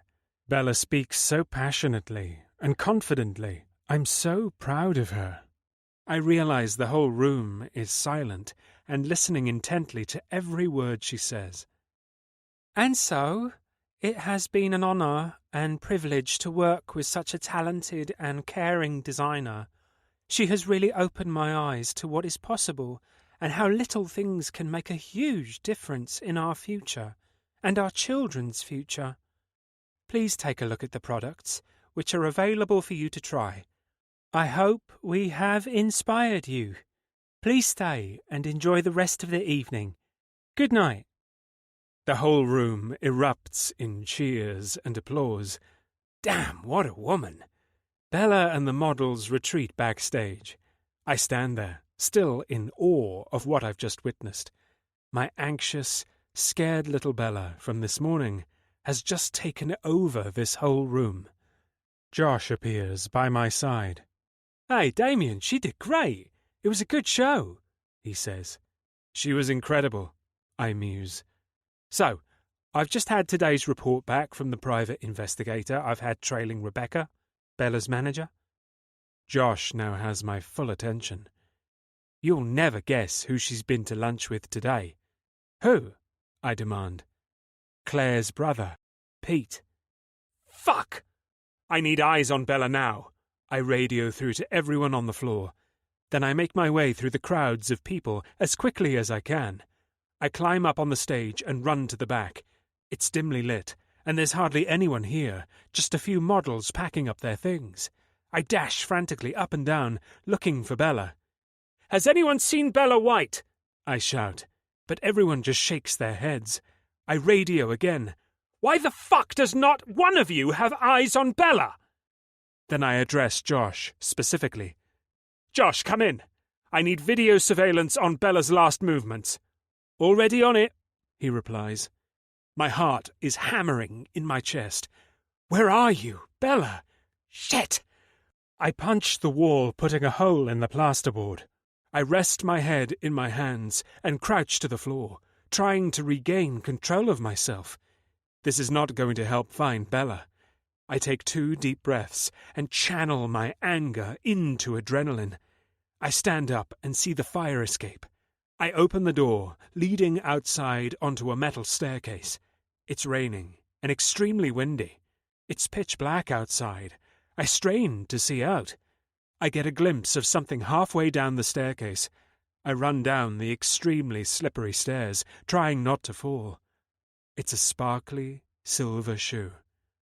Bella's shoe. "Damien, you there?" It's Josh, but the radio crackles as his voice comes through. I'm losing signal outside. I have one last look around, praying to see something. I run to the bottom of the staircase. It's just a dark back alley with bins. The bins, however, are all bunched together as if they've been moved to make way for something. A car or small van, perhaps. I can't see any tracks on the cobble road. It's too wet. The road is full of puddles. I ran back up the stairs and inside. "Josh, what have you got?" I radio. "There's no CCTV backstage because of privacy. We've got Bella exiting the stage and going backstage. 2 minutes after, the cameras on the fire escape pick up a male wearing what looks like a security uniform, carrying something over his shoulder, wrapped in black. Halfway down the stairs, something light in colour falls from whatever he's carrying. I've got someone going there now to check it out." "Don't bother. It's Bella's shoe," I say. "Right. There is a small van parked at the bottom of the stairs. He puts what he's carrying in the back and drives off. There's no movement at all from whatever he carried, Damien," Josh informs me. "It's Bella, Josh. I know it. We need to find her." "We will. Get back out and down that fire escape, and I will meet you on the road. The footage is being sent to you now." Back outside, I search for anything that might lead me to my Bella, but there's nothing. Whatever was there has been washed away with the rain. When I reach the end of the alley, I look up and down the road. Which way would they go? Where are they taking her? My heart constricts in my chest. Why wasn't she moving? Why didn't she fight? Please, be okay, Bella. I say a silent prayer and vow to do everything to find her. Josh pulls up at speed. The passenger door opens and I get in. We've got traffic camera footage showing the vehicle turn right and head north, Josh begins. I've got updates coming in as and when they get them. The only trouble is, we are 2 minutes and 35 seconds behind them. Bella's phone has been found in the dressing area backstage. Mike's going through it to see if there's any indication as to who or where they are. His radio beeps. Go ahead, I had Damien with me also. Even the most gripping tales need a moment of rest. Let this pause refresh your senses.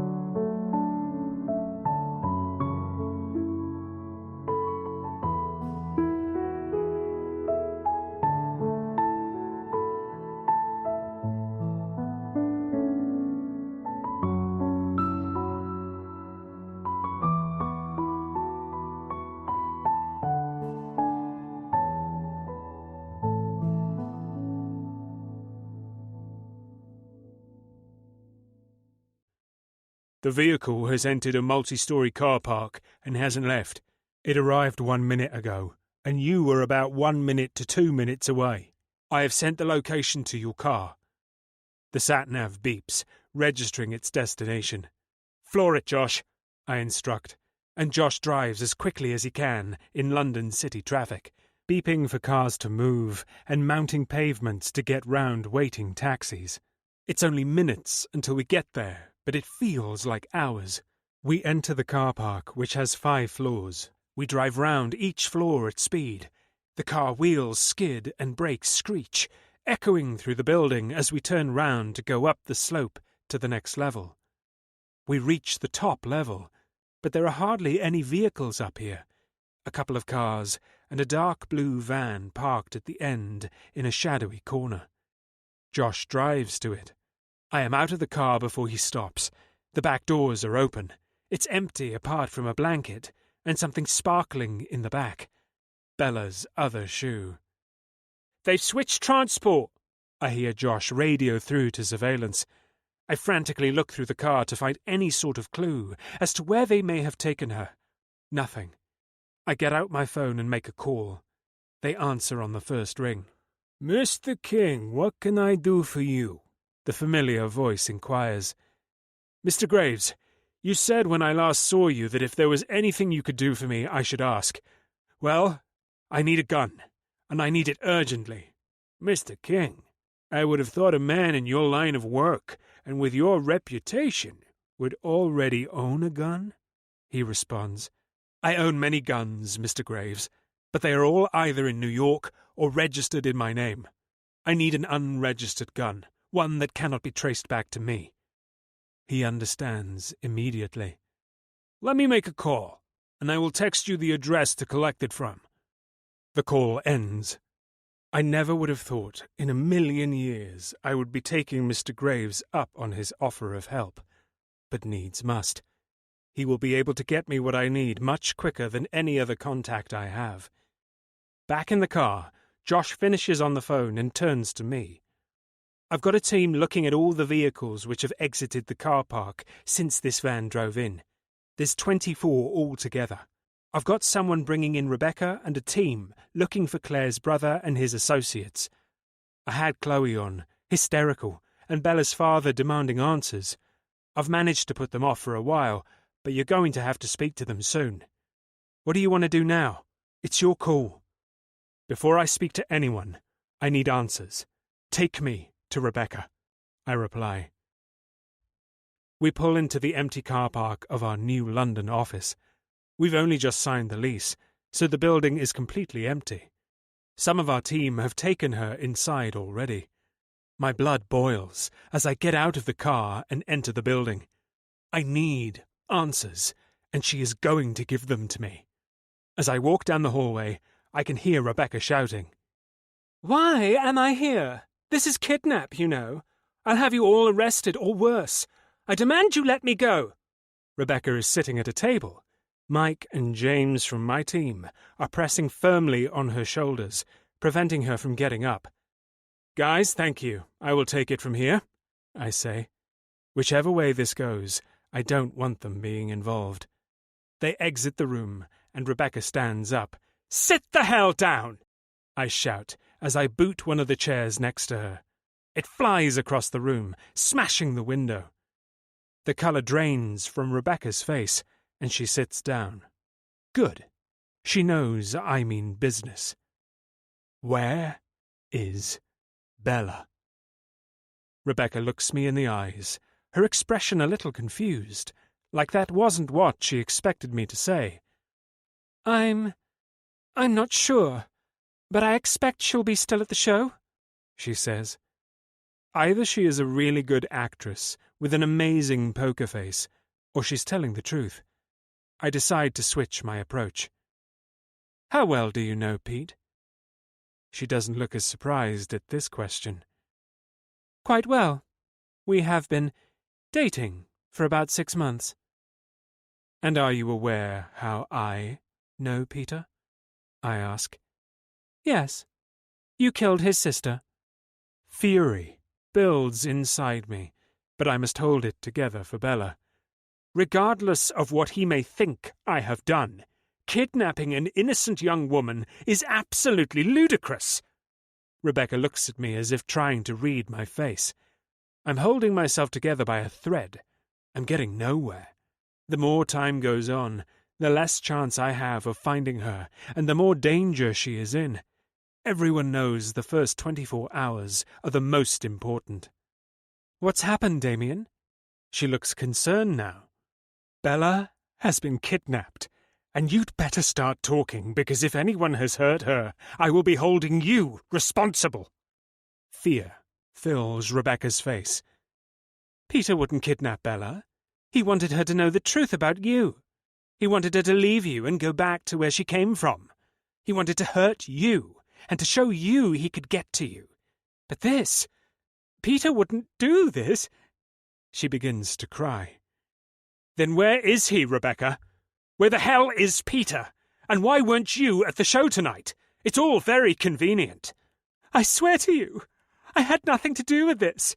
Yes, I've messed with things in the salon to drive Bella out. She's been stealing my clients, and everyone in the salon likes her better than me. She's been taking over. It's been like the Bella show ever since she arrived. She can't do anything wrong. I stare at her for a moment, trying to read her. She does look shocked and upset. I may wish I had never employed her, but I'm not evil. I would never hurt her. You're one messed up woman, Rebecca. Why wouldn't you just sack her? I ask, losing patience. What for? Like I said, she never did anything wrong. Everyone loves her. If I had got rid of Bella, everyone in that salon would hate me and probably leave. The event tonight was the Bella show once again. I couldn't bear to see it. That designer should have picked me, the manager of Foster & Thomas, as brand stylist and ambassador, not someone on my payroll. Rebecca may be a jealous bitch, and I will definitely be dealing with her, but she knows nothing. I'm good at reading people, and she has just told me the truth in a roundabout way. She doesn't know where Bella is. I need to rethink. I leave the office building and check my phone. 15 missed calls and voicemails from Chloe. I take a deep breath. I wish I had some good news for her. Chapter 17. Bella. I'm lying down and it's dark. Am I in bed? I can feel movement, so I can't be in bed. I try and move, but I'm incredibly weak. I wince as I shift my back. Pain in my neck shoots down my spine. It's sore, like it has been hit with something. I lie still for a moment, trying to wake up from this dream or nightmare, but I don't. My mind goes to the last thing I remember. I was at the show. I had delivered my speech and presentation. It went extremely well. I managed to hold my nerves, and I think I came across as pretty confident and passionate. The audience seemed engaged, and there was a standing ovation at the end. I remember seeing Damien's face. He was to the side of the stage. His eyes didn't leave my face, and he looked so proud of me. I felt so special being up there on stage, having him and my family and friends supporting me. The show ended, and we all exited the stage at the back. I went into the dressing room. Nobody was in there as everyone else went out to celebrate, but I just wanted a couple of minutes to myself. I was so overwhelmed. I sat at a dressing table and looked at myself in the mirror. I felt a rush of emotion. Relief it was over, satisfaction that I had gone out there and faced my fears, and gratitude that I have been able to do it and demonstrate my passion. Tears filled my eyes. I had put my face in my hands to take some deep breaths when I heard someone walk up behind me. It was a man by the sound of his footsteps, even though it felt like he was trying to be quiet. I assumed it was Damien looking for me. I lifted my head up to greet him, but as I did, something covered my face. I then felt a sharp pain in the back of my neck. Heat flowed up into my head and down into my body until... nothing. That's all I remember before now. I force my eyes open. It's dark. Pitch black. I try and sit up, but my hands are tied behind my back. They're fastened at the wrists with what feels like zip ties. They are extremely tight, and when I move, they seem to get tighter. My legs are also tied together at the ankles. I rise up but bang my head on something above. I'm trying to make out where I am. I'm moving. I feel like I'm in a car.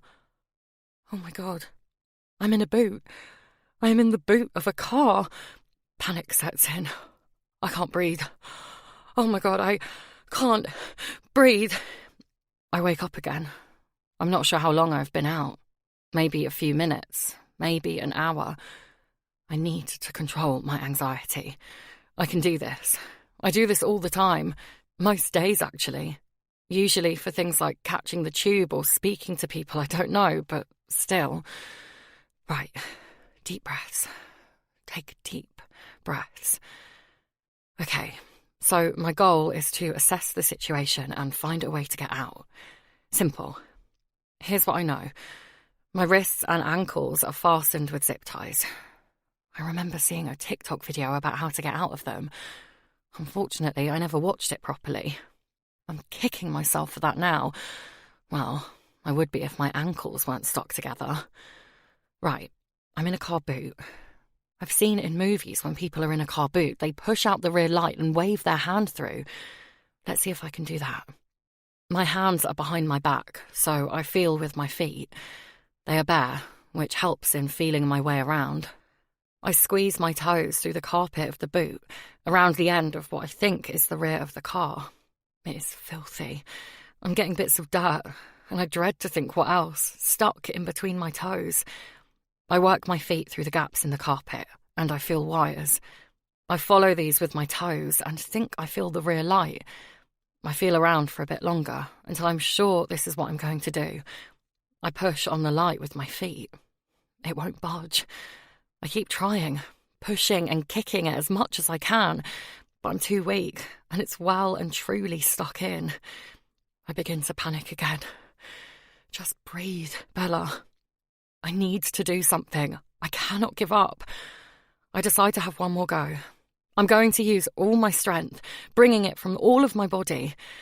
I'm going to kick, bang, push the light out with my feet. After 3, 2, 1, crack. The pain is excruciating. Something snapped in my heel and ankle. I throw up from the pain. I've not much in my stomach. Since I was so nervous, I hardly ate all day. But everything that was in there is now next to my face in the boot. I can't cope. I drift back off into the darkness. Damien. Damien, why haven't you been answering my calls? Have you found Bella? Do you know where she is? I ignore her questions. Chloe, have you any idea who would want to kidnap Bella, or where she might be? Yes, she says. Wait, what? That's not what I expected her answer to be. What do you mean, yes? I ask. Well, I have an idea. I've been thinking, Damien, and I have a feeling it might be John. He's completely gone off the rails since Bella left him. He's been disappearing for days and weeks at a time. He doesn't speak to his friends or his parents. I've done some ringing around, and it turns out his grandma died a couple of months ago and left him her house. No one seems to know where the house is, other than it's in the Lake District somewhere. I tried to get a hold of John's parents, but they're on a plane to Australia and don't land for another 17 hours. I'm annoyed with myself for not realizing this sooner. I'm so used to everything that goes wrong in my life being a result of my actions with Claire. Find out what flight they are on and get in contact with the airport. They'll be able to contact the pilot. Speak to the police about this. They'll be able to help you. Let me know as soon as you find out anything else, even the slightest little detail. And thank you, Chloe. I end the call and shout for Josh. We're going to the Lake District! With a quick stop, as Mr. Graves has sent me a location. We will collect the gun on the way. I direct Josh to where the pin on the map is. I put on my gloves and get out of the car. My phone pings, confirming I'm in the right place, next to a yellow grit box. Lifting the lid, I look inside, where there is a brown paper bag. I grab it and head back to the car. Once I'm in the car, I get the gun out. I clean it, check it's loaded, and put it into my holster. Josh has been watching me.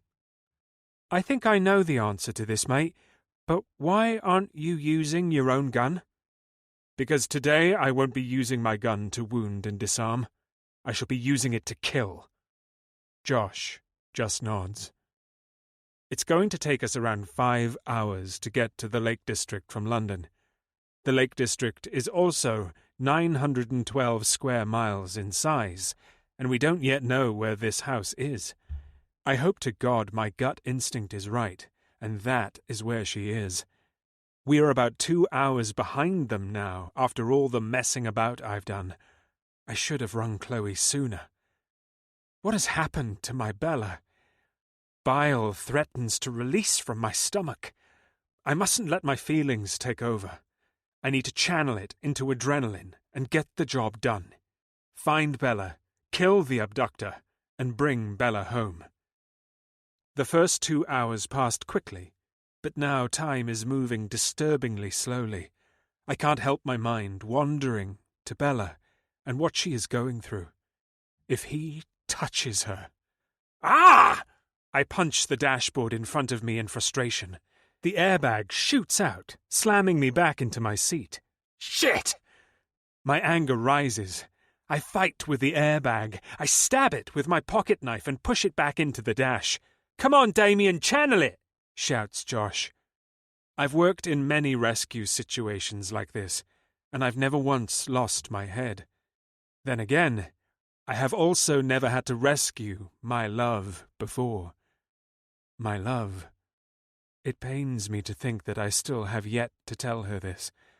I knew I loved Bella from the start, but I wouldn't let myself admit it. My love for her is huge. My heart is pulled to hers when I'm not near her, and when she is in danger, like she is now, my heart physically hurts. I have heard people speak of agape love, but I thought it was fictional. I now know otherwise. I will kill whoever has her, even if I die trying. Bella. The next time I wake up, I'm being carried by what feels like a strong male. I'm not sure if I'm dreaming, as it feels very familiar. I keep still and quiet. My foot is pulsating. I try and relax. I keep drifting in and out of consciousness. We are outside, and it's dark and cold. I'm not aware of the time, but it feels like the very early hours of the morning. I can hear the footsteps of the person carrying me. Their steps are heavy and make crunching noises in the crisp autumn leaves on the ground. We then enter a building of some sort. I'm starting to wake up a lot more now, but my body is frozen in fear. I dare not move my body or open my eyes. It's taking all my strength just to breathe normally. The air smells damp and musty. We go through the building. It's very quiet and slightly warmer than outside, but not much. I feel as though I still have my dress on from the show, and some kind of blanket is over me, but I'm still extremely cold. I begin to shiver uncontrollably. I try my best to keep still, but I can't. I keep my eyes closed and say a silent prayer. Please, can I go home? Please, don't let him hurt me. I'm then laid down on what feels like a bed. I only just realised the zip ties which were around my wrists and ankles have been removed. Another blanket is placed over me, and he strokes my head. I'm still frozen in fear. I couldn't open my eyes if I wanted to. He hovers over me for what feels like minutes, and then he leaves the room. I hear the door being locked and a bolt slide across it. I lie there, unable to move. I just try to get control of my breathing.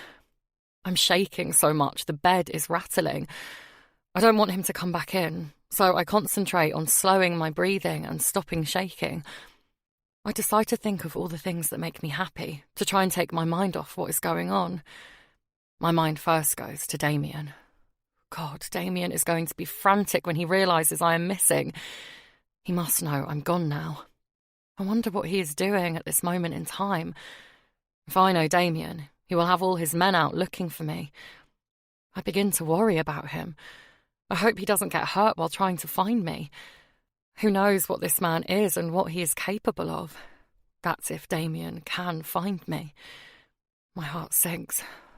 Let's not go there just yet. I lie there for a while, finding strength in thinking of my loved ones. I start to open my eyes. It's dark, but there's moonlight shining in between the curtains of a window. I push up onto my elbows and look around. I'm in a bedroom. There's a window to the right of me with tartan wall curtains. I'm lying on a wooden 4-poster double bed. It has no drapes, just wooden posts. I push myself up a bit more. There is a wooden dressing table with a mirror against the wall opposite the end of the bed. To the left of that is a wooden door, and on the left wall, a large wooden wardrobe. The furniture looks old, but expensive and in good condition, from what I can make out in this light. The room seems clean and tidy, although the air is stale and damp. I decide to get up and look through the window to see if I can escape. I bring my legs over the side of the bed and put my feet on the floor. I stand up. Crunch. Ah! I forgot about my ankle. An agonising pain shoots up from my ankle into my brain. My ankle gives way, and my knees buckle with pain. I fall to the floor. I flip myself over to assess the damage.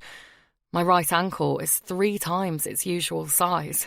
The swelling goes all the way down to my toes, and up to my knee it looks like my shin bone may be broken too. Kicking the rear light definitely wasn't one of my best ideas. My ankle is bright red. Bruising is starting to appear up my leg. My skin is tight and shiny. This doesn't look good, but it's the least of my worries right now, I suppose. I pull myself up onto one leg, using the bed for support. I hop over to the window. I pull back the curtains and peer out. I'm on the ground floor. There's a wooden deck area outside the window, then a stone driveway, which is empty. All I see surrounding that are trees blowing in the wind. From here, I don't know where I'd go other than to run into the trees. And with this leg, I wouldn't get very far. I stand at the window for a minute, and I get the strangest déjà vu. I just have this weird feeling I've been here before, but I don't recognise anything. I hop over to the bed and grab the blanket to wrap it around myself. I shuffle over to the dressing table and open the top drawer. It's full of underwear. My underwear. Wait, why? How is my underwear here? There is a set here I've not seen for weeks that I thought I had left at Damien's or had got lost in the laundry at the hotel. I flop down on the edge of the bed. What the hell is going on? I stare at myself in the mirror on the dressing table. My makeup is practically all gone, apart from the dark shadows around my eyes from my mascara and eyeliner. Then I spot something behind me in the mirror. On the wall above the bed is a painting of a house. It is a painting of this house. Oh God, I know where I am. Chapter 18. Bella. Shocked, I stay sat on the edge of the bed, staring at the painting through the mirror. I cannot believe my eyes. I then hear a bolt sliding across the door. The key turns in the lock, and the door opens. Light floods the room from behind him. There he stands. It's John. I knew I recognised this place. It's John's grandma's house. I haven't actually been in this room before. I suspect this is John's grandma's room. Or it was. She's obviously not staying in her now, since my underwear is in her dressing table drawer. I didn't realise where I was at first, but I recognised the painting on the wall straight away. It's a beautiful stone cottage with a thatched roof. I've always loved this house. We used to visit John's grandma every couple of months. His grandma was always so welcoming, and we really got along. We never slept over, though. John's grandma is very old-fashioned and set in her ways. She doesn't believe in sleeping together before marriage, and we respected that, so we just used to come early in the morning and spend the day with her. We had some really lovely times here. Summers in the garden and walking through the forest. Autumn and winter walks. Christmas in the snow. It's beautiful here, but it is also in the middle of nowhere. No one would hear me shouting for help, and to walk to the nearest house or pub, you're talking a 30-minute brisk walk at best, and that's if I knew which direction to go in. "Bella, you're up. How do you feel?" he asks. Is he serious? I just look at him with absolute disgust. He looks like he's lost a lot of weight. He's always been a well-built man who looks after himself, but now he looks gaunt. His skin is pale. His eyes are sunken in, and he's obviously not shaved in weeks. How do I feel? I'll tell you how I feel, John. Like I've just been kidnapped by a psycho. What the hell are you playing at? I scream. He walks into the room and goes to sit on the bed beside me. I automatically jump up to get away from him. I put too much weight on my bad leg and fall to the floor. John picks me up sooner than I can protest. "Hey, calm down, it's me. You're John. I'm not going to hurt you." Is he for real? I let him lay me down on the bed. I shuffle up the mattress with my elbows and look at him where he is standing beside me. "I've brought you here so we can try again, Bella. I know you still love me. I've been waiting for you to come to your senses and come home. But in London, there were obviously too many distractions for you. I had to get you away from there." "John, no, I don't love you anymore. Not like that anyway, and even less now. God, John, what have you done?" John gets this angry look in his eyes. "You don't mean that, Bella. You're just confused. Once we spend some time together alone, you'll remember how good we are together."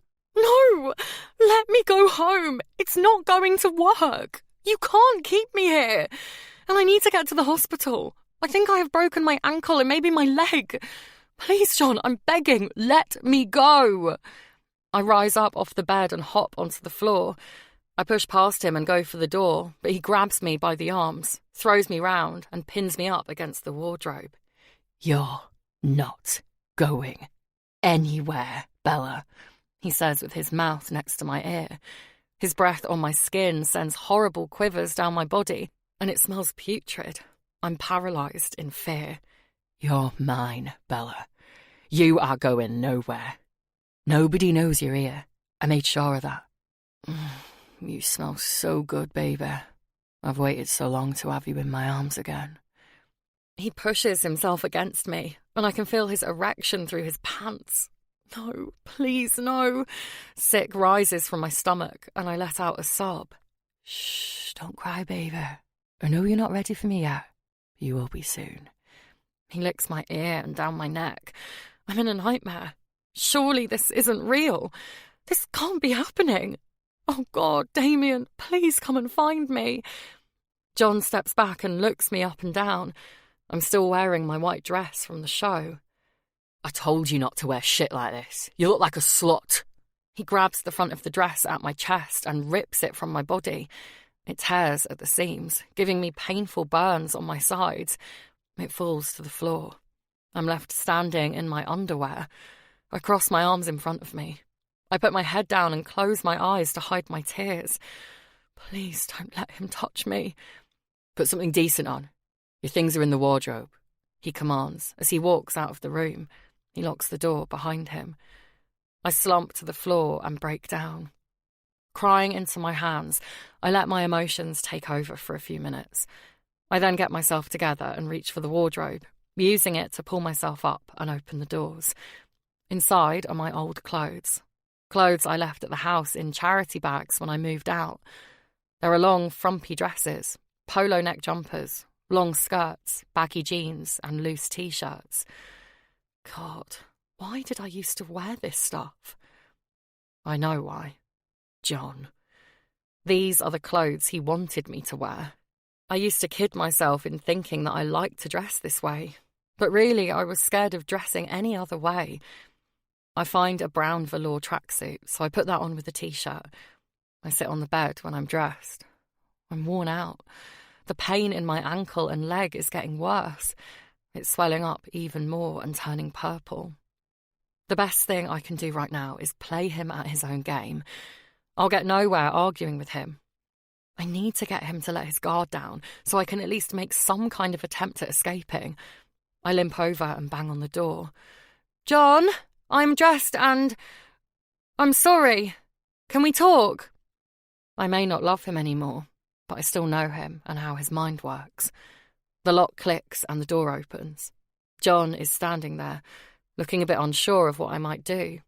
He's obviously wondering if I'm playing him to get out. I'm sorry I got cross with you, John. I try my best to sound sincere. I was just shocked, and I'm in so much pain with my ankle. It's definitely broken. Would you be able to take me to the hospital, please? No, I can't do that. You can't leave here. It's too risky. Sorry. My heart sinks, even though I didn't expect him to say yes. How about some painkillers then? Do you have any ibuprofen or paracetamol? I'm sorry, Bella. I never meant you to get hurt. But actually, I don't think it's such a bad thing. Now you're unable to walk, you won't be running off anywhere. It will slow you down. At least until you calm down and see sense. Once you realise how much we belong together, I'll get a doctor to sort you out. I'm sure it will feel better in a day or two anyway. Okay, so that tactic's not going to work. Can I use the bathroom, please? I really need a wee. It's been hours since I last went. He scrutinises me, then nods and walks in the direction of the toilet. I try and follow, but I'm struggling to hobble along. He's right. I won't be going anywhere like this. John turns and looks at me with sympathy. He comes back to me and puts my arm around him, taking my weight. As much as I don't want him near me, I'm glad of the help. We get into the bathroom, and John doesn't leave the room. Could you give me some privacy, please? It's nothing I haven't seen before, Bella. Just get on with it. It's true, I suppose, but I feel incredibly uncomfortable and exposed. I do what I need to do and wash my hands. John then helps me back to the room. Do I have to go back in here, John? Can't I sit in the living room with you? He thinks about my suggestion. Not now. I need to make us something to eat. Go and rest, and I'll bring it to you when it's ready. I am feeling pretty drained. A lie down does sound like a good idea. He helps me back to the bed and locks the door behind him. I wake from my sleep to John stroking my head. Hey, Sleeping Beauty, dinner is served. I was hoping this was a nightmare I would wake up from, but no, I'm definitely still here. I found some bandages in the bathroom cupboard, so I thought I'd strap your ankle up. It should heal better if it is kept in place. I am sorry about this, Bella. I never meant for you to get hurt, he repeats.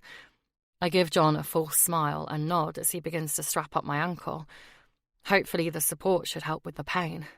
John helps me into the dining room. He set the table with his grandma's best china and lit the candles in the middle. I've made your favourite, he says as he places a plate in front of me. It's steak and peppercorn sauce with potatoes and vegetables. I wouldn't say it was my favourite, but it's what John always used to make us when it was a special occasion, mainly because it's all he can cook. It looks delicious, John. Thank you. I'm not actually hungry, but I know it's been a while since I ate, and I need to keep my strength up. Plus, I need to keep John sweet until I decide what I'm going to do. While John is distracted with eating and making small talk, I try and look for anything that could help me. There must be a phone somewhere. I know his grandma used to have one, although John has probably removed them all. I can see the phone line socket under the window, but there's nothing plugged into it. There's another large window in here. It looks easy enough to get out of. The trouble is, I don't know what I'd do once I got out. I need to get his car keys. I'd be no use on foot. The nearest house is too far away to walk in my state. But if I could get in a car, I'd have a chance. I just need to get away from here, away from him. That's my plan for now. Find out where his car keys are. I manage to eat most of my meal, feeling a little more positive that I have some sort of plan. John has opened a bottle of wine, which could be a good or bad thing. Bad, as I know he's more aggressive when he's had a drink, but also good, as he sleeps like a baby when he's drunk. John usually won't stop at one bottle either, so it looks like I'm in for an interesting night. We settle into the living room. The television is on. It's 8 out of 10 cats do countdown. We both naturally fall into our old ways of competing against each other in finding words with the most letters, and who can work out the maths problem the quickest. We laugh together, and it reminds me that I was happy with John, especially in those early years. He just changed. I think back to when it started. John had always had a close group of friends since school. One of them sadly passed away about 4 years ago. Suicide. It hit all his friends really badly, and they all lost touch with one another after that. That's when he started to drink more. The aggression and possessiveness, if that's what you'd call it, slowly built up during the years after that. He used to be so lovely. I was 18 when I met him in a club on the dance floor. He asked for my number and he called me the next day. He was a bit of a ladies' man, a charmer, but always treated me well. We were inseparable, and I loved him so much. I look at him now, though, and he's no longer that person. I feel guilty. I should have got him some help from a counsellor or spoken to the doctor about his drinking or something. He turns and sees me looking at him. I force a smile. See, Bella, I knew it wouldn't take long for you to realise. Look at us, together and happy. This is where you belong, with me. He drains his glass of wine, gets up and goes into the kitchen for another bottle. He's starting to relax a little more around me, I notice. This is good. The more relaxed he is, the greater chance I have of finding his car keys. When we lived together, we had a fruit bowl in the kitchen. We used to put our keys in that. I need to get in there and have a look. I hop up and make my way to the kitchen. John dashes out and grabs my arm. Bella, what are you doing? Okay, maybe he's not that relaxed around me just yet. I changed my mind. I would like a glass of wine if that's okay. His face softens. Of course. Now you sit back down and I'll get it for you. He leads me back to the sofa and I sit down. I may not have made it into the kitchen, but I did see the fruit bowl on the kitchen worktop. No keys though, unfortunately. My next thought is his coat pocket. I haven't seen any coats lying about, but there is a cloakroom by the front door. I'd have to go past there to get to the toilet. I doubt he will let me go on my own, but I can try. John, I'm just going to nip to the loo, I shout into the kitchen. No! I'm coming. I'll help. He runs in and grabs me. I'm fine, really, I'll hop. He doesn't say anything else, just leads me down the hall. I don't want to push him, as he might get suspicious. We go past the cupboard near the front door. It's ajar, and I can see John's coat hanging in there. It's one I bought him a couple of Christmases ago.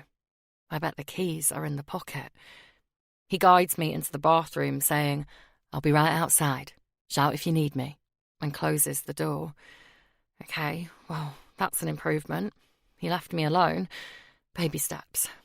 I need to just wait for my opportunity. It might be tonight. It might be in a few days. But I will get out. Chapter 19. Damien. We've arrived in the Lake District. We've got the registration plate and make of the second car Bella was taken in. We've followed it up to the lakes, but there aren't many cameras up here, so we still haven't got an exact location. I have rounded up the biggest search and rescue team I can. All my available team, the police, the Lake District Search and Mountain Rescue Team. I've even called in another favour from Mr. Graves. He sent me some of his men, too. There's a lot of ground to cover.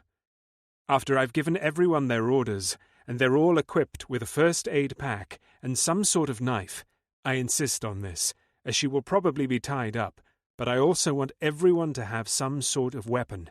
I send them on their way. My phone rings. It's Chloe. Damien, I've managed to get a message to the airline John's parents are flying with, but they said they didn't check in or board the plane. It doesn't make sense. I've been ringing their house, but there's no answer. I'm on my way there now. I'm thinking a neighbour may have a key and there might be an address book with John's grandma's address in. Good idea, but don't go on your own, though. I'll have someone come with you. It's okay. Josh has already given me a bodyguard, she says sarcastically. Good. Stay with him, and keep me posted. Ring as soon as you arrive. Will do. Be careful, Damien. And please, find my best friend. Chloe sobs into the phone. Have no doubt, I will. I end the call and climb into the helicopter. It's going to be like trying to find a needle in a haystack in the pitch black and woodland, but that doesn't mean it's impossible. We scan the area for a few hours using the thermal night vision camera. We've covered quite a good area, as we stay up high to hopefully not alert Bella's kidnapper that we are close by. There's a clearing in an extensive, dense woodland with a small cottage in the middle. We have flown over plenty of other similar houses, but I just have a gut feeling about this one. We circle the area a couple of times and see a car on the driveway that from up here looks like the one we are searching for. I need to get on the ground for a closer look.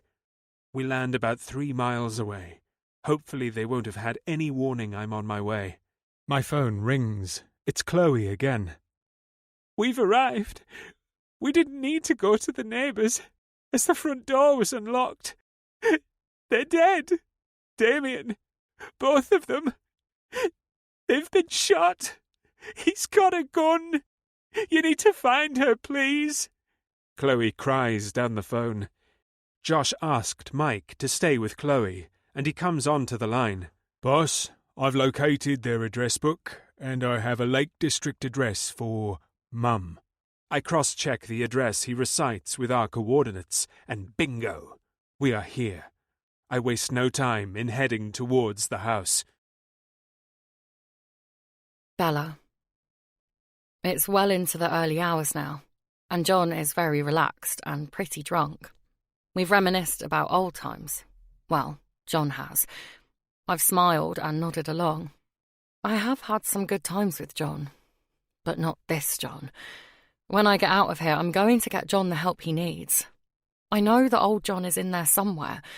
He just needs help finding himself. I look over at him, and he's falling asleep in the chair. This could be my opportunity. I wait for him to start snoring to ensure he's in a deep sleep. My heart starts to race, and my ears start to ring. I need to do this now. I get up quietly and slowly make my way out of the living room and into the hall. I use the walls and furniture to support my weight. I get to the cupboard and pull the door open. It makes a loud screeching sound as I do. I freeze and listen. John has stopped snoring. I hold my breath and pray he hasn't fully woken. After a minute or so, he begins to snore again. Thank goodness. I reach into the cupboard and grab John's coat. It feels heavy, like there's something in the pocket. I put my hand in and feel keys. Thank the Lord. I put the coat on, as it's one less thing to carry, and I get to the front door. I unlock the bolts and chain. I try a few keys until the door opens.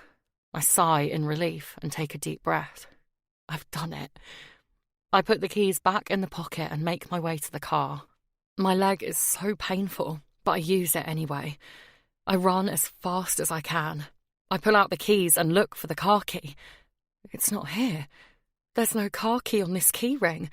I search through the pockets. Nothing. I let out a cry and drop to my knees. This can't be. I was so close. Why is the car key not here? Why did I not check? I mentally kick myself. I'm suddenly brought out of my self-annoyance by the sound of movement in the house. He's awake. Shit. All I can do is run. I head down the driveway and then into the woods on the right. If I can try and head in the direction of the drive, I should find my way to the main road. I need to keep deep enough in the woods that John won't see me from the road, though. It's pitch black and freezing. I'm glad I put John's coat on, but I can still feel the icy air. The undergrowth of the woodland is dense and comes up to my knees in some areas. It's incredibly hard to walk in, never mind run. My broken ankle is on fire, and my feet are stinging from constant cuts and puncture wounds with each step I take. My adrenaline is wearing off now, and I am very aware that I am barefoot. I'm panting, and my lungs burn as I try and fill them with oxygen. I hear John shouting my name in the distance. Oh no, he knows I am gone. The distance between us is not enough. I must keep moving. I don't know how long I've been out here. I'm now crawling and dragging my leg behind me. My body gives up before my mind does, and I go face first into the ground. I lie still and realise I'm numb. I can't feel any pain, just heat rising up my body. I'll just lie here and rest for a moment. Then I'll carry on. I'm woken by the sound of footsteps crunching in the undergrowth. I think about shouting. Maybe it's someone who can help me. No, I decide. No one is coming. No one will find me here. I see a torch in the distance. It's coming closer. I need to move. I try to get up, but all I can do is crawl. But I do it. I crawl as fast as I can. The footsteps get louder and faster. I push my body as hard as I can, but it's not enough. He's getting closer. He is going to be so mad. Am I going to die? Chapter 20. Bella. He grabs me by my hair and pulls me to a standing position. Angling my face next to his, he says, "You little bitch. I knew I couldn't trust you. You'll pay for this, Bella." He smashes my head into a tree, and I'm out. At some point, my eyes dart open with stinging pain. I must have been out for a while. I see John beside me. I try and move, but I'm tied to the bed. My wrists and ankles are fastened to each bedpost. I'm wearing only underwear. John is cleaning the wounds on my legs and feet. My body doesn't look like my own. My legs are covered in blood and bruises. My attention is caught by my leg and ankle. My shin bone is visibly piercing through my skin. It seems it wasn't only my ankle that was broken. No wonder I am in so much pain. I throw up at the sight. John shouts, "For fuck's sake, Bella, do you think I've got enough to clean up? Look at the fucking state here. Look what you have done to yourself. This is all your fault." He pushes off the bed and lunges towards me. He's got a gun in his hand. I do not know this man in front of me. John has never even held a gun. Where on earth would he get one from? He holds it to my head. I scream and close my eyes. In this moment, I want him to kill me. I want to die. I have no fight left. Bang! I hear the sound of a gun. Thank God. He's done it. He's killed me. The nightmare is over. I wait for the pain to disappear, but it doesn't. I still feel everything. Surely not. Surely in death there is no pain and everything is black. I expected white fluffy clouds and golden gates. I realise my eyes are still closed. I slowly open them, apprehensive at what I might see. To my surprise, I see familiar, comforting eyes. The eyes are Damien's, but they're different to how I've ever seen them before. They're full of pain and concern. "Damien, you're here." "Yes, I am, my Bella." And then it comes. The pain subsides, and the bright lights take me away. Damien. I work my way through the woods as fast as I can. I reach the house and see the car. It's definitely the one we've been looking for. The back light is half hanging out. The bastard had her in the boot. I quietly creep up to the house. I want to sneak up on him. I'll have the best chance of saving Bella if I catch him off guard. But I then hear her scream, and my logic is gone. I storm through the house, following the sound of the scream. I see him bending over her. I grab him, put my gun to his temple, and pull the easiest trigger of my life. I throw him behind me and kneel at the side of the bed. My heart breaks at the sight of her.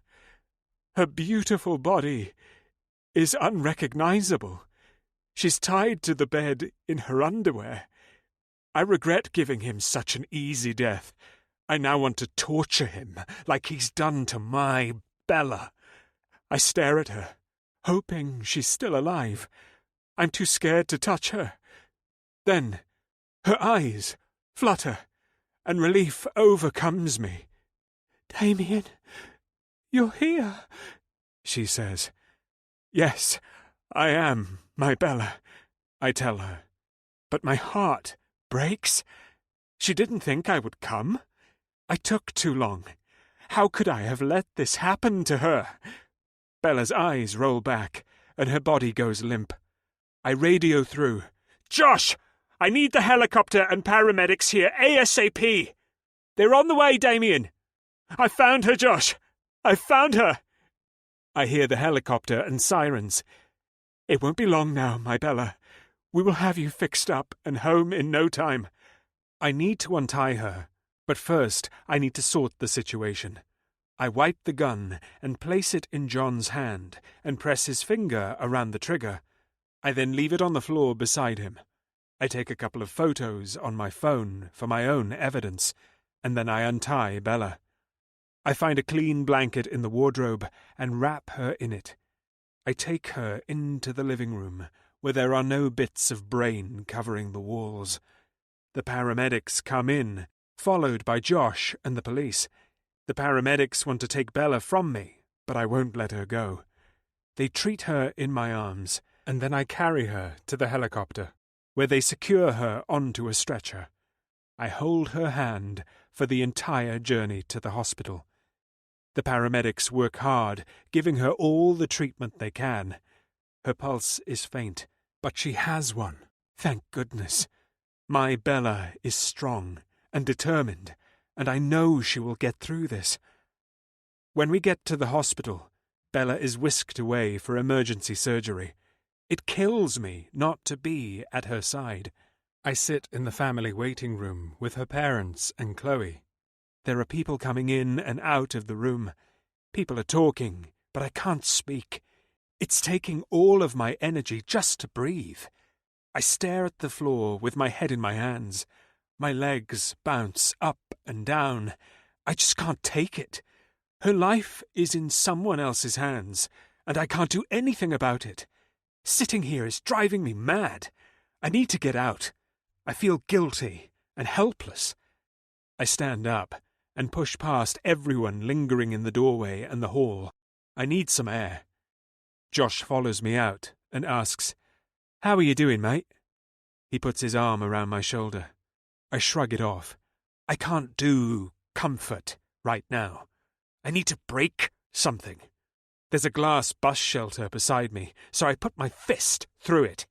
The pain brings me back to some reality. Josh takes off his jacket and wraps it around my fist. "Look, mate, I can't begin to imagine how you must be feeling right now. I saw it with my own eyes. We've seen some shit over the years, but this is up there with the worst. But none of this was your fault. If it wasn't for you, she would still be there, or worse. You found her, Damien, and she's going to be okay." Josh knows me well. He knows what goes on in my head. "Guys, the doctor's here, and he's got an update on Bella. They're waiting for you." We follow Chloe back to the family room. Bella is now in recovery. She had a bleed on her brain that we successfully stopped, and a fracture to her skull. Her leg and ankle had many fractures that have now been pinned back into position. She's been through a lot, mentally and physically. We have given her a lot of painkillers, which will make her sleep and give her body chance to recover. I am extremely hopeful that she will make a full recovery. The doctor turns to me. "Mr. King, that was a great effort on your part, and it seems you got there just in time. She is a very lucky lady." "I'm the lucky one, I can assure you, Doctor, and thank you for everything you have done." I shake his hand with as much gratitude as I can. There's a sigh of relief as the doctor leaves the room. Everyone seems to relax a little, except for me. I can't shake the guilt. "Damien, thank you for saving our daughter. I will forever be in your debt," a tearful Henry says as he taps my back. I do not feel worthy of thanks. It's been 24 hours since Bella was admitted, and I haven't left her side. Her entire family has been here, and they've finally gone home, leaving me alone with Bella. I sit at her side, staring at her beautiful face. She has a large purple bruise from the top of her forehead over her right eye and down to her cheekbone. She has a cut through her eyebrow, which has been stitched back together. The rest of her face has little cuts and bruises marring her perfect skin. I feel a range of emotions. The sense of not being in control is having the greatest effect on me. All I can do is sit here and hold her hand, waiting for her to wake up. She looks so peaceful now. The nightmare will start again once she awakes. Nobody yet knows what happened to Bella while she was in the hands of that monster. Although she was only gone for about 12 hours, her injuries show what an intense and horrendous ordeal she has endured. There's a tap at the door, and I look up to see Josh in the doorway. "Hey, mate, can I have a word?" I nod and follow Josh down the hall to an empty family room. "I've had a meeting with the police this morning," Josh begins, his voice bearing a tone that worries me. "It seems that John was actually employed by King's security, and that is how he got to Bella. He was one of the new security recruits we took on a few weeks ago. He was covering backstage. I'm so sorry, Damien. All his credentials checked out. I checked his references and police records. He was totally clean. He used his real name. I just didn't know who he was." My heart drops to my gut. No, Josh wouldn't know who John was, but I would have. If I had read John's application, I would have known straight away. Only I didn't read it. Josh asked me if I had wanted to go through them before he interviewed, but I didn't. I've let myself slip. I have let my emotions take control, and in doing so, someone I love got hurt. This could have been prevented. I could have stopped this. You weren't to know, Josh, but I should have. You asked me to look over them, but I didn't. Damien, don't. I interrupt him. Leave it, Josh. I'm going home for a shower. Will you stay with Bella until her parents return? I don't want her being alone. Of course. I get a taxi to the nearest pub. I order a bottle of scotch, much to the barman's surprise, but he gives it to me anyway. I find a table and sit in a quiet corner of the old-fashioned pub. I'm trying to process the information Josh has just told me. I knew we had tight security on the event. I couldn't understand how John had managed to get in, although I'd not really thought much of it yet, as my mind had been solely on Bella. Now I know how he got to her. He had been there all the time. I drain my glass and refill it. How could I have let this happen? Nothing ever gets past me. I make a vow to myself now. I will do all I can to ensure Bella is never hurt again, no matter what the consequences. My mind wanders back to Pete's words to me at my father's funeral. If he finds out about my love for Bella, he will no doubt try to harm her. I sit and think until my brain hurts and my bottle is empty. "All right, pal. I've ordered you a taxi. It's waiting outside," says the barman, who's standing at my table. I've seen him keep checking on me, and he obviously thinks it's time for me to go. I've no objections. Somehow I make it into my bed after the taxi drops me home. I'm still fully clothed, but I cannot function any longer. I close my eyes. The room is spinning. The contents of my stomach, pretty much the whole bottle of scotch, projectiles out of me and across the bedroom floor. I don't care in the slightest. I wipe my mouth on the bedsheet and fall into a deep sleep. Chapter 21. Damien. I'm walking down a long hallway. There's a light at the end, and I know I need to get to that light. I run as fast as I can, but the light doesn't seem to get any closer. I push with all my might. I run, and this time I finally reach a bright yellow door. I turn the handle, and it opens. There, right in front of me, is what I have been searching for my whole life, the final piece of my puzzle. I reach out to touch, but I'm pulled back with such force. The light disappears in front of me. My body becomes heavy, and I'm now in darkness. I saw it. I saw what I need to be free, but it's gone. I don't remember what it was. My mouth feels like sandpaper. My head has a banging pulse of its own, and I can smell a putrid stench which turns my delicate stomach. Snippets of memories return. I groan at the reality of the nightmare I am currently in. I need to get out of this room. I have a shower, then go into the kitchen and make myself a strong coffee. I sit for what must be an hour, as when I take a sip of my coffee, it is stone cold. I feel out of control, and it is so very foreign to me. I hear my lift arrive. I know who it is. Only 2 people know my access code, and one of them is lying in hospital. "What are you doing here?" I grumble to Josh as he steps out of the lift. "I came to see if you're still alive. I've been worried, mate. It's been 24 hours since I saw you at the hospital. Your phone goes straight to voicemail. What the hell have you been doing?" "Want one?" I lift my coffee to Josh. "Yeah, go on then." I make Josh and myself each a fresh coffee, and we sit at the kitchen island. "You need to snap out of this, Damien. I know you're blaming yourself, but none of this was your fault. And if it wasn't for you, things would be a lot worse." I don't say anything. I just stare into my coffee. It is my fault. I could have prevented it.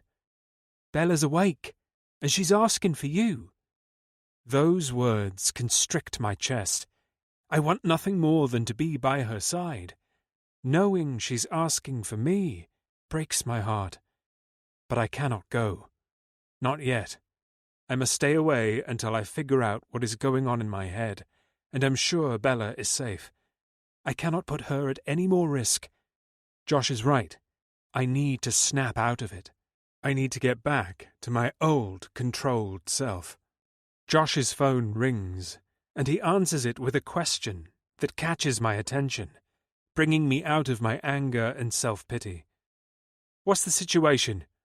He stands up, his face serious as he listens. "We will be there as soon as we can. Keep us updated. Get your kit. We are leaving," he says to me as he looks around for his keys. "What's going on?" I demand.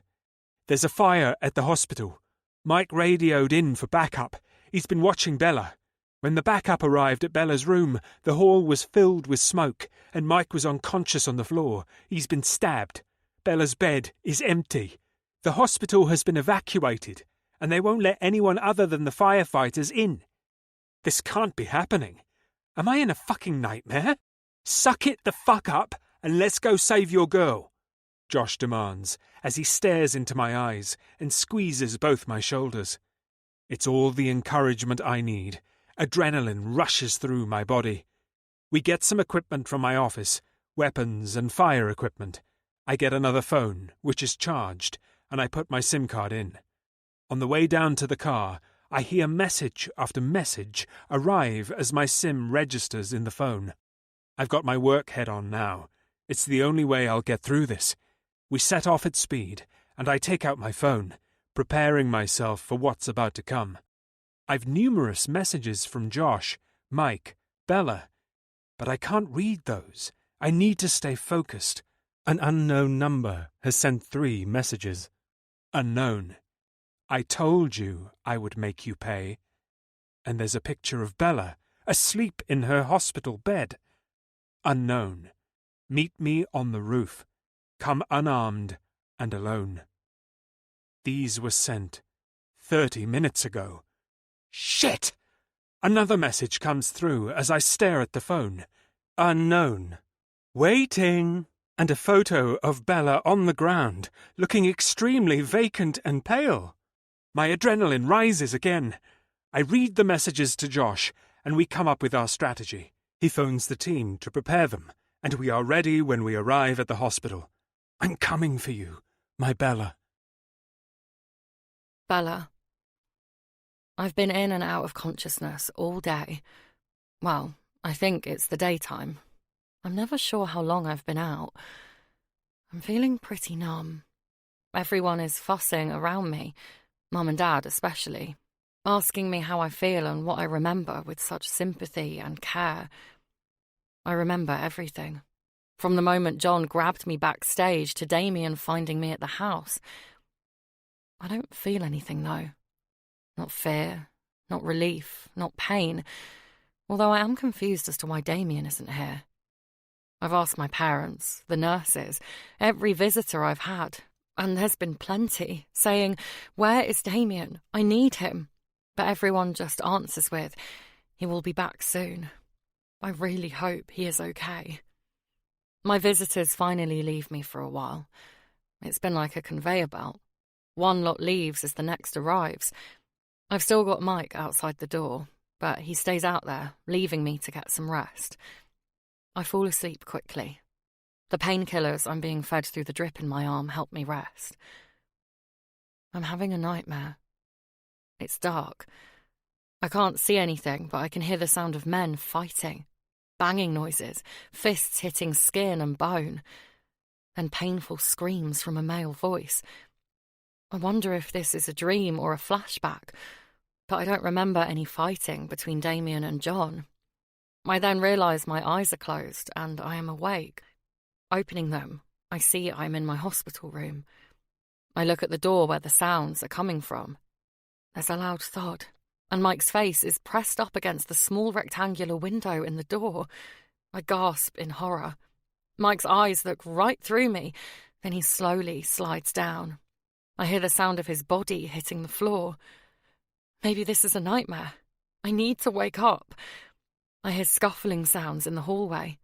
The door opens and a man holding a blood-stained knife hanging at his side stands staring at me. Well, well, here she is. The one the devil finally let into his heart. I have to say, you're not what I expected you to look like. You're young and pure-looking, but maybe that's the attraction. I sit frozen in bed. I have never seen this man before in my life. My thoughts go straight to John. Maybe he isn't dead like everyone told me he was. Maybe he came back to finish me off. But this definitely isn't John. Has John sent someone to get me? But something tells me not, and I am confused by his words. The devil? I look at the knife in his hand. Blood drips from the blade onto the light blue hospital floor. Panic sets in as I realise that the blood must belong to Mike. Get up! You're coming with me. At this point, there's footsteps in the hallway, then a little scream from a female. She must have seen Mike on the floor. She then appears at my door, and I see it's the nurse who has been looking after me today. "Bella!" she gasps as she sees the man and registers the scene. The knife-wielding man shouts at her to leave, which she does. I don't blame her. He would kill her too, I'm sure of it. The man takes his backpack off and pulls out a black bottle. He takes the lid off and pushes a rag into it. He walks out into the hall, lights the rag with a lighter, then throws it down the corridor to the left. He runs back in and pulls me out of bed. "Get off me!" I scream, falling to the floor. My IV is ripped from my hand, squirting blood onto my nightgown and the floor. He puts his arm under my shoulder, lifting me up. "Come on!" He drags me out of the room as the fire alarm starts to blare. I have no strength to fight. I smell petrol and smoke. It's the first time I have been out of bed since I came into hospital, apart from a few trips to the loo, held up by the nurse. I can hardly move my legs. They don't feel like my own. One of them has a plaster cast up to my knee and feels like a block of concrete, and the other is like jelly.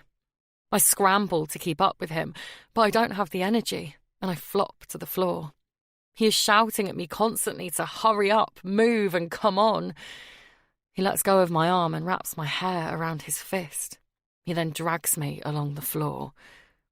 A few people run past us, but they're in such a panic with all the smoke and the fire alarm, they don't take any notice of me. After dumping me into the lift, the man takes out another bottle, lights it, and throws it out of the lift doors just as they close. I am lying on the floor of the lift when it suddenly stops, and we are in complete darkness. My kidnapper is now frantically pressing all the buttons. The lift must have been switched off with the fire or have been affected by it. You're always told never to use a lift in fire. He fumbles around in his bag, muttering to himself. He gets something out and prizes the door open with it. The lift has stopped between floors. The floor is halfway up the lift doors, and below it is a brick wall. The kidnapper flings his bag up out of the doors and onto the floor above. He then does the same with me. Ah! I cry as my chin hits the floor, and my front teeth collide with it too, breaking one of my top teeth on impact. The pain shoots right up my nose and into my head. I suppose it's the least of my worries right now, though. Please stop! But he doesn't. He again drags me by my hair. It's painful. I feel strands being ripped from my scalp at the root. I am doing my best to get to my feet, but I am so weak. After what feels like a lifetime of having my whole body weight pulled by my hair and banged and scraped up goodness knows how many flights of stairs, we finally reach the top. The man has his knife out again and holds it out in front of him as he opens a fire exit door at the top of the stairs. He moves us out through the door, and the cold, fresh air hits me. I am only wearing a hospital nightgown, so I'm instantly covered in goosebumps. We are on the hospital roof. There's a greenhouse to the right. We make our way over and go inside. There are some blankets and cushions on the floor, along with bits of rubbish and an ashtray. It looks like staff maybe come up here for a break. It's definitely warmer in here than outside. I prop up a few cushions for my back and curl up, tucking my legs into me as much as my cast will allow. Now we wait, says the man. I stare at him. I am very confused as to why this is happening to me. Again. Maybe it's like in that film, Final Destination, where those people changed seats on the plane and survived the crash when they were supposed to die, and then death catches up with them in different ways. Maybe I was supposed to die with John, and this is death's way of putting that right. Who knows? But I am going to ask him. Chapter 22. Bella. Who are you? What is going on? I ask, trying to come across stronger than I feel. The man turns to me and laughs. I finally get a good look at his face, and he's not what I expected him to look like. He is in his 30s, I'd say. Not bad looking. He's got medium brown hair that looks like it's been recently cut, short at the sides and longer on top. It looks like he spent time styling it this morning, blow-drying it back and spraying it into position, although it is a little dishevelled after the recent event. Strange. I wonder what he was thinking while doing that this morning. He's wearing grey trousers and a grey jacket zipped up to the top. They look brand new and very thick and heavy. Maybe they are fireproof or something. They must be warm, as sweat is pouring from his face. Look, Mr. I'm far from scared. You wouldn't believe the stuff I have been through the past few days, so let's just cut to the chase. Maybe we can hurry this along. What are we doing up here? And who is the devil you mentioned?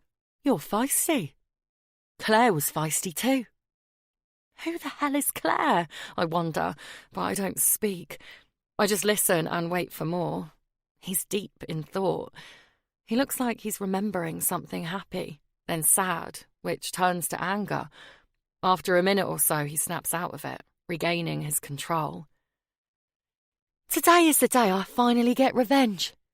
The day when the devil will finally feel the pain he has caused our family. I don't understand. Who are we talking about? And what have they done? I ask, still confused but determined to get to the bottom of all this. Damien, he says, as if the name pains him. Now we are getting somewhere. My Damien. Clearly this guy has some vendetta against him. Okay, so what has Damien done exactly? The guy seems to grow a couple inches taller. His face turns red, and his expression is evil. He murdered my sister! I am a little taken aback by this.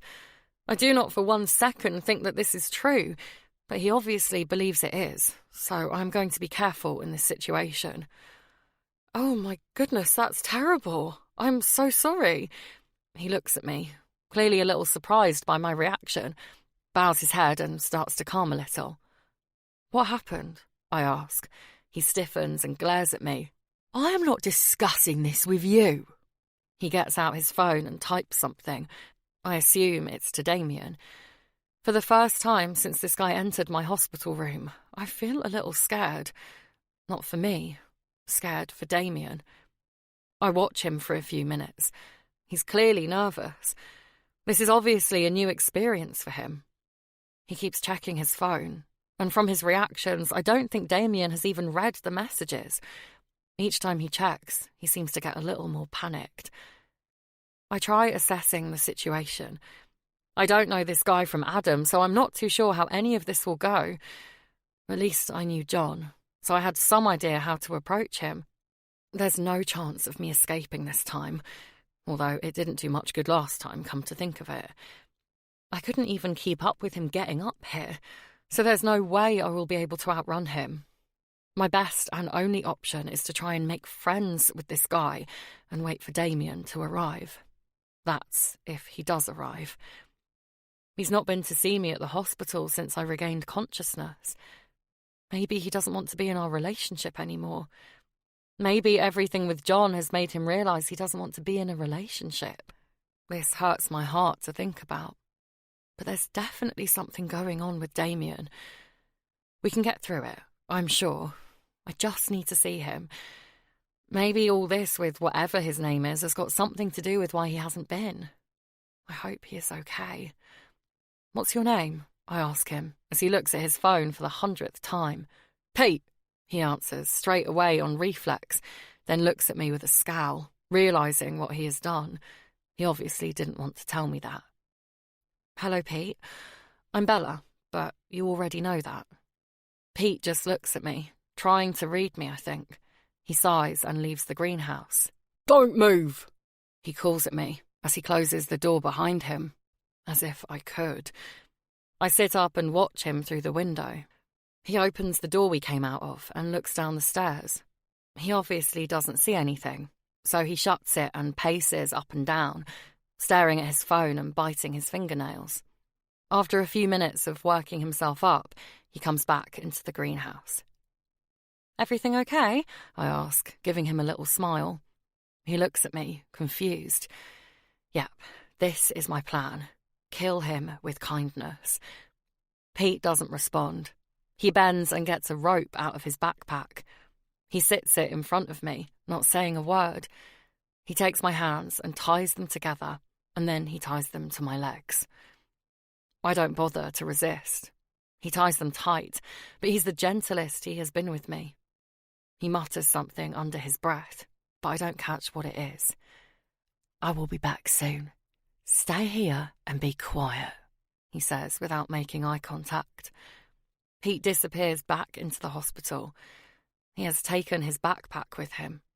When he returns about 15 minutes later, he smells of smoke and petrol. I hope there's a way down from this roof without going back inside. The pain in my body is beginning to grow. I'm probably due for some more meds. Trying to ignore my discomfort, my thoughts then go to Damien. I hope he doesn't get hurt. I need to do something. What is your plan, Pete? Burn the hospital down and kill us all? Just kill me and be killed by Damien, or spend the rest of your life in prison? Pete looks at me, surprised. I'm not sure if he has thought that far ahead, so I push. I can't begin to imagine what you must have gone through or still be going through. But surely your sister wouldn't want you to be doing this. Pete storms at me and grabs my hair again. I wince at the pain. He pulls my head so my ear is next to his mouth. Do not ever talk about my sister. You know nothing. Revenge is the only option now. Okay, so maybe I pushed a bit too hard. This guy has a screw loose. He's unpredictable and obviously doesn't have much of a plan. He gets out his phone again and smiles to himself.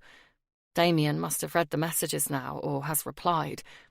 Pete takes a photo of me and seems to send that too.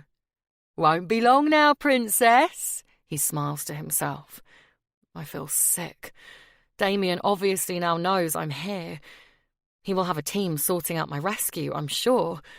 I just need to trust him. I can't help but worry, though. I'm starting to panic. I can feel my blood pressure rising and my heart racing. Needing to keep myself calm, I close my eyes and put my head between my knees. I think about all the wonderful things in my life. There's my relationship with Damien, which I hope will be as strong as ever when all this is over. He's a wonderful man.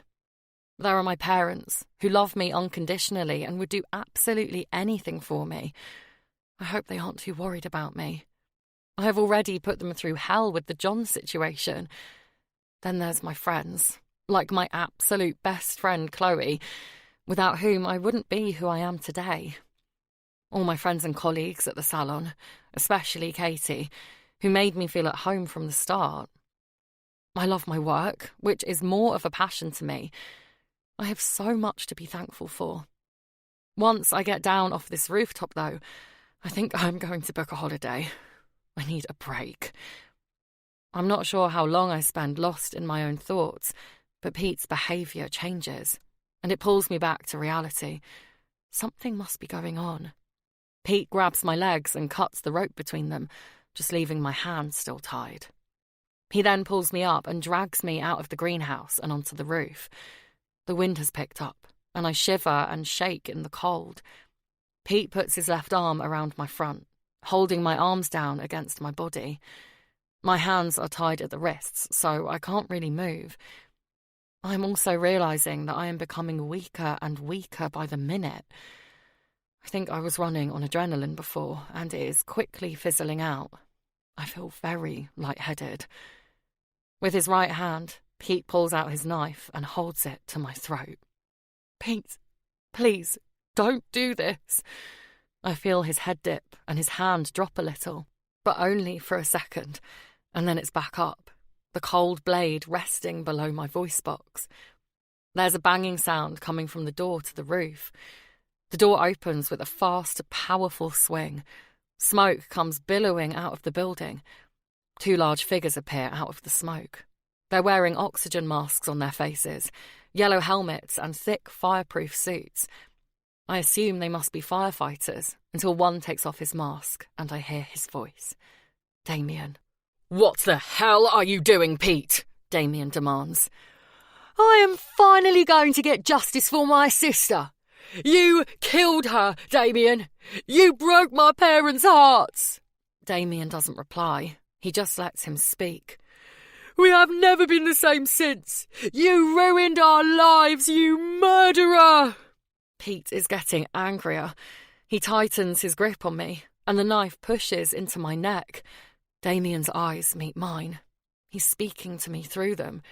He's asking me to be calm and trust him.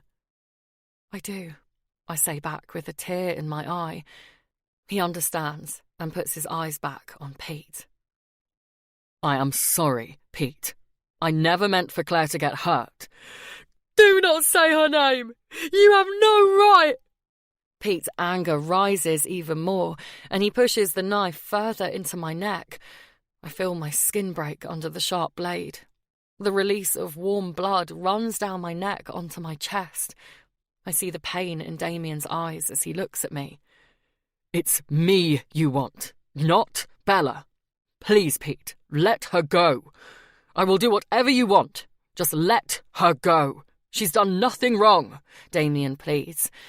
I haven't seen Damien in this position before. He normally has control of every situation, but here he has none, and I know he hates it. I see him like this, and I love him even more. It must be taking all his strength for him not to come over here and beat Pete to a pulp. But he can't. He's protecting me.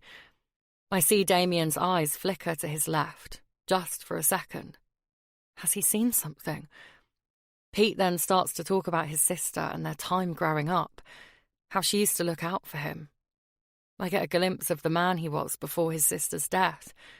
It's horrendous what grief can do to a person. I am feeling extremely weak now. My vision is very blurry, and I'm hearing sounds like I'm underwater. I feel Pete's anger building again. My legs give way, and I slump to the floor. The knife penetrates my skin again, and I feel another rush of warmth down my neck. It feels good.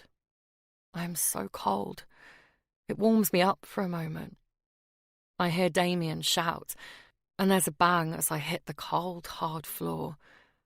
I am exhausted, so I let my eyes close, and I drift into a deep state of unconsciousness. Chapter 23. Damien.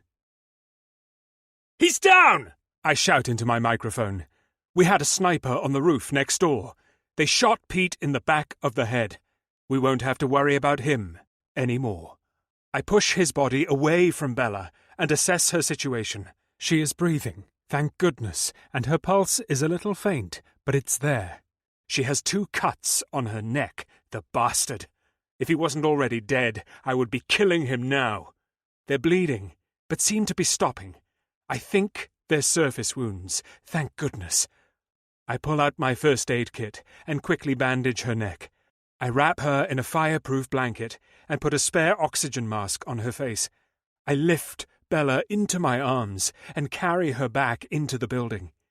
There's not as much smoke now. The firefighters were putting out the fires when on my way up here, and they have since made good progress. King's security work closely with the fire services, as well as the police. We've helped each other out on many an occasion. I take the stairs with ease and stare at my Bella. I am never letting her go now. There's an ambulance waiting outside, and I get into the back with Bella in my arms. I let them get her stable, and then direct them to my home, Kingston Manor. I have already arranged for a medical team to be there waiting for Bella's arrival. I have explained the situation to Penny, and I'm sure she will have sorted out everything else.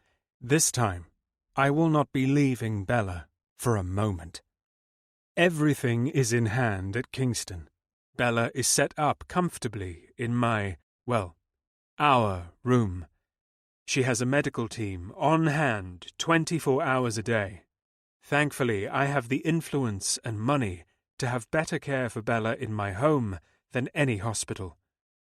Bella has a few stitches in her neck and is on some strong antibiotics, as she had the beginnings of pneumonia.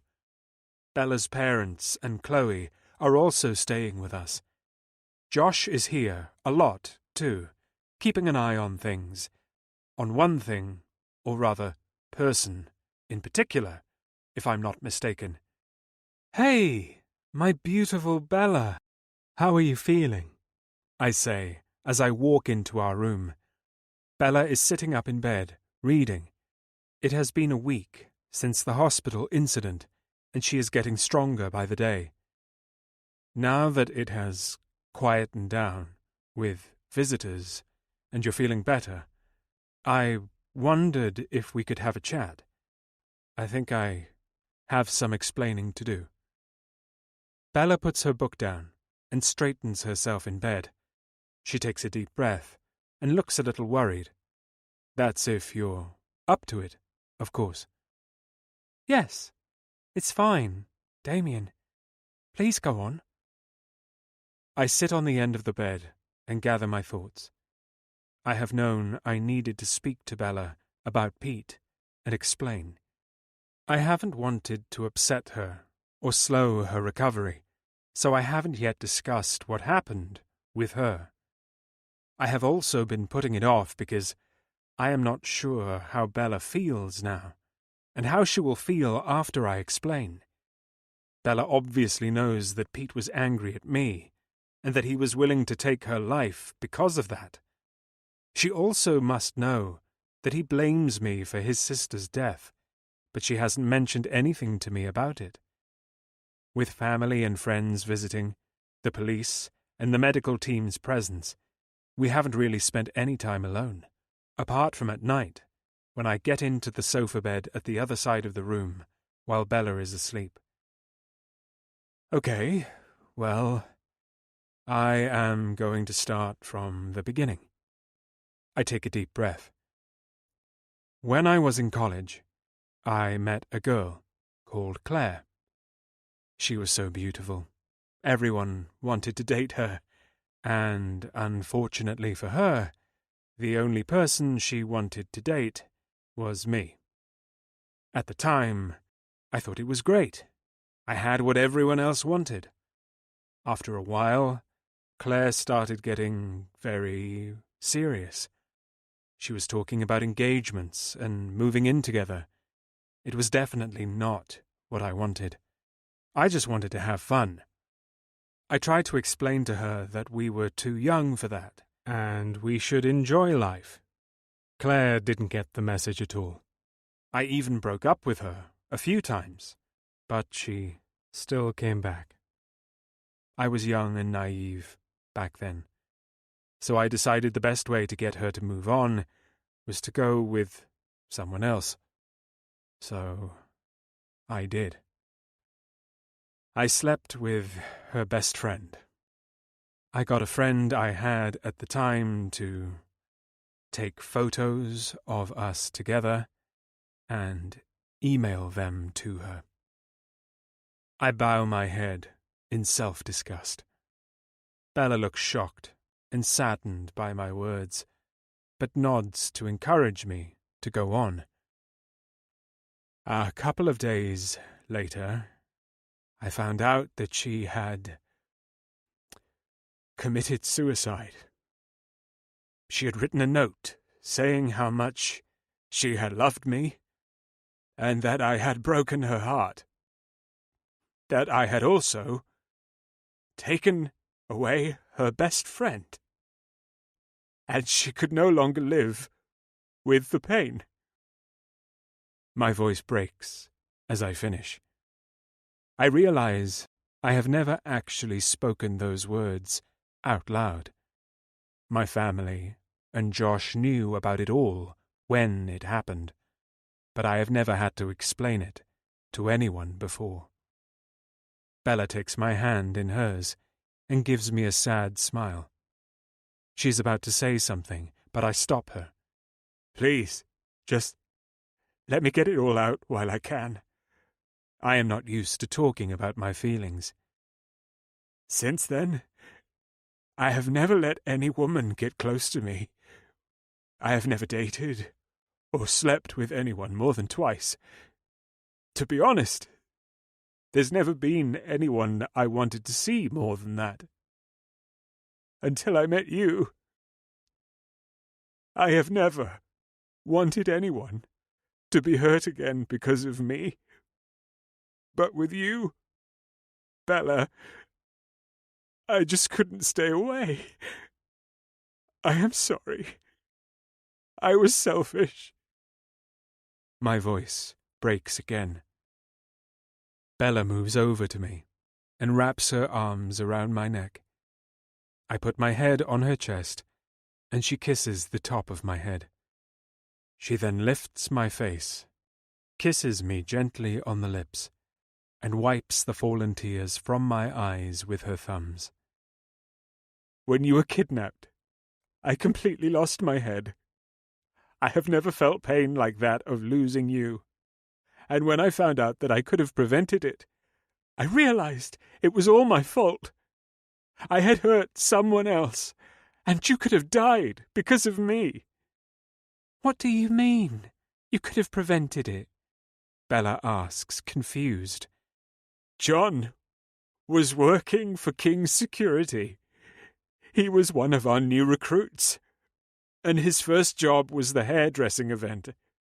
I literally handed you to him. No, Damien, you weren't to know. You cannot blame yourself for this. Yes, I can. Josh had asked me to go through the short list of CVs for the new recruits, and I didn't bother. If I had, then I would have seen him. I would have known it was him, and I would have known he was after you. I could have stopped him. We've also discovered it was John who had you drugged the night you were out with Chloe. His first attempt to kidnap you, it seems. Bella stares at me for a moment, taking it all in, and I can tell she is choosing her words carefully. I know there is no going back from this, for us. How could she want to be with me when I have put her through this? I will look after her and make sure she is taken care of for the rest of her life, but I won't ask anything of her. I don't deserve to breathe the same air as her. Bella takes my face in her hands and looks me in the eyes. Damien, don't you dare blame yourself for this. I knew you were feeling like this. That's why you didn't come to the hospital after I woke up, wasn't it? No, this was the fault of two crazy men, not you. You are my hero, Damien. You are my love. Staring back into her eyes, I can't quite believe the words she is saying. I will not let them take you away from me, Damien. Do you hear me? We will get through this together. Bella climbs out of the covers and sits on my lap, facing me, with one leg on either side of mine. She kisses me with such love, I feel it in my heart. I kiss her back with as much love and passion as I can. Her hands move to my head, and she strokes her fingers through my hair. Our kiss deepens, and our bodies press into each other. I feel my manhood wake up. This is the first time I have been aroused since the hair show. It feels so good to have her in my arms again. I lay us down on the bed side by side with our legs entwined. But then I feel the cast on her leg and suddenly remember. I pull away. Bella, we mustn't. Your leg, and you need to rest. I am not made of glass. I want you. I need to feel you. I need you to make me feel better. I want you now, Damien. She grabs my ass and pulls me into her, wrapping her good leg around my hip. Okay, my Bella. I chuckle as I peel off her little excuse for a pajama top. I lay her on her back and kneel in between her legs. I take her in for a moment. She's so incredibly beautiful. Golden blonde hair fans out on the bed, framing her face. Those blue eyes I get lost in sparkle as if they're communicating with my heart. Those plump lips that get me hard by the slightest little pout.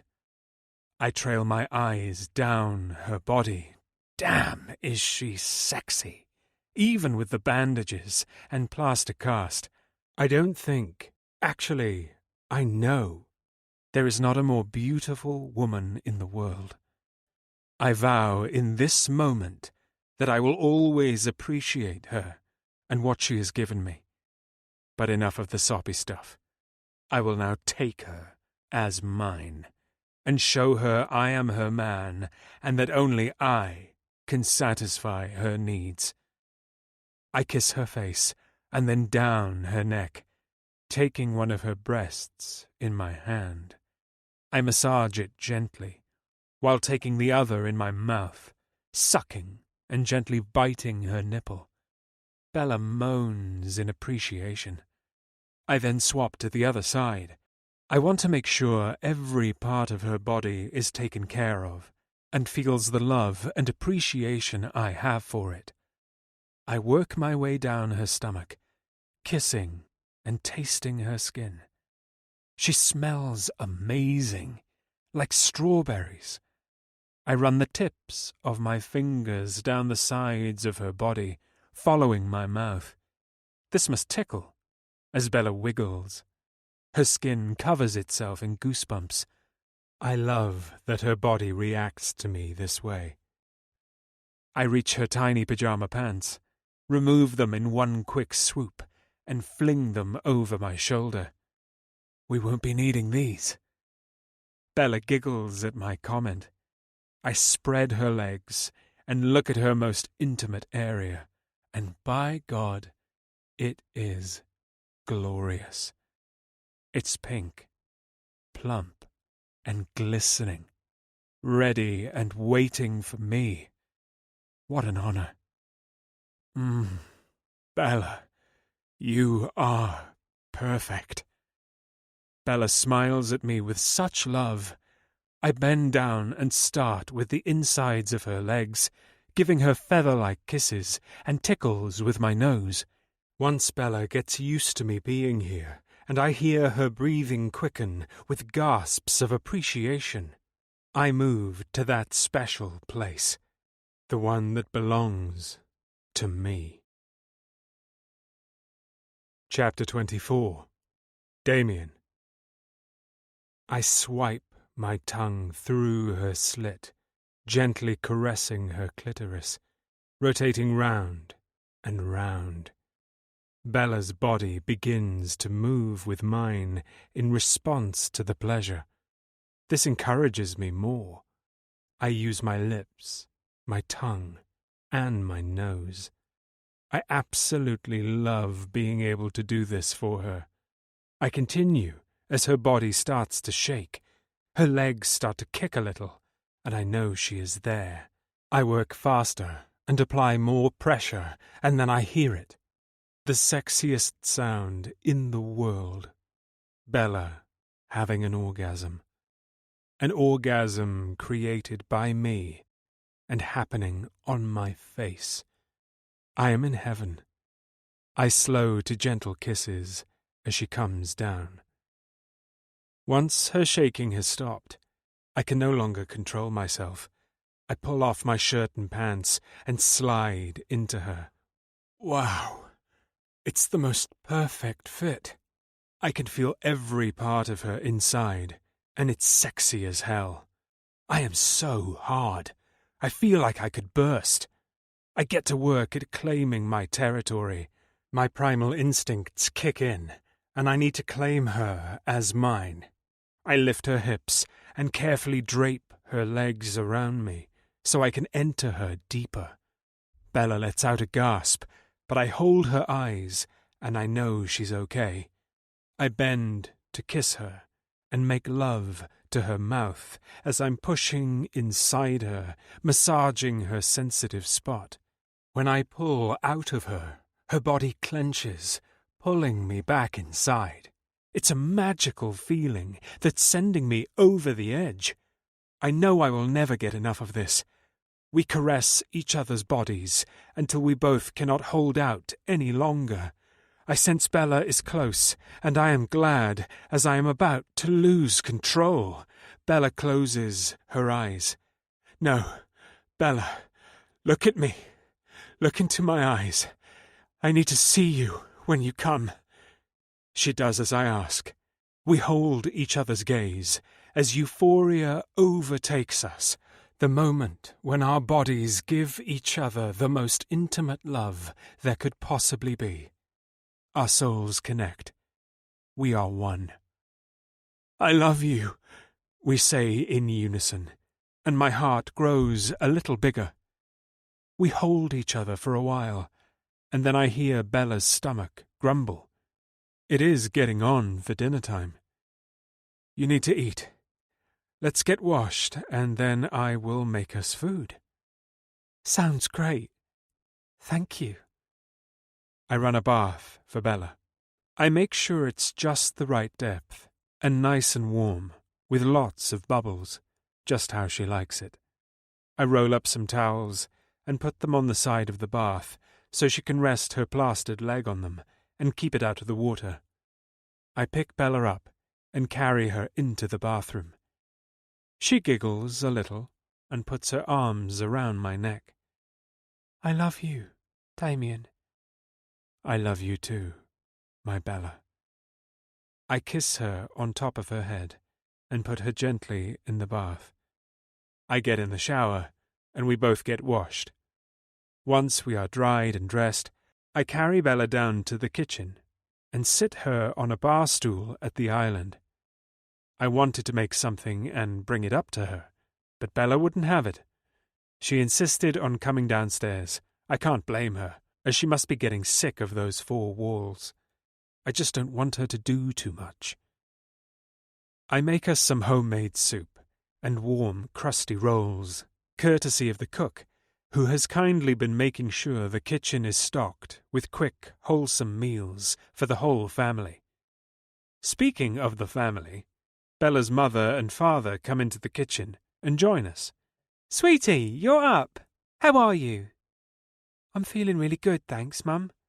Damien's been looking after me. Bella blushes, obviously remembering exactly how I have just taken care of her. Would you like to join us? I ask Olivia and Henry. There's plenty to go around. Well, if you don't mind, that would be lovely. They each take a seat at the island, and we are soon joined by Chloe and Josh. They seem to come as a pair now, too. We all sit and eat, and before we know it, 2 hours of chatter and laughter have passed. It's been a long time since this house heard the sound of a family enjoying one another's company. The evening has been just what Bella and I needed. Bella's got more colour in her cheeks, and the sparkles in her eyes are brighter. After we've all cleared the kitchen, everyone excuses themselves, and I carry Bella upstairs. We get into bed and snuggle into each other. I lie with my head propped up on some pillows, and Bella lies with her head on my chest. Damien, will you do something for me? Anything. What is it, Bella? Would you come to counselling with me? Don't answer me yet. Just think about it. I think it would help us both. I will definitely think about it. I kiss the top of her head, and she snuggles further into me. We are both soon fast asleep.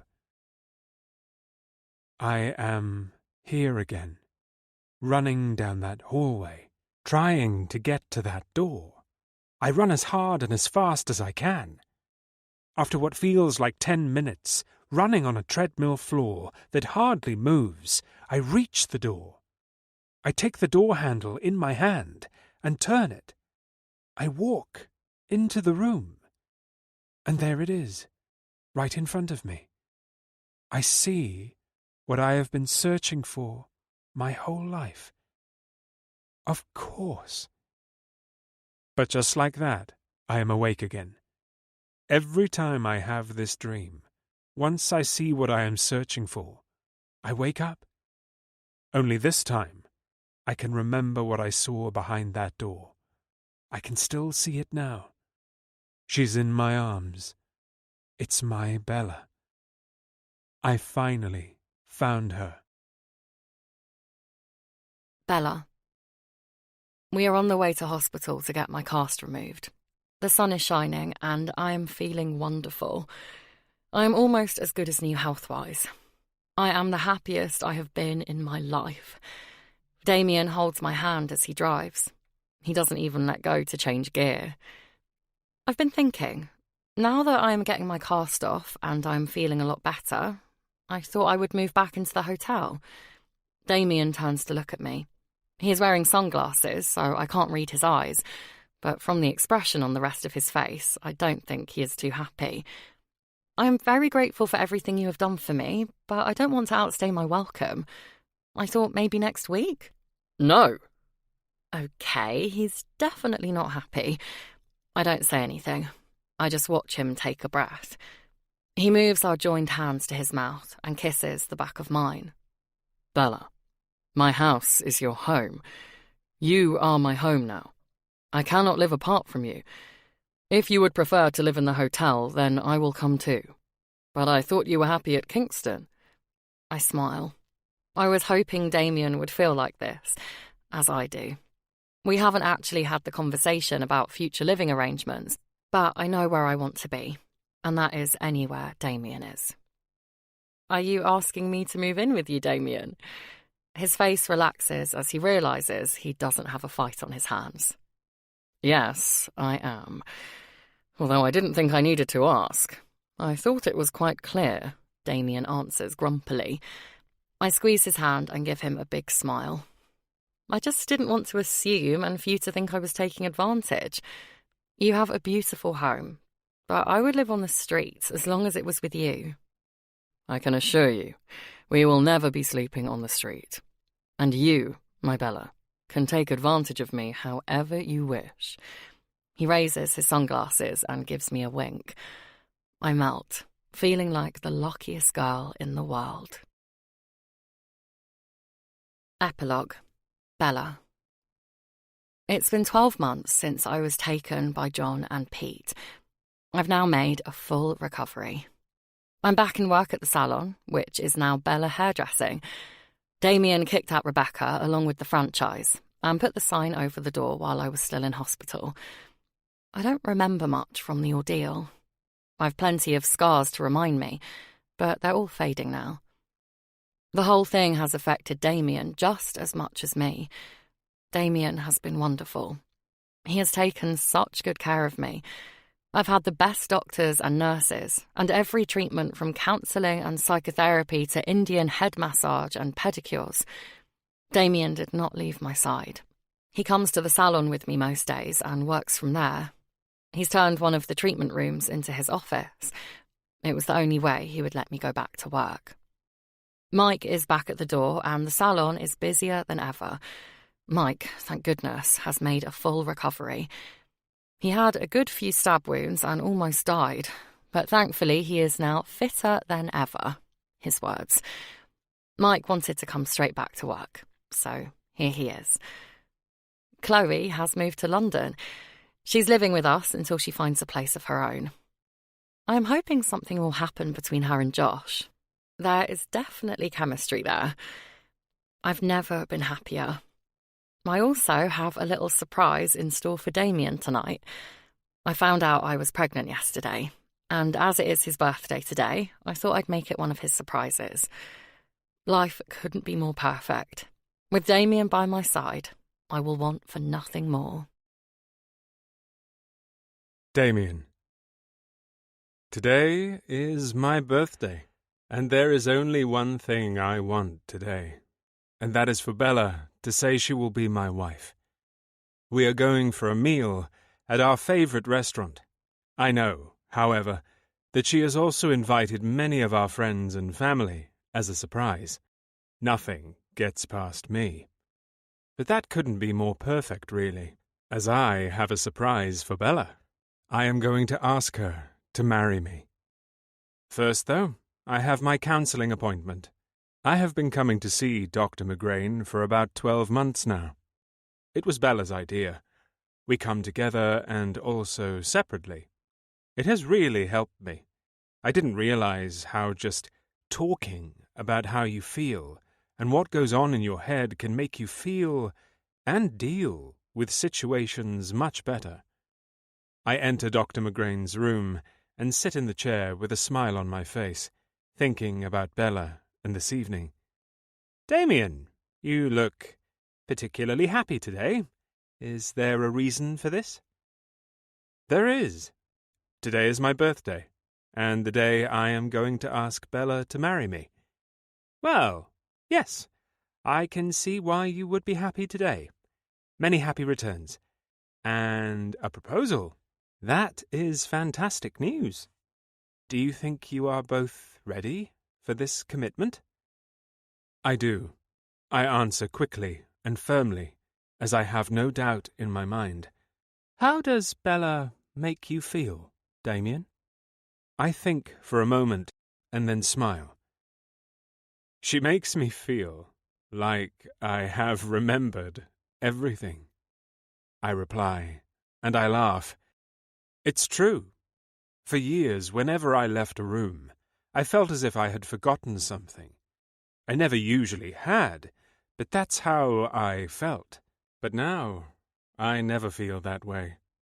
Even if I have forgotten something, I never realize it. As long as I have Bella in my life, I literally have all I need. On the way to the restaurant, we get stuck in unusually heavy traffic. Oh no, we are going to be late, Damien. Don't worry, my Bella. I give her hand a squeeze and place it on my leg. I'll ring through to the office and see if I can find out what is going on. Then we can take an alternative route. Hey, boss, what can I do for you?